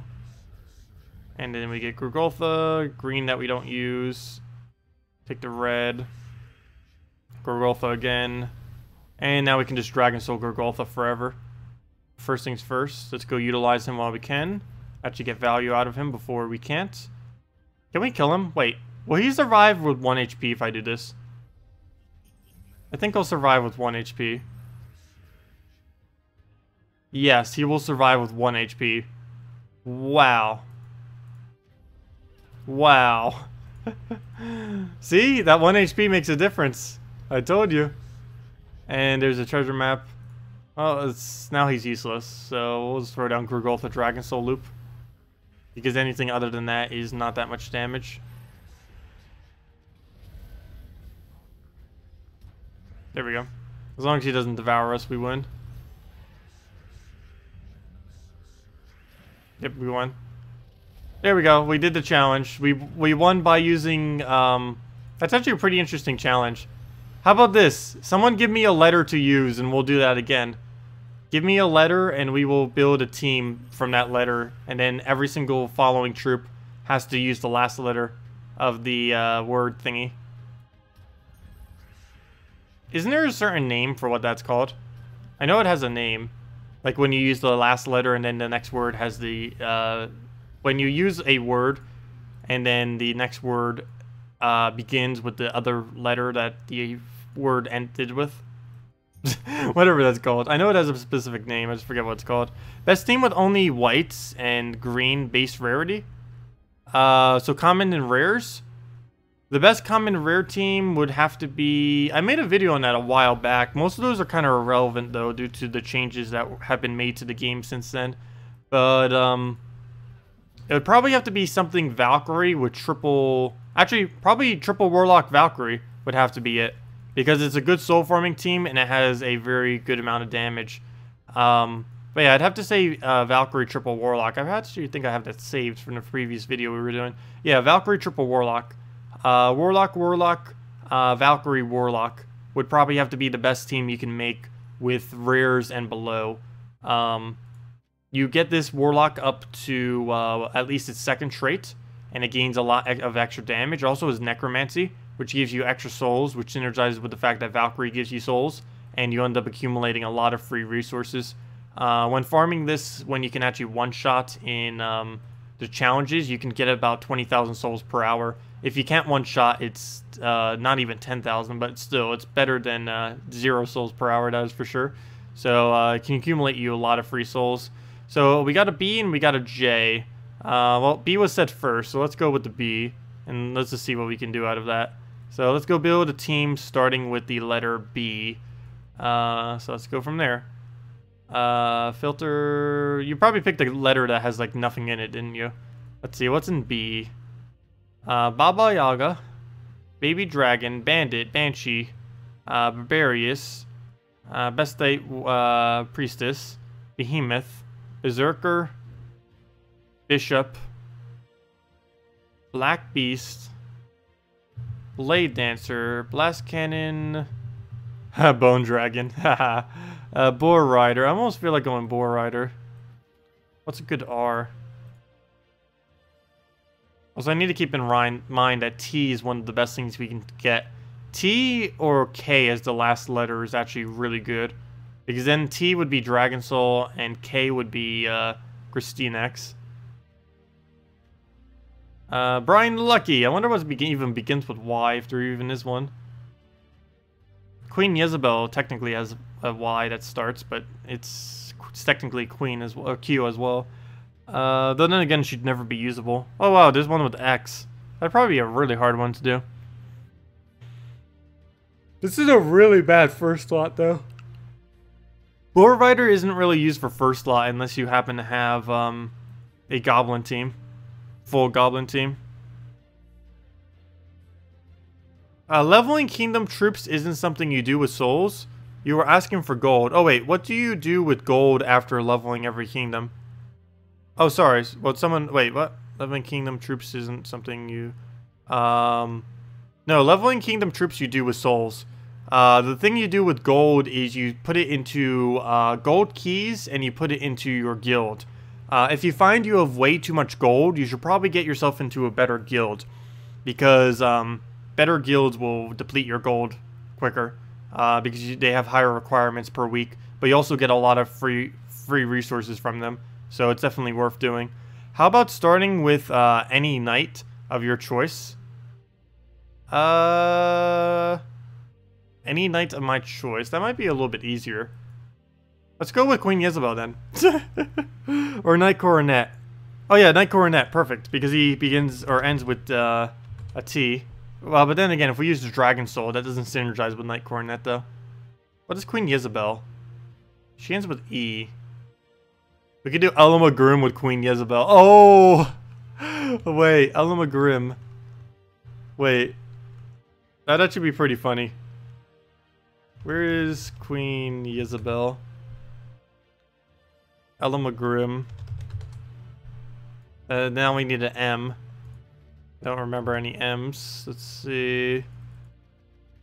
At least none that would synergize. Oh, Marilith would be okay, though she's completely blocked. Manticore wouldn't be blocked. The other thing wouldn't be blocked, but she uses... Oh, Moloch would actually not be that bad. Moloch. Now we need an H. So let's get ourselves an H. Oops, what am I doing? Filter. I don't need no filter. There it is, H. And what do we put on here? We have every color, so it has to be a support troop. Hellcat wouldn't be bad, but the fact that it's being blocked by everything is bad. There's all the good supports. Humility. But that's a really bad slot. Last slot, Humility, is the last place you want to put Humility. Same as Hydra. And Ice Golem's an I, so we can't go that. Let's see. Herdmaster would be good, but it's blocked. Same as Hellcat, but it's blocked. Every single good H, or every single H is not good in the last slot, is the problem. Not a single H here is useful there. That or they're just useless troops, like Hag and Hellhound. They're both useless and never used ever. I guess I just go Hobgoblin for the sake of excess mana going into it. So yeah, well, I guess we'll just go with that. That or... Lord John. What are we up against is the question. Okay, we're up against this. So...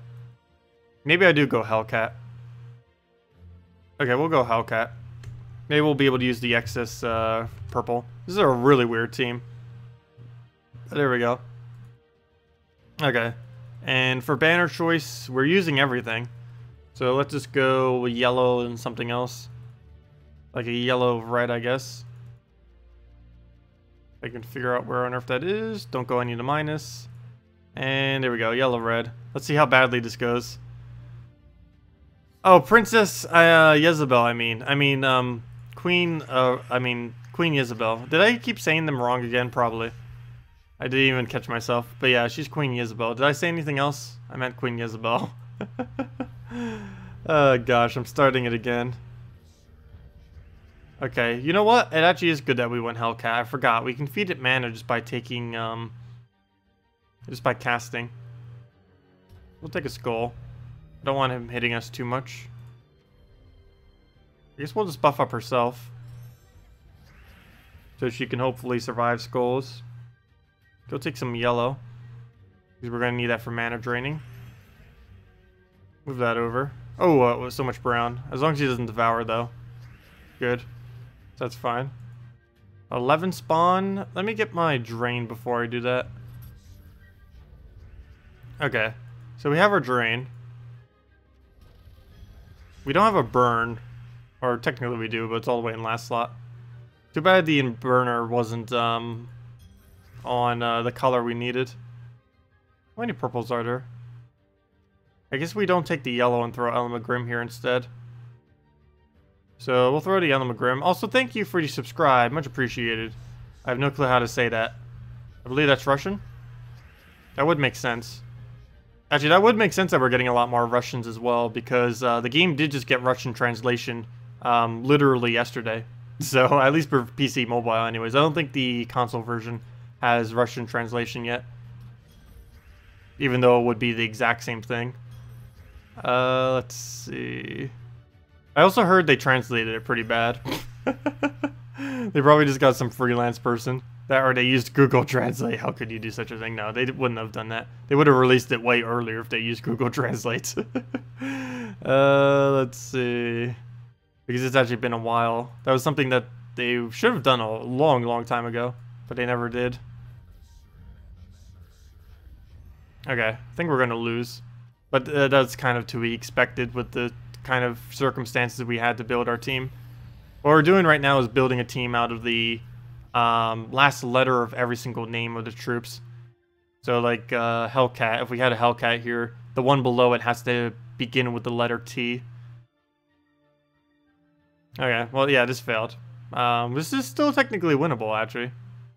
Wait, if he misses, wait, even if he hits, that won't matter. So he'll do that, and he does miss. Wow, we could actually win this still. How do we go about it though? Move that over. And move that up. Oh, how did he get an extra turn over there? Whoops. Didn't realize I left one. Move that down. Double skull, nice. And what else? Move that up.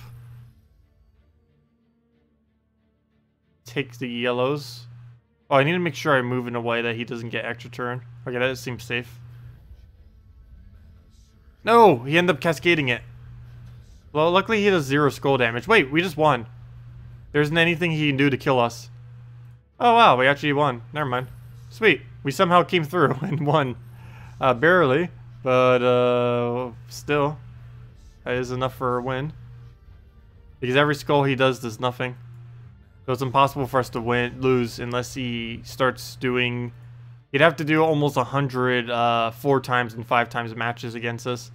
Because he has 0 attack. Your baby dragon just turned into spell name blah blah blah, which has no image, KrissTigger colors, and traits.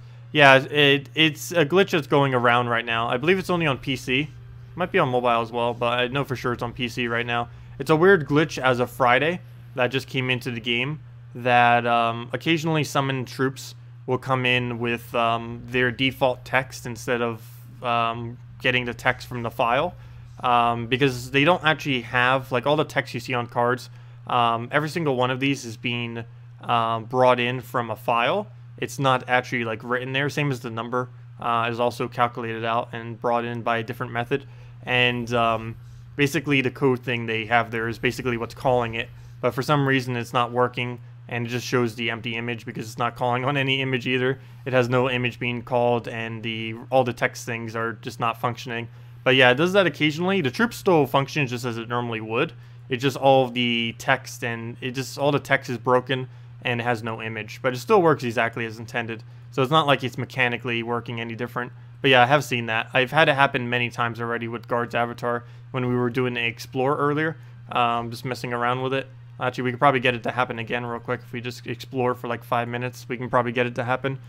Every single time we kill out our troglodyte, there's a chance. And it's doing it a lot on Guard's avatar for whatever reason. Not quite sure why specifically that card is doing it. We'll throw that down. Oh, come on. Why do you no die? That entangle is so annoying too. Wow. Well, how on earth did he manage that? To delay us so hard. There we go.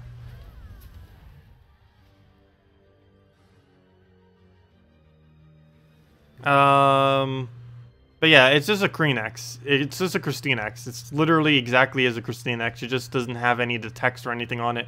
Basically, all the interface is broken on it. But it still functions exactly like the card does. See if I can get that to occur real quick. Shouldn't take too long to get it. Unless they fixed it already. I don't think they did. If you said you just got it, they probably didn't fix it yet.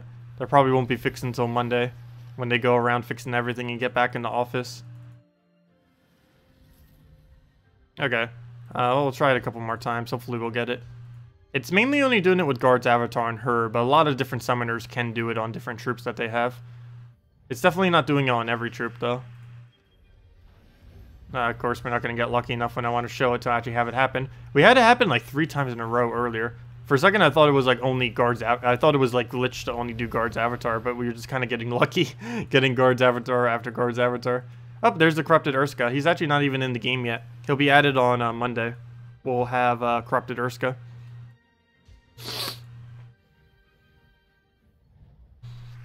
Okay, well, throw down another brown thing again. Get that on. Nope. Well, come on. I want you to glitch. I know it's possible. We'll try it a couple more times and then we'll just give up. Also, this might be a good way to get some of the event gems if you don't already have it. There might be a couple beasts that come around this area. Then again, that only happened once. Come on, we're not getting it. No. Do you have a troop type team somewhere? Troop type teams. I have not really done a video on troop type teams. It is something I do need to get around to doing. But no, I do not have a troop type teams video. Oh wait, he's a knight? Oh, I guess he's a knight. We just summoned him. Okay. Oh, I wonder if we can summon the other guy. Is this the corrupt Urskaya knight? No, it's a daemon. Ooh, I wonder if we can randomly daemon summon him. We might be able to randomly daemon summon a corrupted Urskaya if we wanted to. Okay, we're not getting lucky enough to do the glitch thing. We need a guard's avatar. That seems to be the only one in her drop table that actually glitches it. You have about 500 event keys now. Where's my extra loot?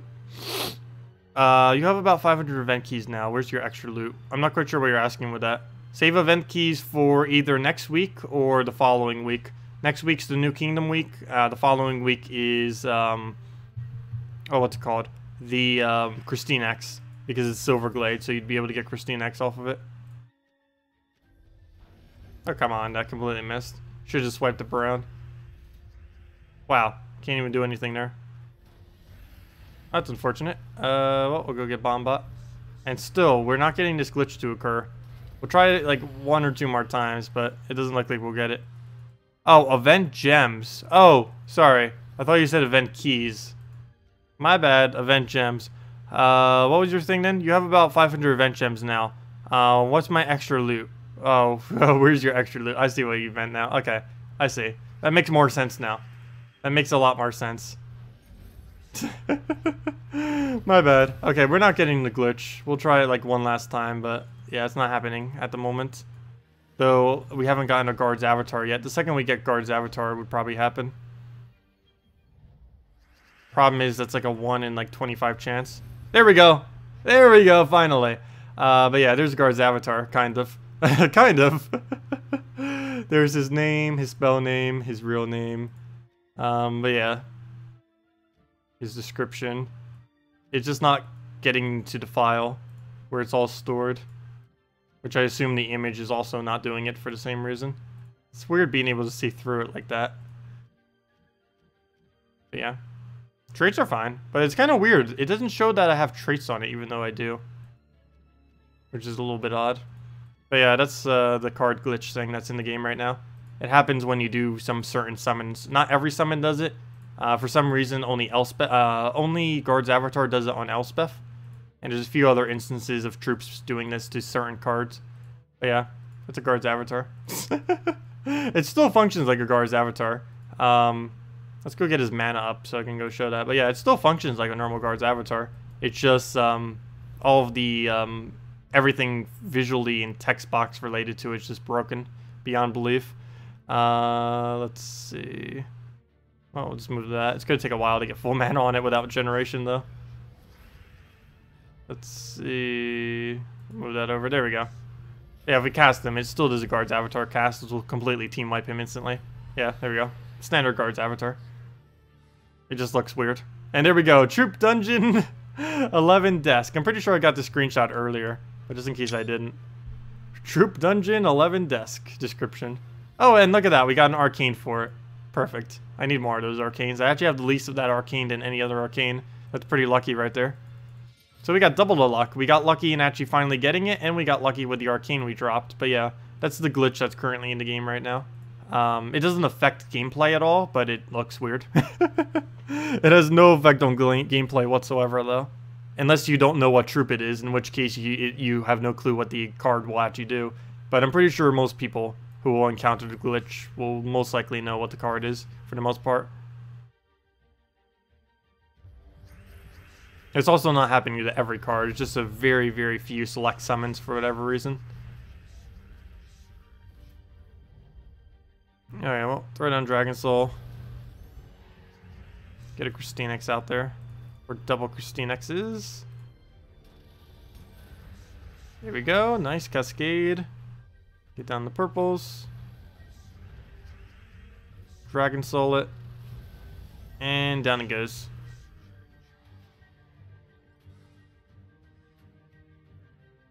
Use excess not gems for a weakened form of event keys, maybe. No mythic drops, but free from snot gems. I don't know. It would be kind of nice if they did expand it slightly. I think the main reason they aren't doing that is just to make them less intimidating. Because if a newer player comes by, seeing all the things they need to do, and then they're like, oh wow, there's this whole other thing too with the events that I have to do. I don't know. There should probably be some kind of small reward for the excess, but they shouldn't incentivize going further than that too greatly, because it may make the things that they're associated with too overpowered as well. Like PvP is already pays way more than everything else, and if they extended this past that to any amount, then people are never going to leave PvP on any week that's a PvP event. Similarly, newer players are never going to leave treasure maps if it's a treasure map event or whatever it's related to. It could be a little broken if they expand it too far. I'm actually perfectly fine with them leaving at just a certain cap per week. And then if you exceed that, then, well, you just don't get anything from it, unfortunately. But I think it's perfectly fine that way. Because it decentivizes you constantly farming them all week to try to collect whatever the resource is. It also makes it if they ever make a ridiculously easy one so it doesn't become too broken. Because there are weeks where you can get literally thousands of these things due to how easy the objective may be. So I think it's fine as is. It is unfortunate that we keep getting so much excess, but yeah, I'm fine with it. Because even if they did give a reward, it'd probably be something like so ridiculously small anyways that it would almost be irrelevant. The rewards on it already are almost irrelevant, at least this late in the game anyways. For newer players, they're definitely relevant, but for this late in the game, they're nearly zero. You just got a baby Elamagrim? Aw. He only has 8 armor and 7 life. Wow. First time you've ever had him in a battle. Nice. Oh, congrats on that. Unfortunately, you didn't actually get him as a drop, but yeah, at least you got him in a battle. Though then again, he's not really used too much in PvP anymore. The only thing he's really good for is attack reduction. He's not as good at looping anymore, mainly due to gem spawn nerf. The gem spawn nerf. I didn't even realize how infamous that was going to be, though, gem spawn nerf. I just did it as like a casual thing. Like, even when it happened during our stream, I was like, oh yeah, this isn't too big a deal, maybe. Oh wow, another arcane. Wow, we're getting real lucky on arcanes. It barely even phased me. It's like, okay, yeah, they're changing gem spawn a little bit. Then we kind of went into it more, and it's like, oh wow, they actually changed it a bit. And then then when it went to the next day, like after I went to sleep and woke up, it's like, oh wait, the game pretty much just exploded. With how big of a change they made. And they still haven't changed it since. They likely will, though. They've gotten many requests to do so.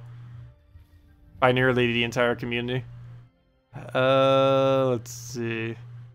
Because they basically just changed the entire game overnight with no warning. They didn't even make a patch thing on it. Like, hey, we just completely changed the game. Let's see. Well, he just takes a skull. We'll go take a purple. And we'll just throw down Dragon Soul. I need to rub Tacet for luck on Arcane. I know, really. I don't know if I get above average. I think it's just situational. Because I sometimes go entire streams where we only get like 1 or 2. But whenever I do get arcanes, I feel like I get them back to back to back to back. That or just because I get an arcane, maybe I'm just paying attention to arcanes a bit more. I'm not quite sure. But yeah, we got 2 arcanes within like 10 minutes there. 2 right back, one from the Explorer and then one from the PvP. Just got your 5th Crimson Bat. Nice. Are you 1 from Mythic? Yeah, you're 1 away from Mythic.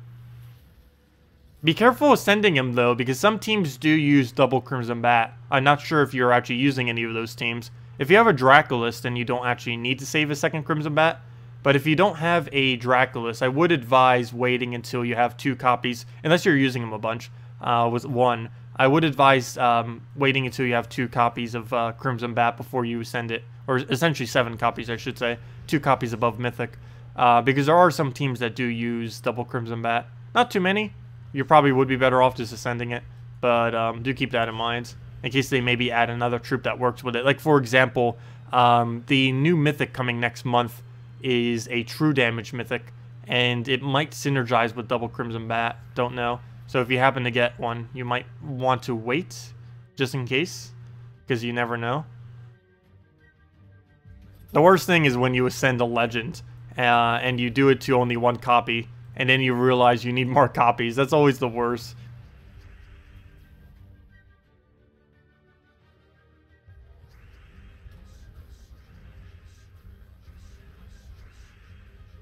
Okay, this is bad. Can you end your turn? I need him to get scroll distracted right here. Okay, good. Actually worked. I needed to get scroll distracted again though. Even though he just got skull distracted. No, silence. Okay, I guess we can wait out the silence. Wait, can he actually crystallize through... Oh wow, he can actually apply crystallize through silence as well. So silence doesn't really stop crystallize at all. You can still put the buff on you, and you can still gain mana through silence. I'm still not sure if that's a glitch or intended. I forget what they mentioned on that. Pretty sure it's glitch, but I have no way of knowing. Trying to bait him out with skulls for long enough. Didn't really work out. Can you get unsilenced? There you go.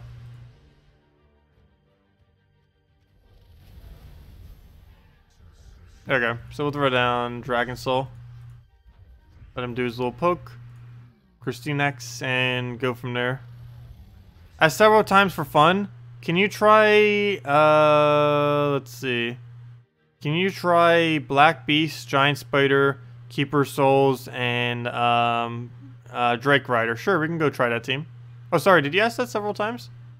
I'm scrolling back and I don't see it a single time. Yeah, we can go do that.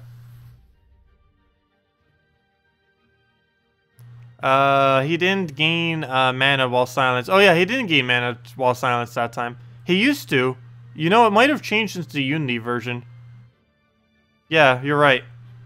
It may have changed during the Unity version. He used to on the previous patch.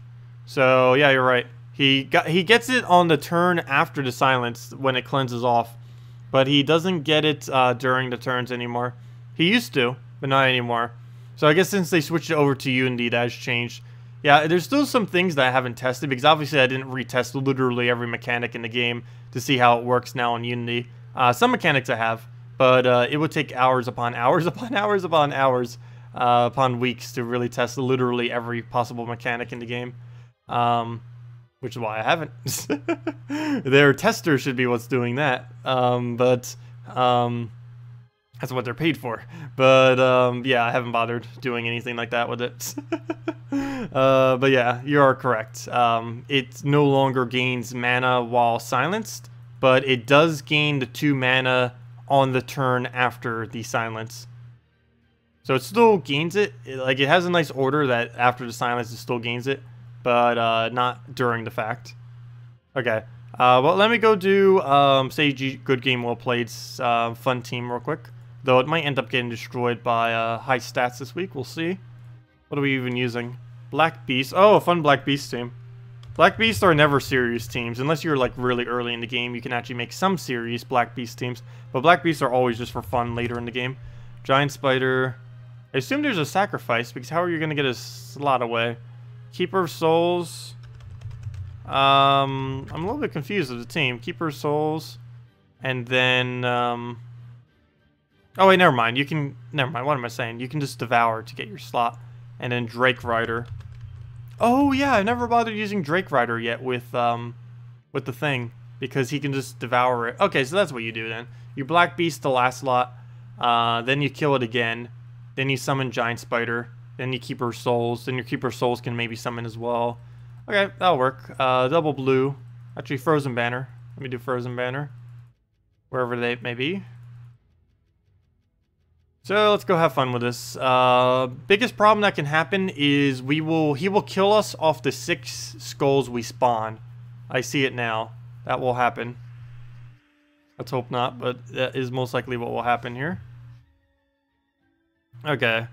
So we'll go on this blue. Skull Distract. That will give us Keeper. Throw down the Keeper. That gives us both of those abilities. Problem is we don't use red. Because we don't have anything to do with his ability. And there's no extra turnaround anywheres. So let's move that up. Move that down. And I think we lose now. Let's see. I guess we have to throw this on purple. That takes out one of the Devours. So only one chance that he will devour us now.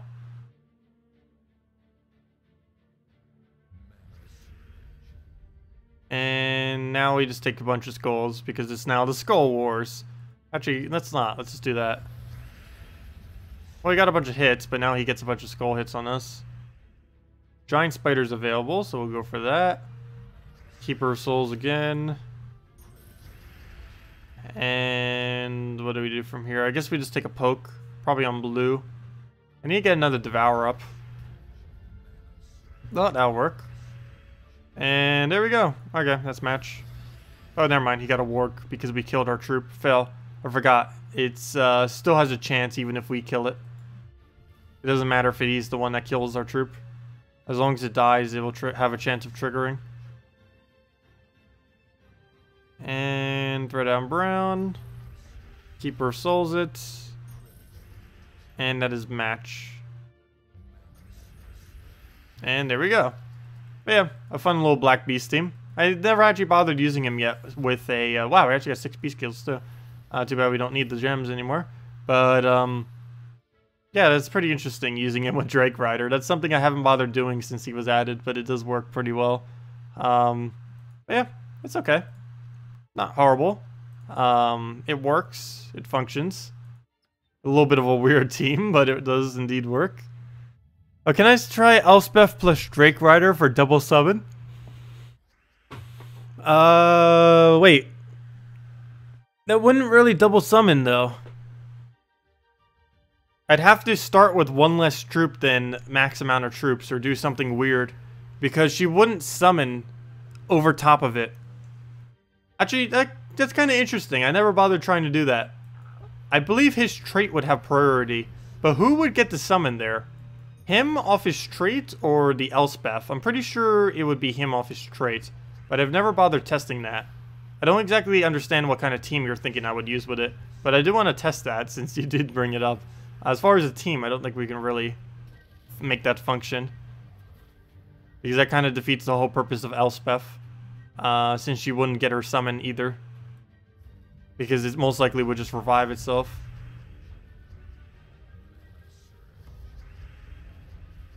Yeah, let's go see which one it does. Or after this battle anyways. Gotta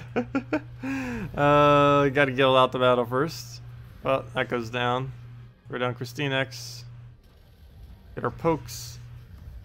Dragon Soul soon.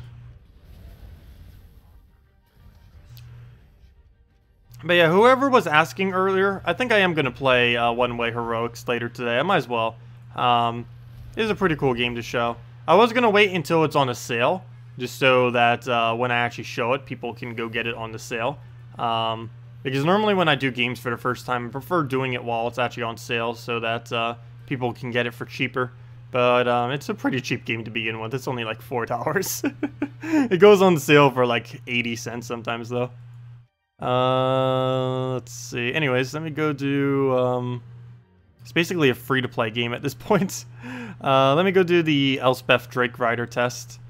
Elspeth and Drake Rider. I know, it's so ridiculously cheap already. I'm so frugal when it comes to things, though. Okay, so let's see who takes priority. Drake Rider or Princess Elspeth? We'll test this in 2 different ways. Well, actually, we don't need to test the other way, because obviously she will do the summon thingy. But I want to see what happens here. If we just go to a random battle, go to challenges, go to fight, what will happen when we do this? Will allow you to start with 3 troops in PvP? Yes. You can actually start with as many troops as you want in PvP. The only thing it doesn't let you do is defend with any amount. Okay, so what happens? Does he summon or does she summon? My guess is he does. No, I am wrong.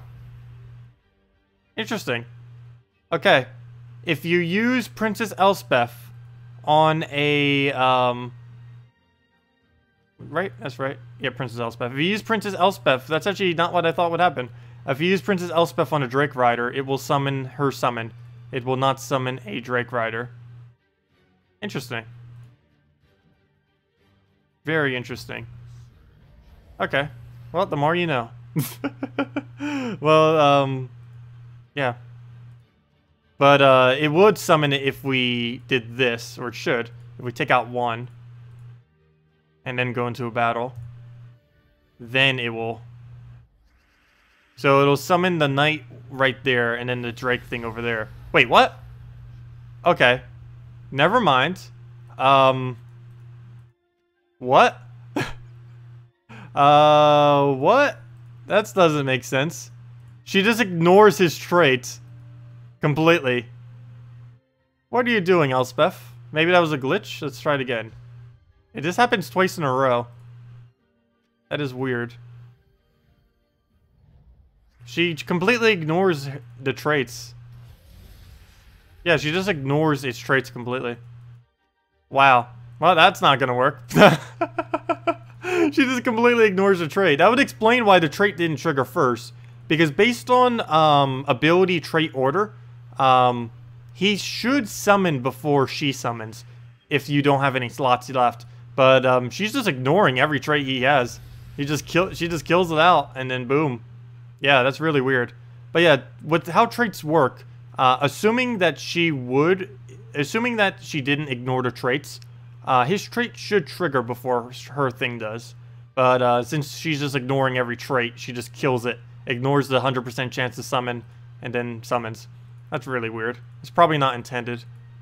And if it is, that's weird. Anyways, use sacrifice to test? Use sacrifice to test what? Killing out what? It would still work with sacrifice. Or it should work with sacrifice. Let's test it with, sure, let's test it with sacrifice. Let's see, what's the easiest way to get sacrifice to work? Let's just put 2 sacrifices on the team. Then we kill out one of the sacrifices. To give it mana.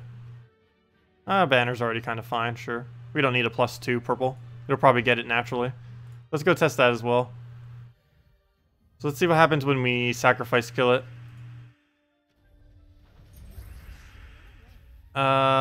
Oops. I did that on the wrong one. I meant to do that on that one. Fail. Whoops. Okay, so let's just use this. Nope, sacrifice does it correctly. Nope, for some reason Elspeth just ignores the traits for whatever reason. Oh, I think I may know why.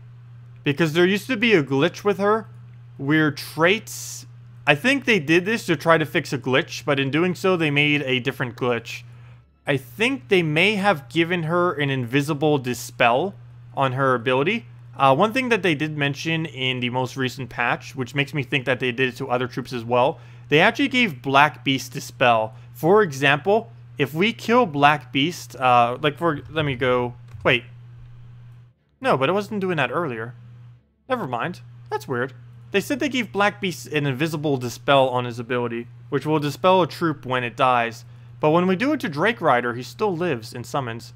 That's weird. Then why does Elspeth kill it out? I'm confused now. That's really weird.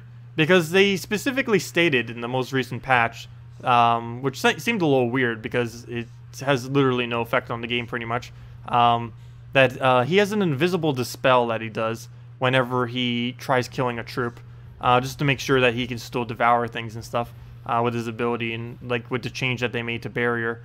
But for some reason, even though they added dispel, you still get to summon, but you don't get it off of Elspeth. Elspeth's the only thing you don't get to summon off of. That's really weird. Not quite sure what's up with her ability that causes that to happen. But, yeah, she's the only one where you can't do it with. That's really odd. Do you think next week's bonuses for troops will be 25% boost to Urska and Daemons? No. It'll probably be to whatever the Urska is plus the Urska Kingdom. It's probably just going to be double Ursk. It's most likely just going to be double Ursk. So it's going to be the Urskaya Kingdom will have 25%, obviously. And, well, then again, maybe not obviously. Sometimes they do slightly different. But it's probably going to be 25% for all Urskaya and 25% for all Urska. The Urskaya Kingdom and then the Urska class. So basically only 5 troops will have 50% next week. Though I don't know for sure that that will be the case.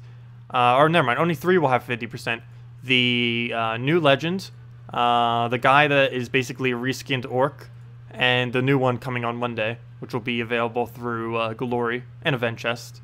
So you're going to have a billion of them. Don't even bother really buying him with Glory, because if you're intending to open up any Event Chest next week, you're going to basically have a billion of him by the time you try getting this thing to a couple copies or to Mythic. So you might not even really need to buy them. So make sure you use your event keys before you bother buying the new event troop next week, because you may end up wasting Glory that you don't actually need to spend. Also, you're going to have a billion of this guy if you spend all your Glory. If you don't have him at Mythic, you're pretty much getting him at Mythic regardless of how you try to farm this up. He's going to be probably like 1/4 the drops. Him and the other troop coming next week are probably going to be a good majority of the drops. Luckily, at least they'll share their drops with each other. The only problem with that, though, is I might not get him up enough. But actually, never mind, he probably would. The biggest issue is Yaga's Hut. Yaga's Hut's going to be the hardest thing to get to Mythic next week. Rip the gems. We're probably going to have to spend like 6,000 gems. It's going to be ridiculous. But it might be worth it for +1 HP. Not to mention, it's the next... Wait, when is the next Urskaya actually coming? Maybe it might be worth waiting. Let me double check. I believe it's a while away. I think it's coming like September. Yeah, the next Urskaya event, there's one next week, obviously. Because there's always one after they add a new kingdom. But the one after that isn't until September 11th. So if I do spend all the gems to get that extra HP, I would have that extra HP for about 2 months until I won't be able to do it normally. So I think that's fine, getting it 2 months early. I'm fine with that. Anyways, let me get back. It feels like the tree branch just bobbed me right there. That tree branch, that's not an tree branch, obviously. Like, my hair just like flopped. Anyways, that felt weird. Don't know if that was a bug or what. Oh yeah, Dispel doesn't remove traits. Yeah, Dispel only removes the effects, like, never mind. Yeah, I was thinking Stun, never mind. Yeah, Dispel and Stun are 2 completely different things. Dispel removes the shield, which is why they did that. Yeah, you're right, my bad. They added it because they needed to get rid of Barrier. Yeah, never mind. That's why it has Invisible Dispel, you're right. Yeah. I don't know why I was confusing the 2. Let's see. KrissTigger, wait. Black Beast devours instead of sacrifice, and Dispel is against Barrier. Yeah, you both clarified that. Thank you. Yeah, I got that wrong. It's Yaga, not Yaga. Wait, it's Yaga? Yaga? Bubba Yaga? Bubba Yaga. It almost sounds like I'm saying Goo Goo Gaga. Goo Goo Gaga. Let's see. Tacet, KrissTigger, Emerald Tier. What's Emerald Tier? KrissTigger, Double Green. Oh, yeah, I've done that before. I have done that before. I know what Emerald Tier is. Let me go do that real quick. It's a pretty funny team. Let me go do that. Triple KrissTigger. And Emerald Tier. Yeah, I know what this is. And emerald. There we go. Yeah, this is a pretty funny team. It does work really well. And we just go green-blue banner. If I can find it. There we go. I'm not really using the correct hero class for the most part, but it'll work. Let's see. How much gem spawn is that actually? 914. A 14 gem spawn. Not bad. But yeah, we have tried this before, back when it was first added. I haven't really bothered using it much since though. Mainly because I felt like Dragon Soul was better. And I kind of preferred having the Gorgolfa as a tank. But yeah, this is like 14 gems. Of course, gem spawning will make it so it never hits, but it is technically 14 gems. Which just go to feed famine. So that didn't really help much. All that did was feed famine. Alright, well, let's go get another cast. Well, we got all of our mana. If we can just keep skull distracting, that would be great. That or extra turn spamming works too, I guess. Let's just remove yellow. There we go. Keep getting skulls to distract them with. We'll just win off of that way. Perfect. And oh, we can kill him now. And we might as well just skull kill. Oh no! We lost one. That means we get less gem spawning too. Every one we lose, we get 3 less gems. And that's match. There we go. But yeah, it's a pretty funny team. I think the best thing to use it with would be... Actually, what would be the best hero class? I guess what I'm using now isn't horrible. Anything with fast would actually be okay. You know what? Actually, any of them with fast would be best. I guess Archer would be the absolute best because you get more life, but the life is kind of irrelevant. You don't really utilize the life at all. You're mainly just utilizing the gem spawn. So yeah, I guess it's fine with mech class. No, definitely no need to switch out if we're using it for other stuff. Oh, why did I get rid of yellow? There's 2 colors we don't use, and I don't hit either of those 2 colors. Okay, so we'll get that going. Triple KrissTigger up. So let's go hit the 2 colors we don't use. And then hit on brown so he doesn't do all of his stuff. But yeah, I almost forgot about this item. Yeah, Archer would have the skull chance to kill, but you wouldn't get to utilize that unless you put it in first slot. And if you put it in first slot, you sacrifice not having, well, you sacrifice being vulnerable to, Scion. You also sacrifice being vulnerable to skulls. And particularly on this week, it is not a good week to be vulnerable for skulls.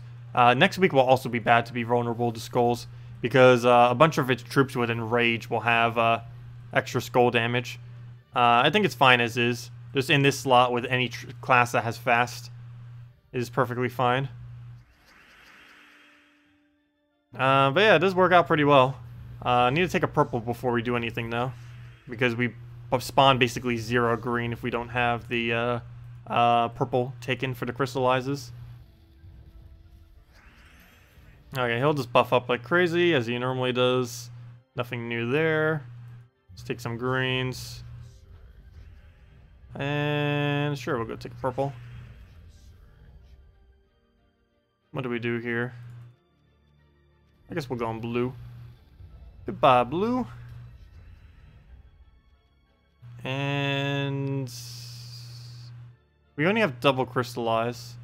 That's what? A 11 gem spawn. So we do still get it on off of 11. A 7-11. And we'll throw that down on reds, I guess. Oh, you got Devour on one of them. Problem is, once they start dying, this team becomes a lot less effective. Because our gem spawn basically becomes useless. Or at least a lot less effective. Okay, so we get another. We have the other KrissTigger. I think I'll throw that first. And now I just need this not to miss. Too bad that thing can't crystallize. They need to add something that can enchant other allies while still maintaining your turn. Because every single enchant that can enchant another ally does not maintain your turn. Only KrissTigger can do that currently. Okay. Do we bother sculling? I think we just go for mana here. Just let him get baited by all of the summons. There we go, nice. And what else do we need to do? I guess we'll take a purple, get to recrystallize, get full mana. And we'll get the summon right back in the slot he just killed. Take out brown so he doesn't go crazy with that last Cabarrus. Did he really get 2 of those summons? Didn't even notice that. It would apparently be so.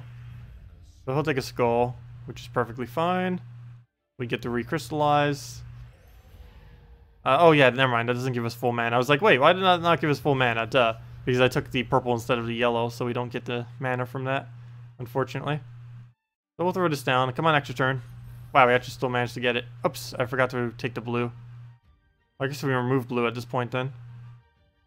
Unless we can extra turn off of something. Let's try doing the brown. Wow, I forgot the green extra turn too. Luckily we got it off a Cascade, so I guess it works out. So there's a lot of mana there that I didn't take. So we'll do that. And 2 more casts should be good. Don't think we have a kill around though. So we'll do that. He'll take a free skull, he'll take another skull. And pretty much 1 more poke will almost be enough. With that down. And that's enough. Boost ratio. Please don't resummon. There we go. Any defend team with Archer class first slot, I wouldn't really advise it anymore. Archer class first slot can occasionally troll the enemy, but there's a lot of counters to it. And it's normally pretty manageable. Like with Salvini Mora for safe from skulls. Something for damage, no. The easiest way, if you were to do it, yes, would be with Salvini Mora. I wouldn't really advise doing any more, though. Because most people do know how to counter it. Because just getting an Entangle on it, it can still hit through Entangle, but it makes it a lot less effective. As far as its chance, I have been killed 4 times in a row recently from it. But it very, very rarely ever triggers. If you think 40% Cabarrus barely ever triggers, 15% Archer is basically like 1 every battle at most. And normally is not worth using compared to a tank up front. What did the weapon come out? Oh, when did this weapon come out? It came out when Silverglade came out. It's the 40 purple yellow weapon that came out when Silverglade. It's the Silverglade's weapon. Every single kingdom technically has a weapon associated with it. For example, Grim's Woods this week is that ice arrow thingy. There's some kind of scepter for Glacial Peaks. That little ice dagger, actually. Kazil is some kind of hammer thingy. I actually forget. The anvil. No, Adana was the anvil. Or was it the cog? No, Kazil was probably the anvil. Adana was the cog. But yeah, every single one of the weapons is associated with a different kingdom. Dragon Claw is that one dragon staff thing that transforms you into a dragon. And yeah, every single kingdom has one associated. I forget what it is for every single kingdom. But that's what it was added for Silverglade, was that green orb that we're using. The only current synergy it has is use it with 3 times KrissTigger. There is currently no other build you can build to use that weapon with. But yeah, if you wanted to mess with it, that's what you can do. It's pretty fun, but not really that strong, unfortunately. It's a cool concept. If they add more enchant troops, it might become good in the future. Because you can get a 14 gem spawn, which is pretty decent. Okay, well, let's go on a purple there.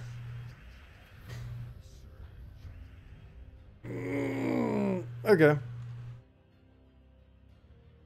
And take another purple. Maybe get a Dragon Soul going. Go from there. You've seen 40% Cabarrus get 9-10 Devours on your Guild War matches.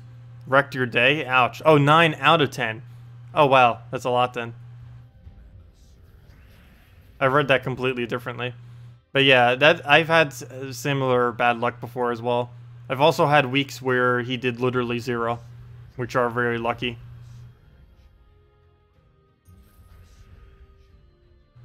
Alright, we'll throw down a Gorgotha. Ugh.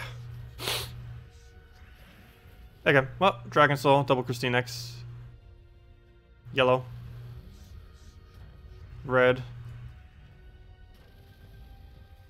And Dragon Soul. Let me cast. There we go. And double KrissTigger. Into Dragon Soul. Into whatever else we need to do.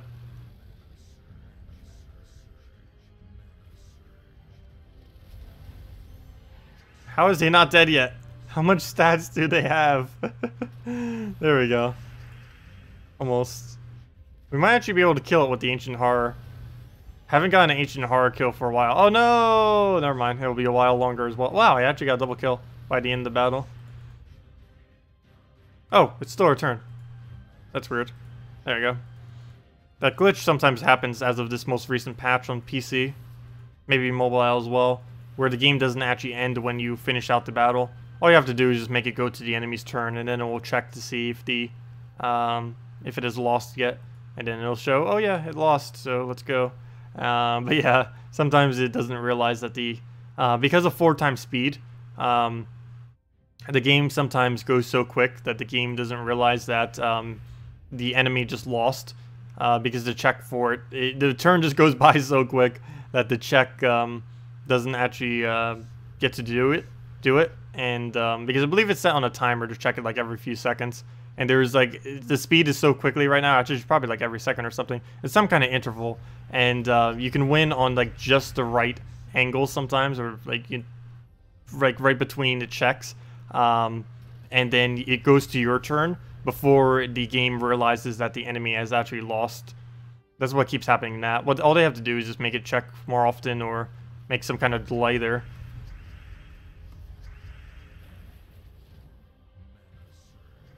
You see dead teams that didn't know they're dead. Teams that don't know they're dead. What kind of teams? There's some kind of really weird dead teams. I still see Deep Boar or Famine sometimes. Deep Boar or Famine is an extremely old dead team, back when Famine was originally released. Because back when he was released, that was actually really, really good. Because you have to keep in mind, or like after he got buffed released, I should say. Because that was when he was in his prime with his 20 mana cost. He had all of his stuff. Gem spawning was still exactly as it was. And this was also pre-Apothecary as well. So there wasn't an option to use Apothecary at the time. When that came around, of course, Apothecary started getting used. But that was like the really, really old meta. But I still see people running Famine Deep Boar in almost like the same teams that they used to do way back then. Tacet misses 99% of pop culture references. No, I don't miss like 99%. I miss like 80%. It depends what exactly they're referencing to. Because I don't always know all of them. Or a good majority of them, I should say. I don't know. I don't really keep up with that kind of stuff. Too many memes and other things to keep up with to know what absolutely every pop culture thingy is.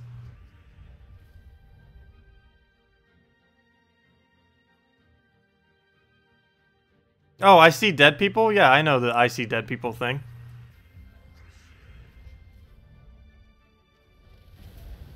I didn't really understand it in the context, though, that you were mentioning. Like, if you said specifically I see dead people, I would have got it, but you see dead teams, that could just be a turn of phrase of you saying that. Everyone knows I see dead people. What's my favorite TV show? None. I don't watch TV. Which is probably why I don't know many pop culture references. But yeah, I don't watch TV at all. YouTube is my TV. I haven't watched TV. Well, I shouldn't say I'd never watched TV, but I never sat down and just looked at a TV for, like just sitting on a couch for like an hour. I haven't done that for like 7 years now. 6, 7, maybe 8. Like sitting on a couch for 1 hour watching TV. I have not done that for a very, very, very, very, very, very long time. Occasionally, if something's on and the TV just happens to be on while I'm passing by, it's like, okay, I'll watch. Like at the bus station while I was in college, there was like TVs all over the place there, and I kind of had to there because I didn't really have a choice because they're literally everywhere. But yeah, I don't actually watch TV or any shows. But yeah, the late show you cured was, or the last show you cured was the X-Files. No clue what it is. I have heard of it before, but I have no clue what it is. Hello, Muzzaldrin. Welcome. Is the Hellcat Alchemist still the way to go for Guard's Avatar? Yes. Mercy, Alchemist, Guard's Avatar, and yeah, that's the whole team. Mercy, Alchemist, Hellcat, Guard's Avatar is the full team, and it still works. I can go show it after this as well. It is still the best Guard's Avatar team from what I'm aware of. There's probably a couple other variants that are still pretty good, but there's not too many variants you can really make anymore due to the fact that gem spawning isn't what it used to be. But yeah, everything in that team is convert, so you don't have to worry about gem spawning trolling you like crazy with how it got nerfed on PC. So it still works just as effectively as it always has. Technically even more so, because other builds that used to work don't work anymore. Like for example, you can't really use Honor. You can't really make Honor-related Guards Avatar teams as effectively anymore due to them being a lot weaker with how the gems actually get spawned to the board. And that is... Oh wow, 1 HP. Really? There we go. But yeah, I'll go do that right after this. You thought I watched the Super Bowl? Oh yeah.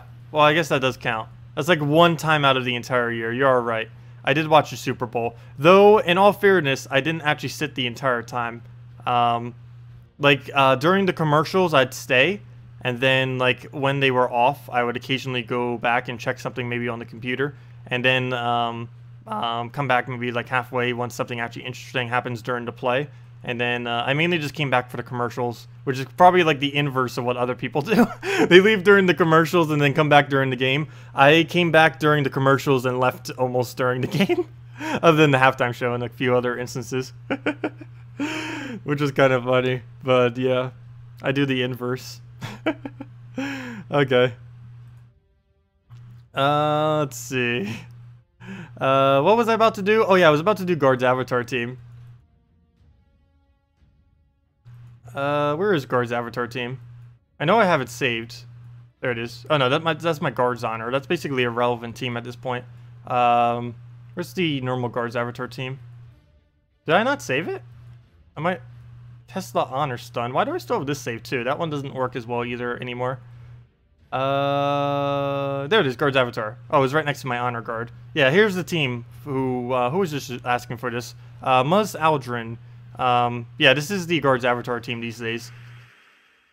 It's Mercy, fully traded, Alchemist, Hellcat, Guard's Avatar.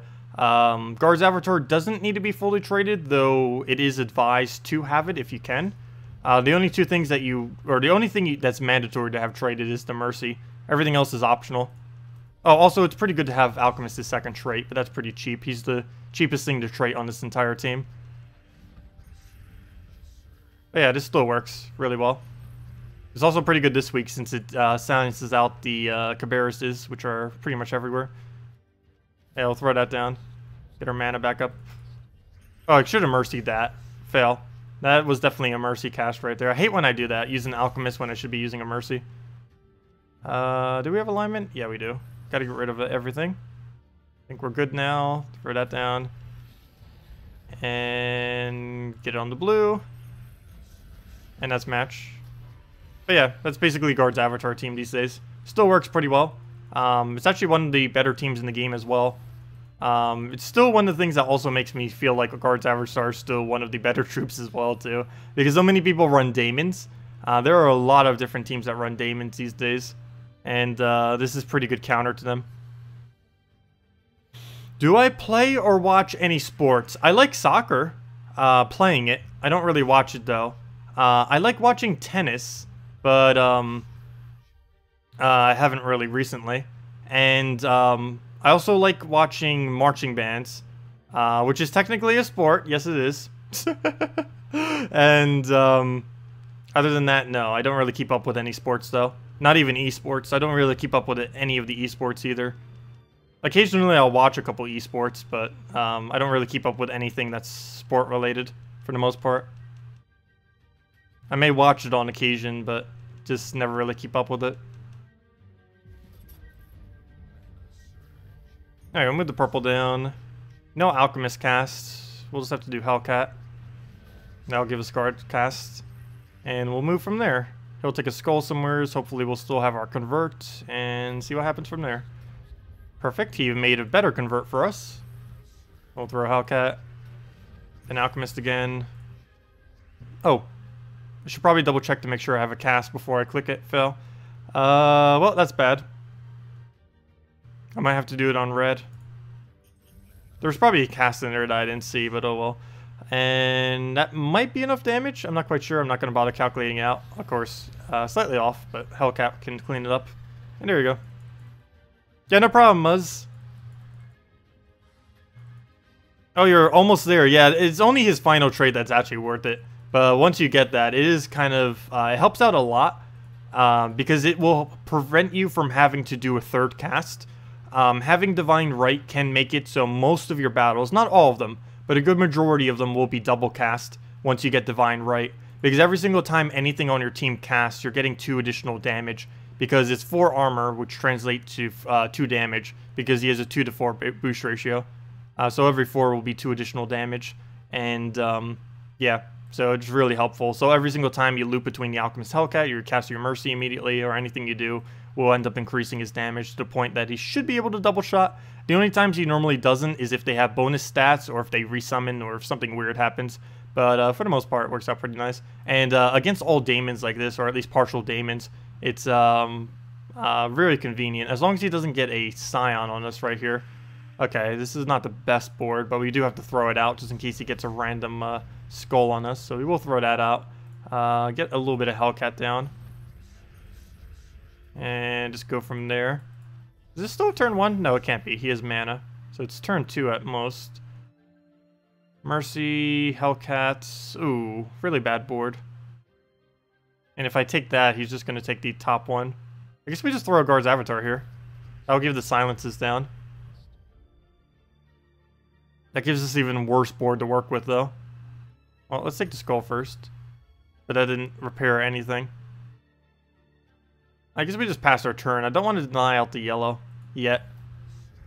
We can, but not this early. There we go. Okay, so hopefully we can get going on this. So we killed the Scion. That's a nice objective. We don't have any follow-up, though, so let's just finally do it on red. So we do it on red. Might be able to get something working up there. I think we already have enough damage just from him being able to do that now. Plus we get another Alchemist, so it's another 2 damage. Oh no, we won't have enough to kill out the hero. Let's just throw this out and then take a skull the following turn or use Hellcat on it. Hellcat cleans up a lot of kills on this team. Because whenever you don't do that last little poke with guard, you can just do the Hellcat poke. And that's normally enough. I would not advise doing a 1-cast kill with Guard's Avatar team, though. I have tried doing that in the past. It takes too much time. You should pretty much always go double cast. Even if you think you can get an endless loop between Alchemist and Hellcat. It's just so much quicker doing a double cast in almost every instance.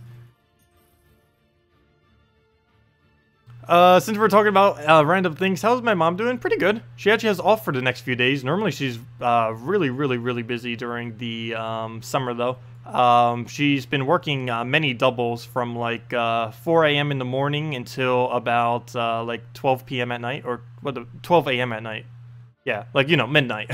Whatever midnight would be considered. I think it's 12 a.m., right? Yeah, 12 p.m. is noon, 12 a.m. is midnight. But yeah, she's been working some pretty long shifts recently. Trying to get in the time while she can, because her job normally gets pretty dead during the winter. So during the summer, she tries to get as much as she can. But she does have off for the next few days. We're probably going to do something together on Monday. But, yeah. So that's how I was going with her. Yeah. Don't know what more to say on that point. Let's see. Let's try this one more time. What to do? Oh, let's just take the skull. Sure, why not? Oh, he aligned us a Mercy. We'll go take that. Throw the Hellcat down on blues. Throw that on green. And I think we're good to go. No alignment? It's actually good when we don't have alignment, surprisingly, as weird as that may... No, we have it. Because it wastes time the more extra turns we have to take like this. It also possibly gets rid of more colors than we need to. There are teams that do have too much mana generation, and this is one of them. Because you're mana generating only into basically one big troop as your cast. Which isn't that big a deal, but you waste a lot of time. Half this team is almost just taking extra turns. Let's see, we'll throw that down. Winced. Winced. That's funny.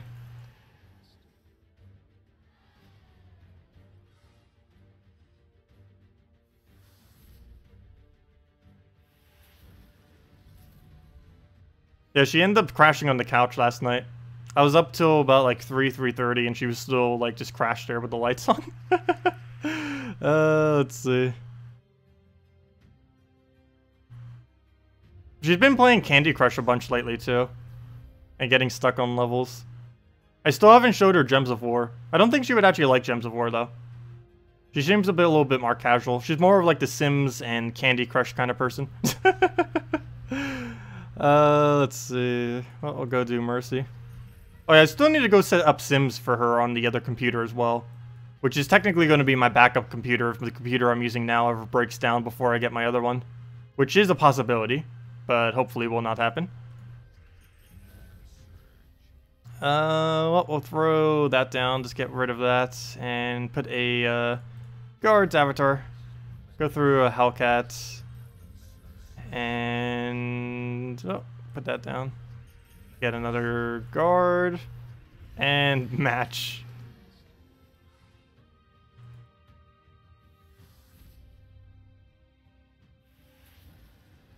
Hey, Queen Aurora. I haven't seen a Queen Aurora for quite a while now. Surprised she's not being used. Well, actually, yeah, mainly because of her gem spawning. I guess that made her used a lot less because people aren't really bothering now that she's gem spawning isn't as effective as it used to be. Though people on mobile, I believe, still have normal gem spawning, so maybe it's just... Or, do they? I actually completely forget if they do or don't.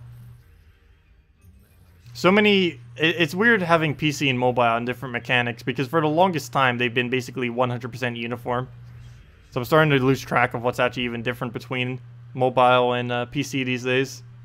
Though, mobile should be, like, completely, like, uniform with, PC very, very soon. Probably in about another month or soon. They already have beta testers. Or they actually just asked the community. It's like, here, let's get a bunch of beta testers for the thing, and then they did. I think they had like dozens upon dozens of people doing it.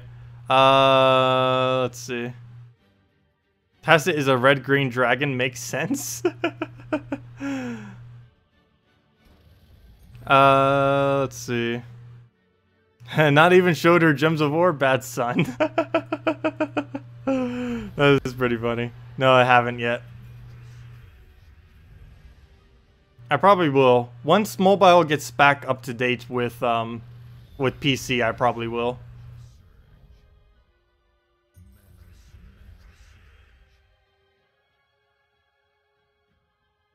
They should change Def so his ability has a 10% chance to instantly kill any Def Mark troops.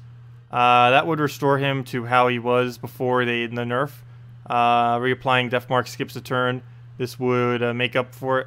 What? Are you basically saying on his ability having an instant 10% chance that it would kill every single enemy? But still keep the delay on Def Mark? That actually would be pretty cool. So basically he'd be like, basically kind of like what, I think they would need to make it 5%, not 10% though. But, that would be okay-ish. Basically kind of make it like a, the instant kill that Dracos has. So basically a 5% chance that regardless of their traits or anything, it will instantly kill each individual thing. It'll roll a 5% chance for each of them, and there'll be a 5% chance that they instantly die. But it will still then place the Def Mark with it. The Def Mark would still be normal with the 1-turn delay. But, I know, it would be before it applies the Def Mark. I understand exactly what you're saying. It would basically just be a roll before anything that determines if it will die instantly. And then it will apply the Def Mark if it happens to live. And the Def Mark will still function as a normal Def Mark does. But it would have the instant kill chance on it as well. That'd be a pretty cool change to it. Though Def is already pretty strong as is. I don't think they need to make it even stronger. Any stream plans after Gems of War? Yes. We will be streaming One Way Heroics after this. It is a RPG roguelike. One of my favorite ever. Actually, it is literally my favorite roguelike of all time. Might not be in some people's taste, but it is my personal favorite as far as roguelikes are concerned. But yeah, we'll be doing that. I'll be eating. Actually, I should probably go eat soon. I did eat breakfast though, so I'm not as hungry, but we'll probably end just a little bit earlier. Grab something, then we'll head over to One Way Heroics. One Way Heroics Plus, I should say, because I did get the expansion. I didn't really play the expansion much. Like 90% of my experience in One Way Heroics has been in the base game, not in One Way Heroics Plus. But yeah, might be able to experience some new things together then, because I haven't really deeply explored One Way Heroics Plus. The difference with the Plus version is it's actually a lot harder because they rebalanced it like crazy. The normal One Way Heroics was extremely unbalanced with some things. Throwing arrows, like literally throwing them and not using a bow, like specifically not using a bow, was actually the strongest thing in the entire game when using strength heroes. It was pretty funny, but they fixed that in One Way Heroics Plus, just to mention one of the things. There was actually a lot of things, but it was probably the most hilarious thing ever. Throwing arrows was the meta, like not using a bow.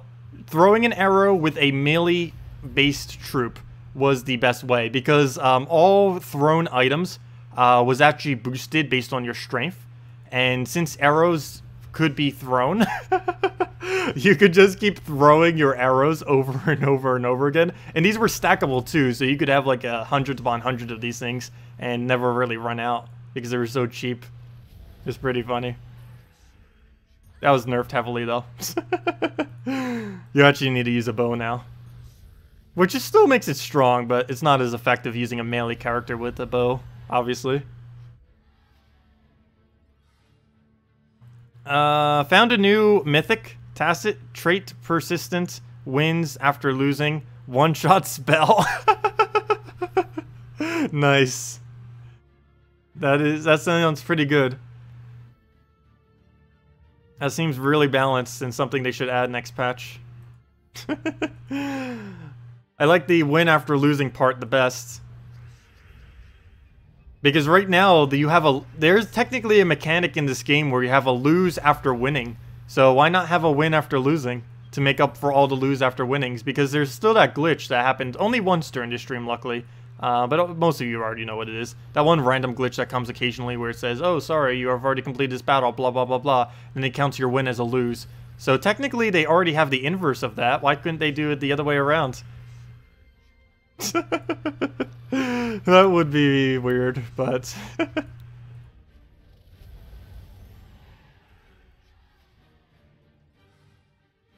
Slayer. Well, we slayed the Slayer. The downside is the trait costs 4,000 Celestial trait stones each. Oh, wow. I don't even think I have 200 yet. Actually, do I? Let me check. See. How many do we have these days? Let's guess. 167. Nope. Oh, wow. Oh, wow. 234. I have more Celestial trait stones than I have of any one arcane. Actually, I think I have more Celestials than my two highest Never mind. Never mind. But we have more Celestials than any one arcane. Also, we have like 1,000 runics. This was mainly because this doesn't occur anymore. But what used to happen for the longest time in this game is your trait stones that you got in PvP were based on the kingdom that you fought in. And because like 90% of people late game use Whitehelm as their kingdom, as their home kingdom, because it's the best possible home kingdom with how it currently works. You kept getting a bunch of yellow trait stones. So basically my yellow stack should be my biggest stack in every single one of these. You can even see my majors are even the highest, and my minors should be too, yeah. My minors are, wow, way higher. It's like 1,400 higher than any of my others. But, yeah. So, yeah. That's why all those are so high. Yeah, and look at my pure yellows as well. 163. Is that my biggest stack of arcanes? Let's see, 162, 163. It is. Wow. Oh, no. Never mind. Blue-purple beats it out. Well, other than blue-purple. That's the only one it loses in, is arcanes. Auto-lose defense. That's pretty much what the current defense system even is in this game. You pretty much auto lose it regardless. It's kind of already set up that way. Kind of already set up. Yeah, no, if you could convert one Celestial, even if you could just one-to-one convert it, one Celestial into any Arcane in the game, that would be really, really nice.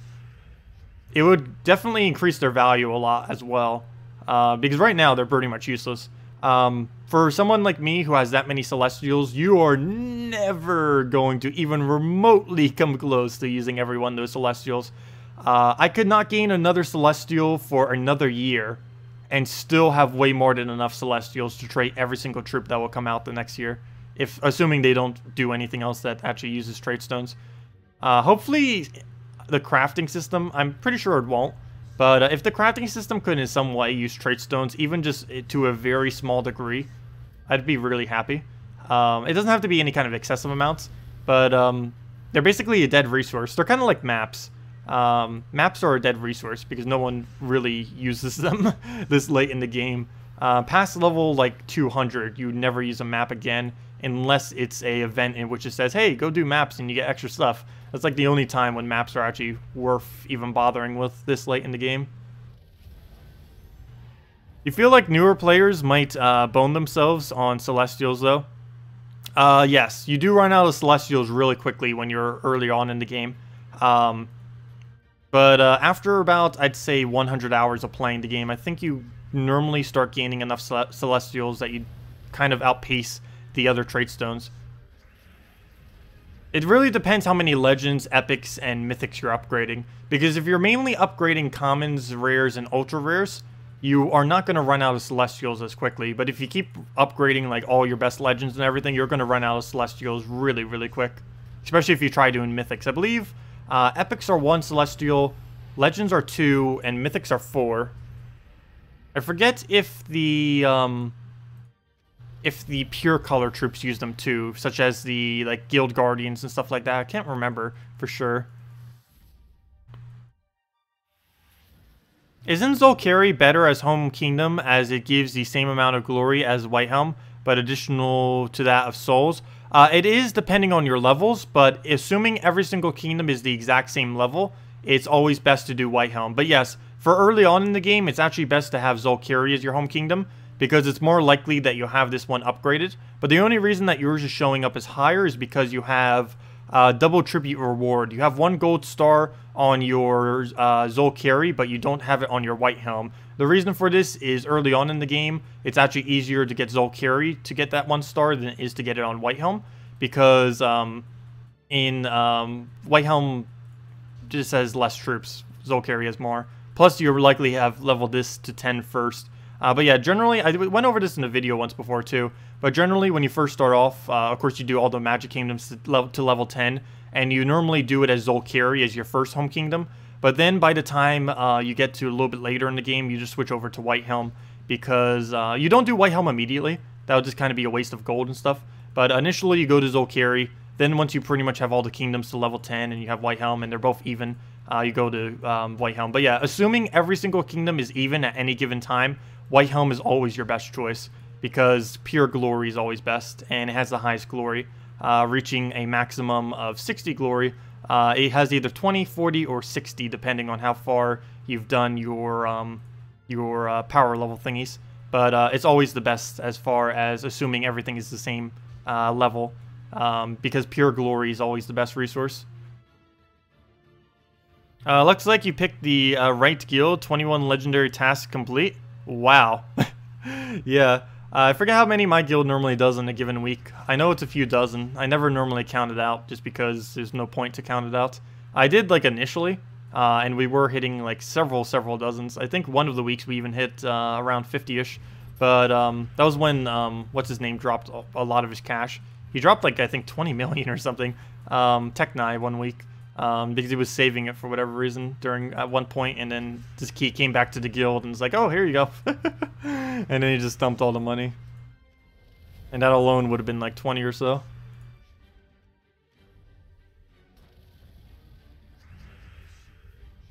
Okay, let's see. Well, we'll throw down... Probably should actually Gorgolfa there instead. Oh, exactly why.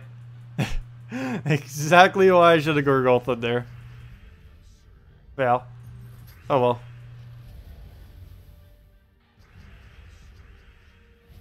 Okay. No, no, no, no, no, no, no, no. We just won this. Let us win. There we go. Now we won.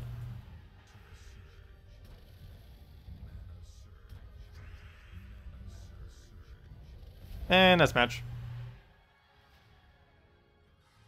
Okay. Well, does anyone else have any last minute questions? I believe I am going to be wrapping up the stream for today. We will be streaming more though today. We're going to be doing, well, for one, I'm just going to be heading off, eating dinner / lunch / food. And then we'll be back in about an hour and a half or so. So basically 5 p.m. Eastern Standard Time. So yeah, about an hour and a half, hour 36 minutes. Try to make it on the hour there. But yeah, about an hour and a half from now, we'll be back with One Way Heroics, assuming I can get it on the stream.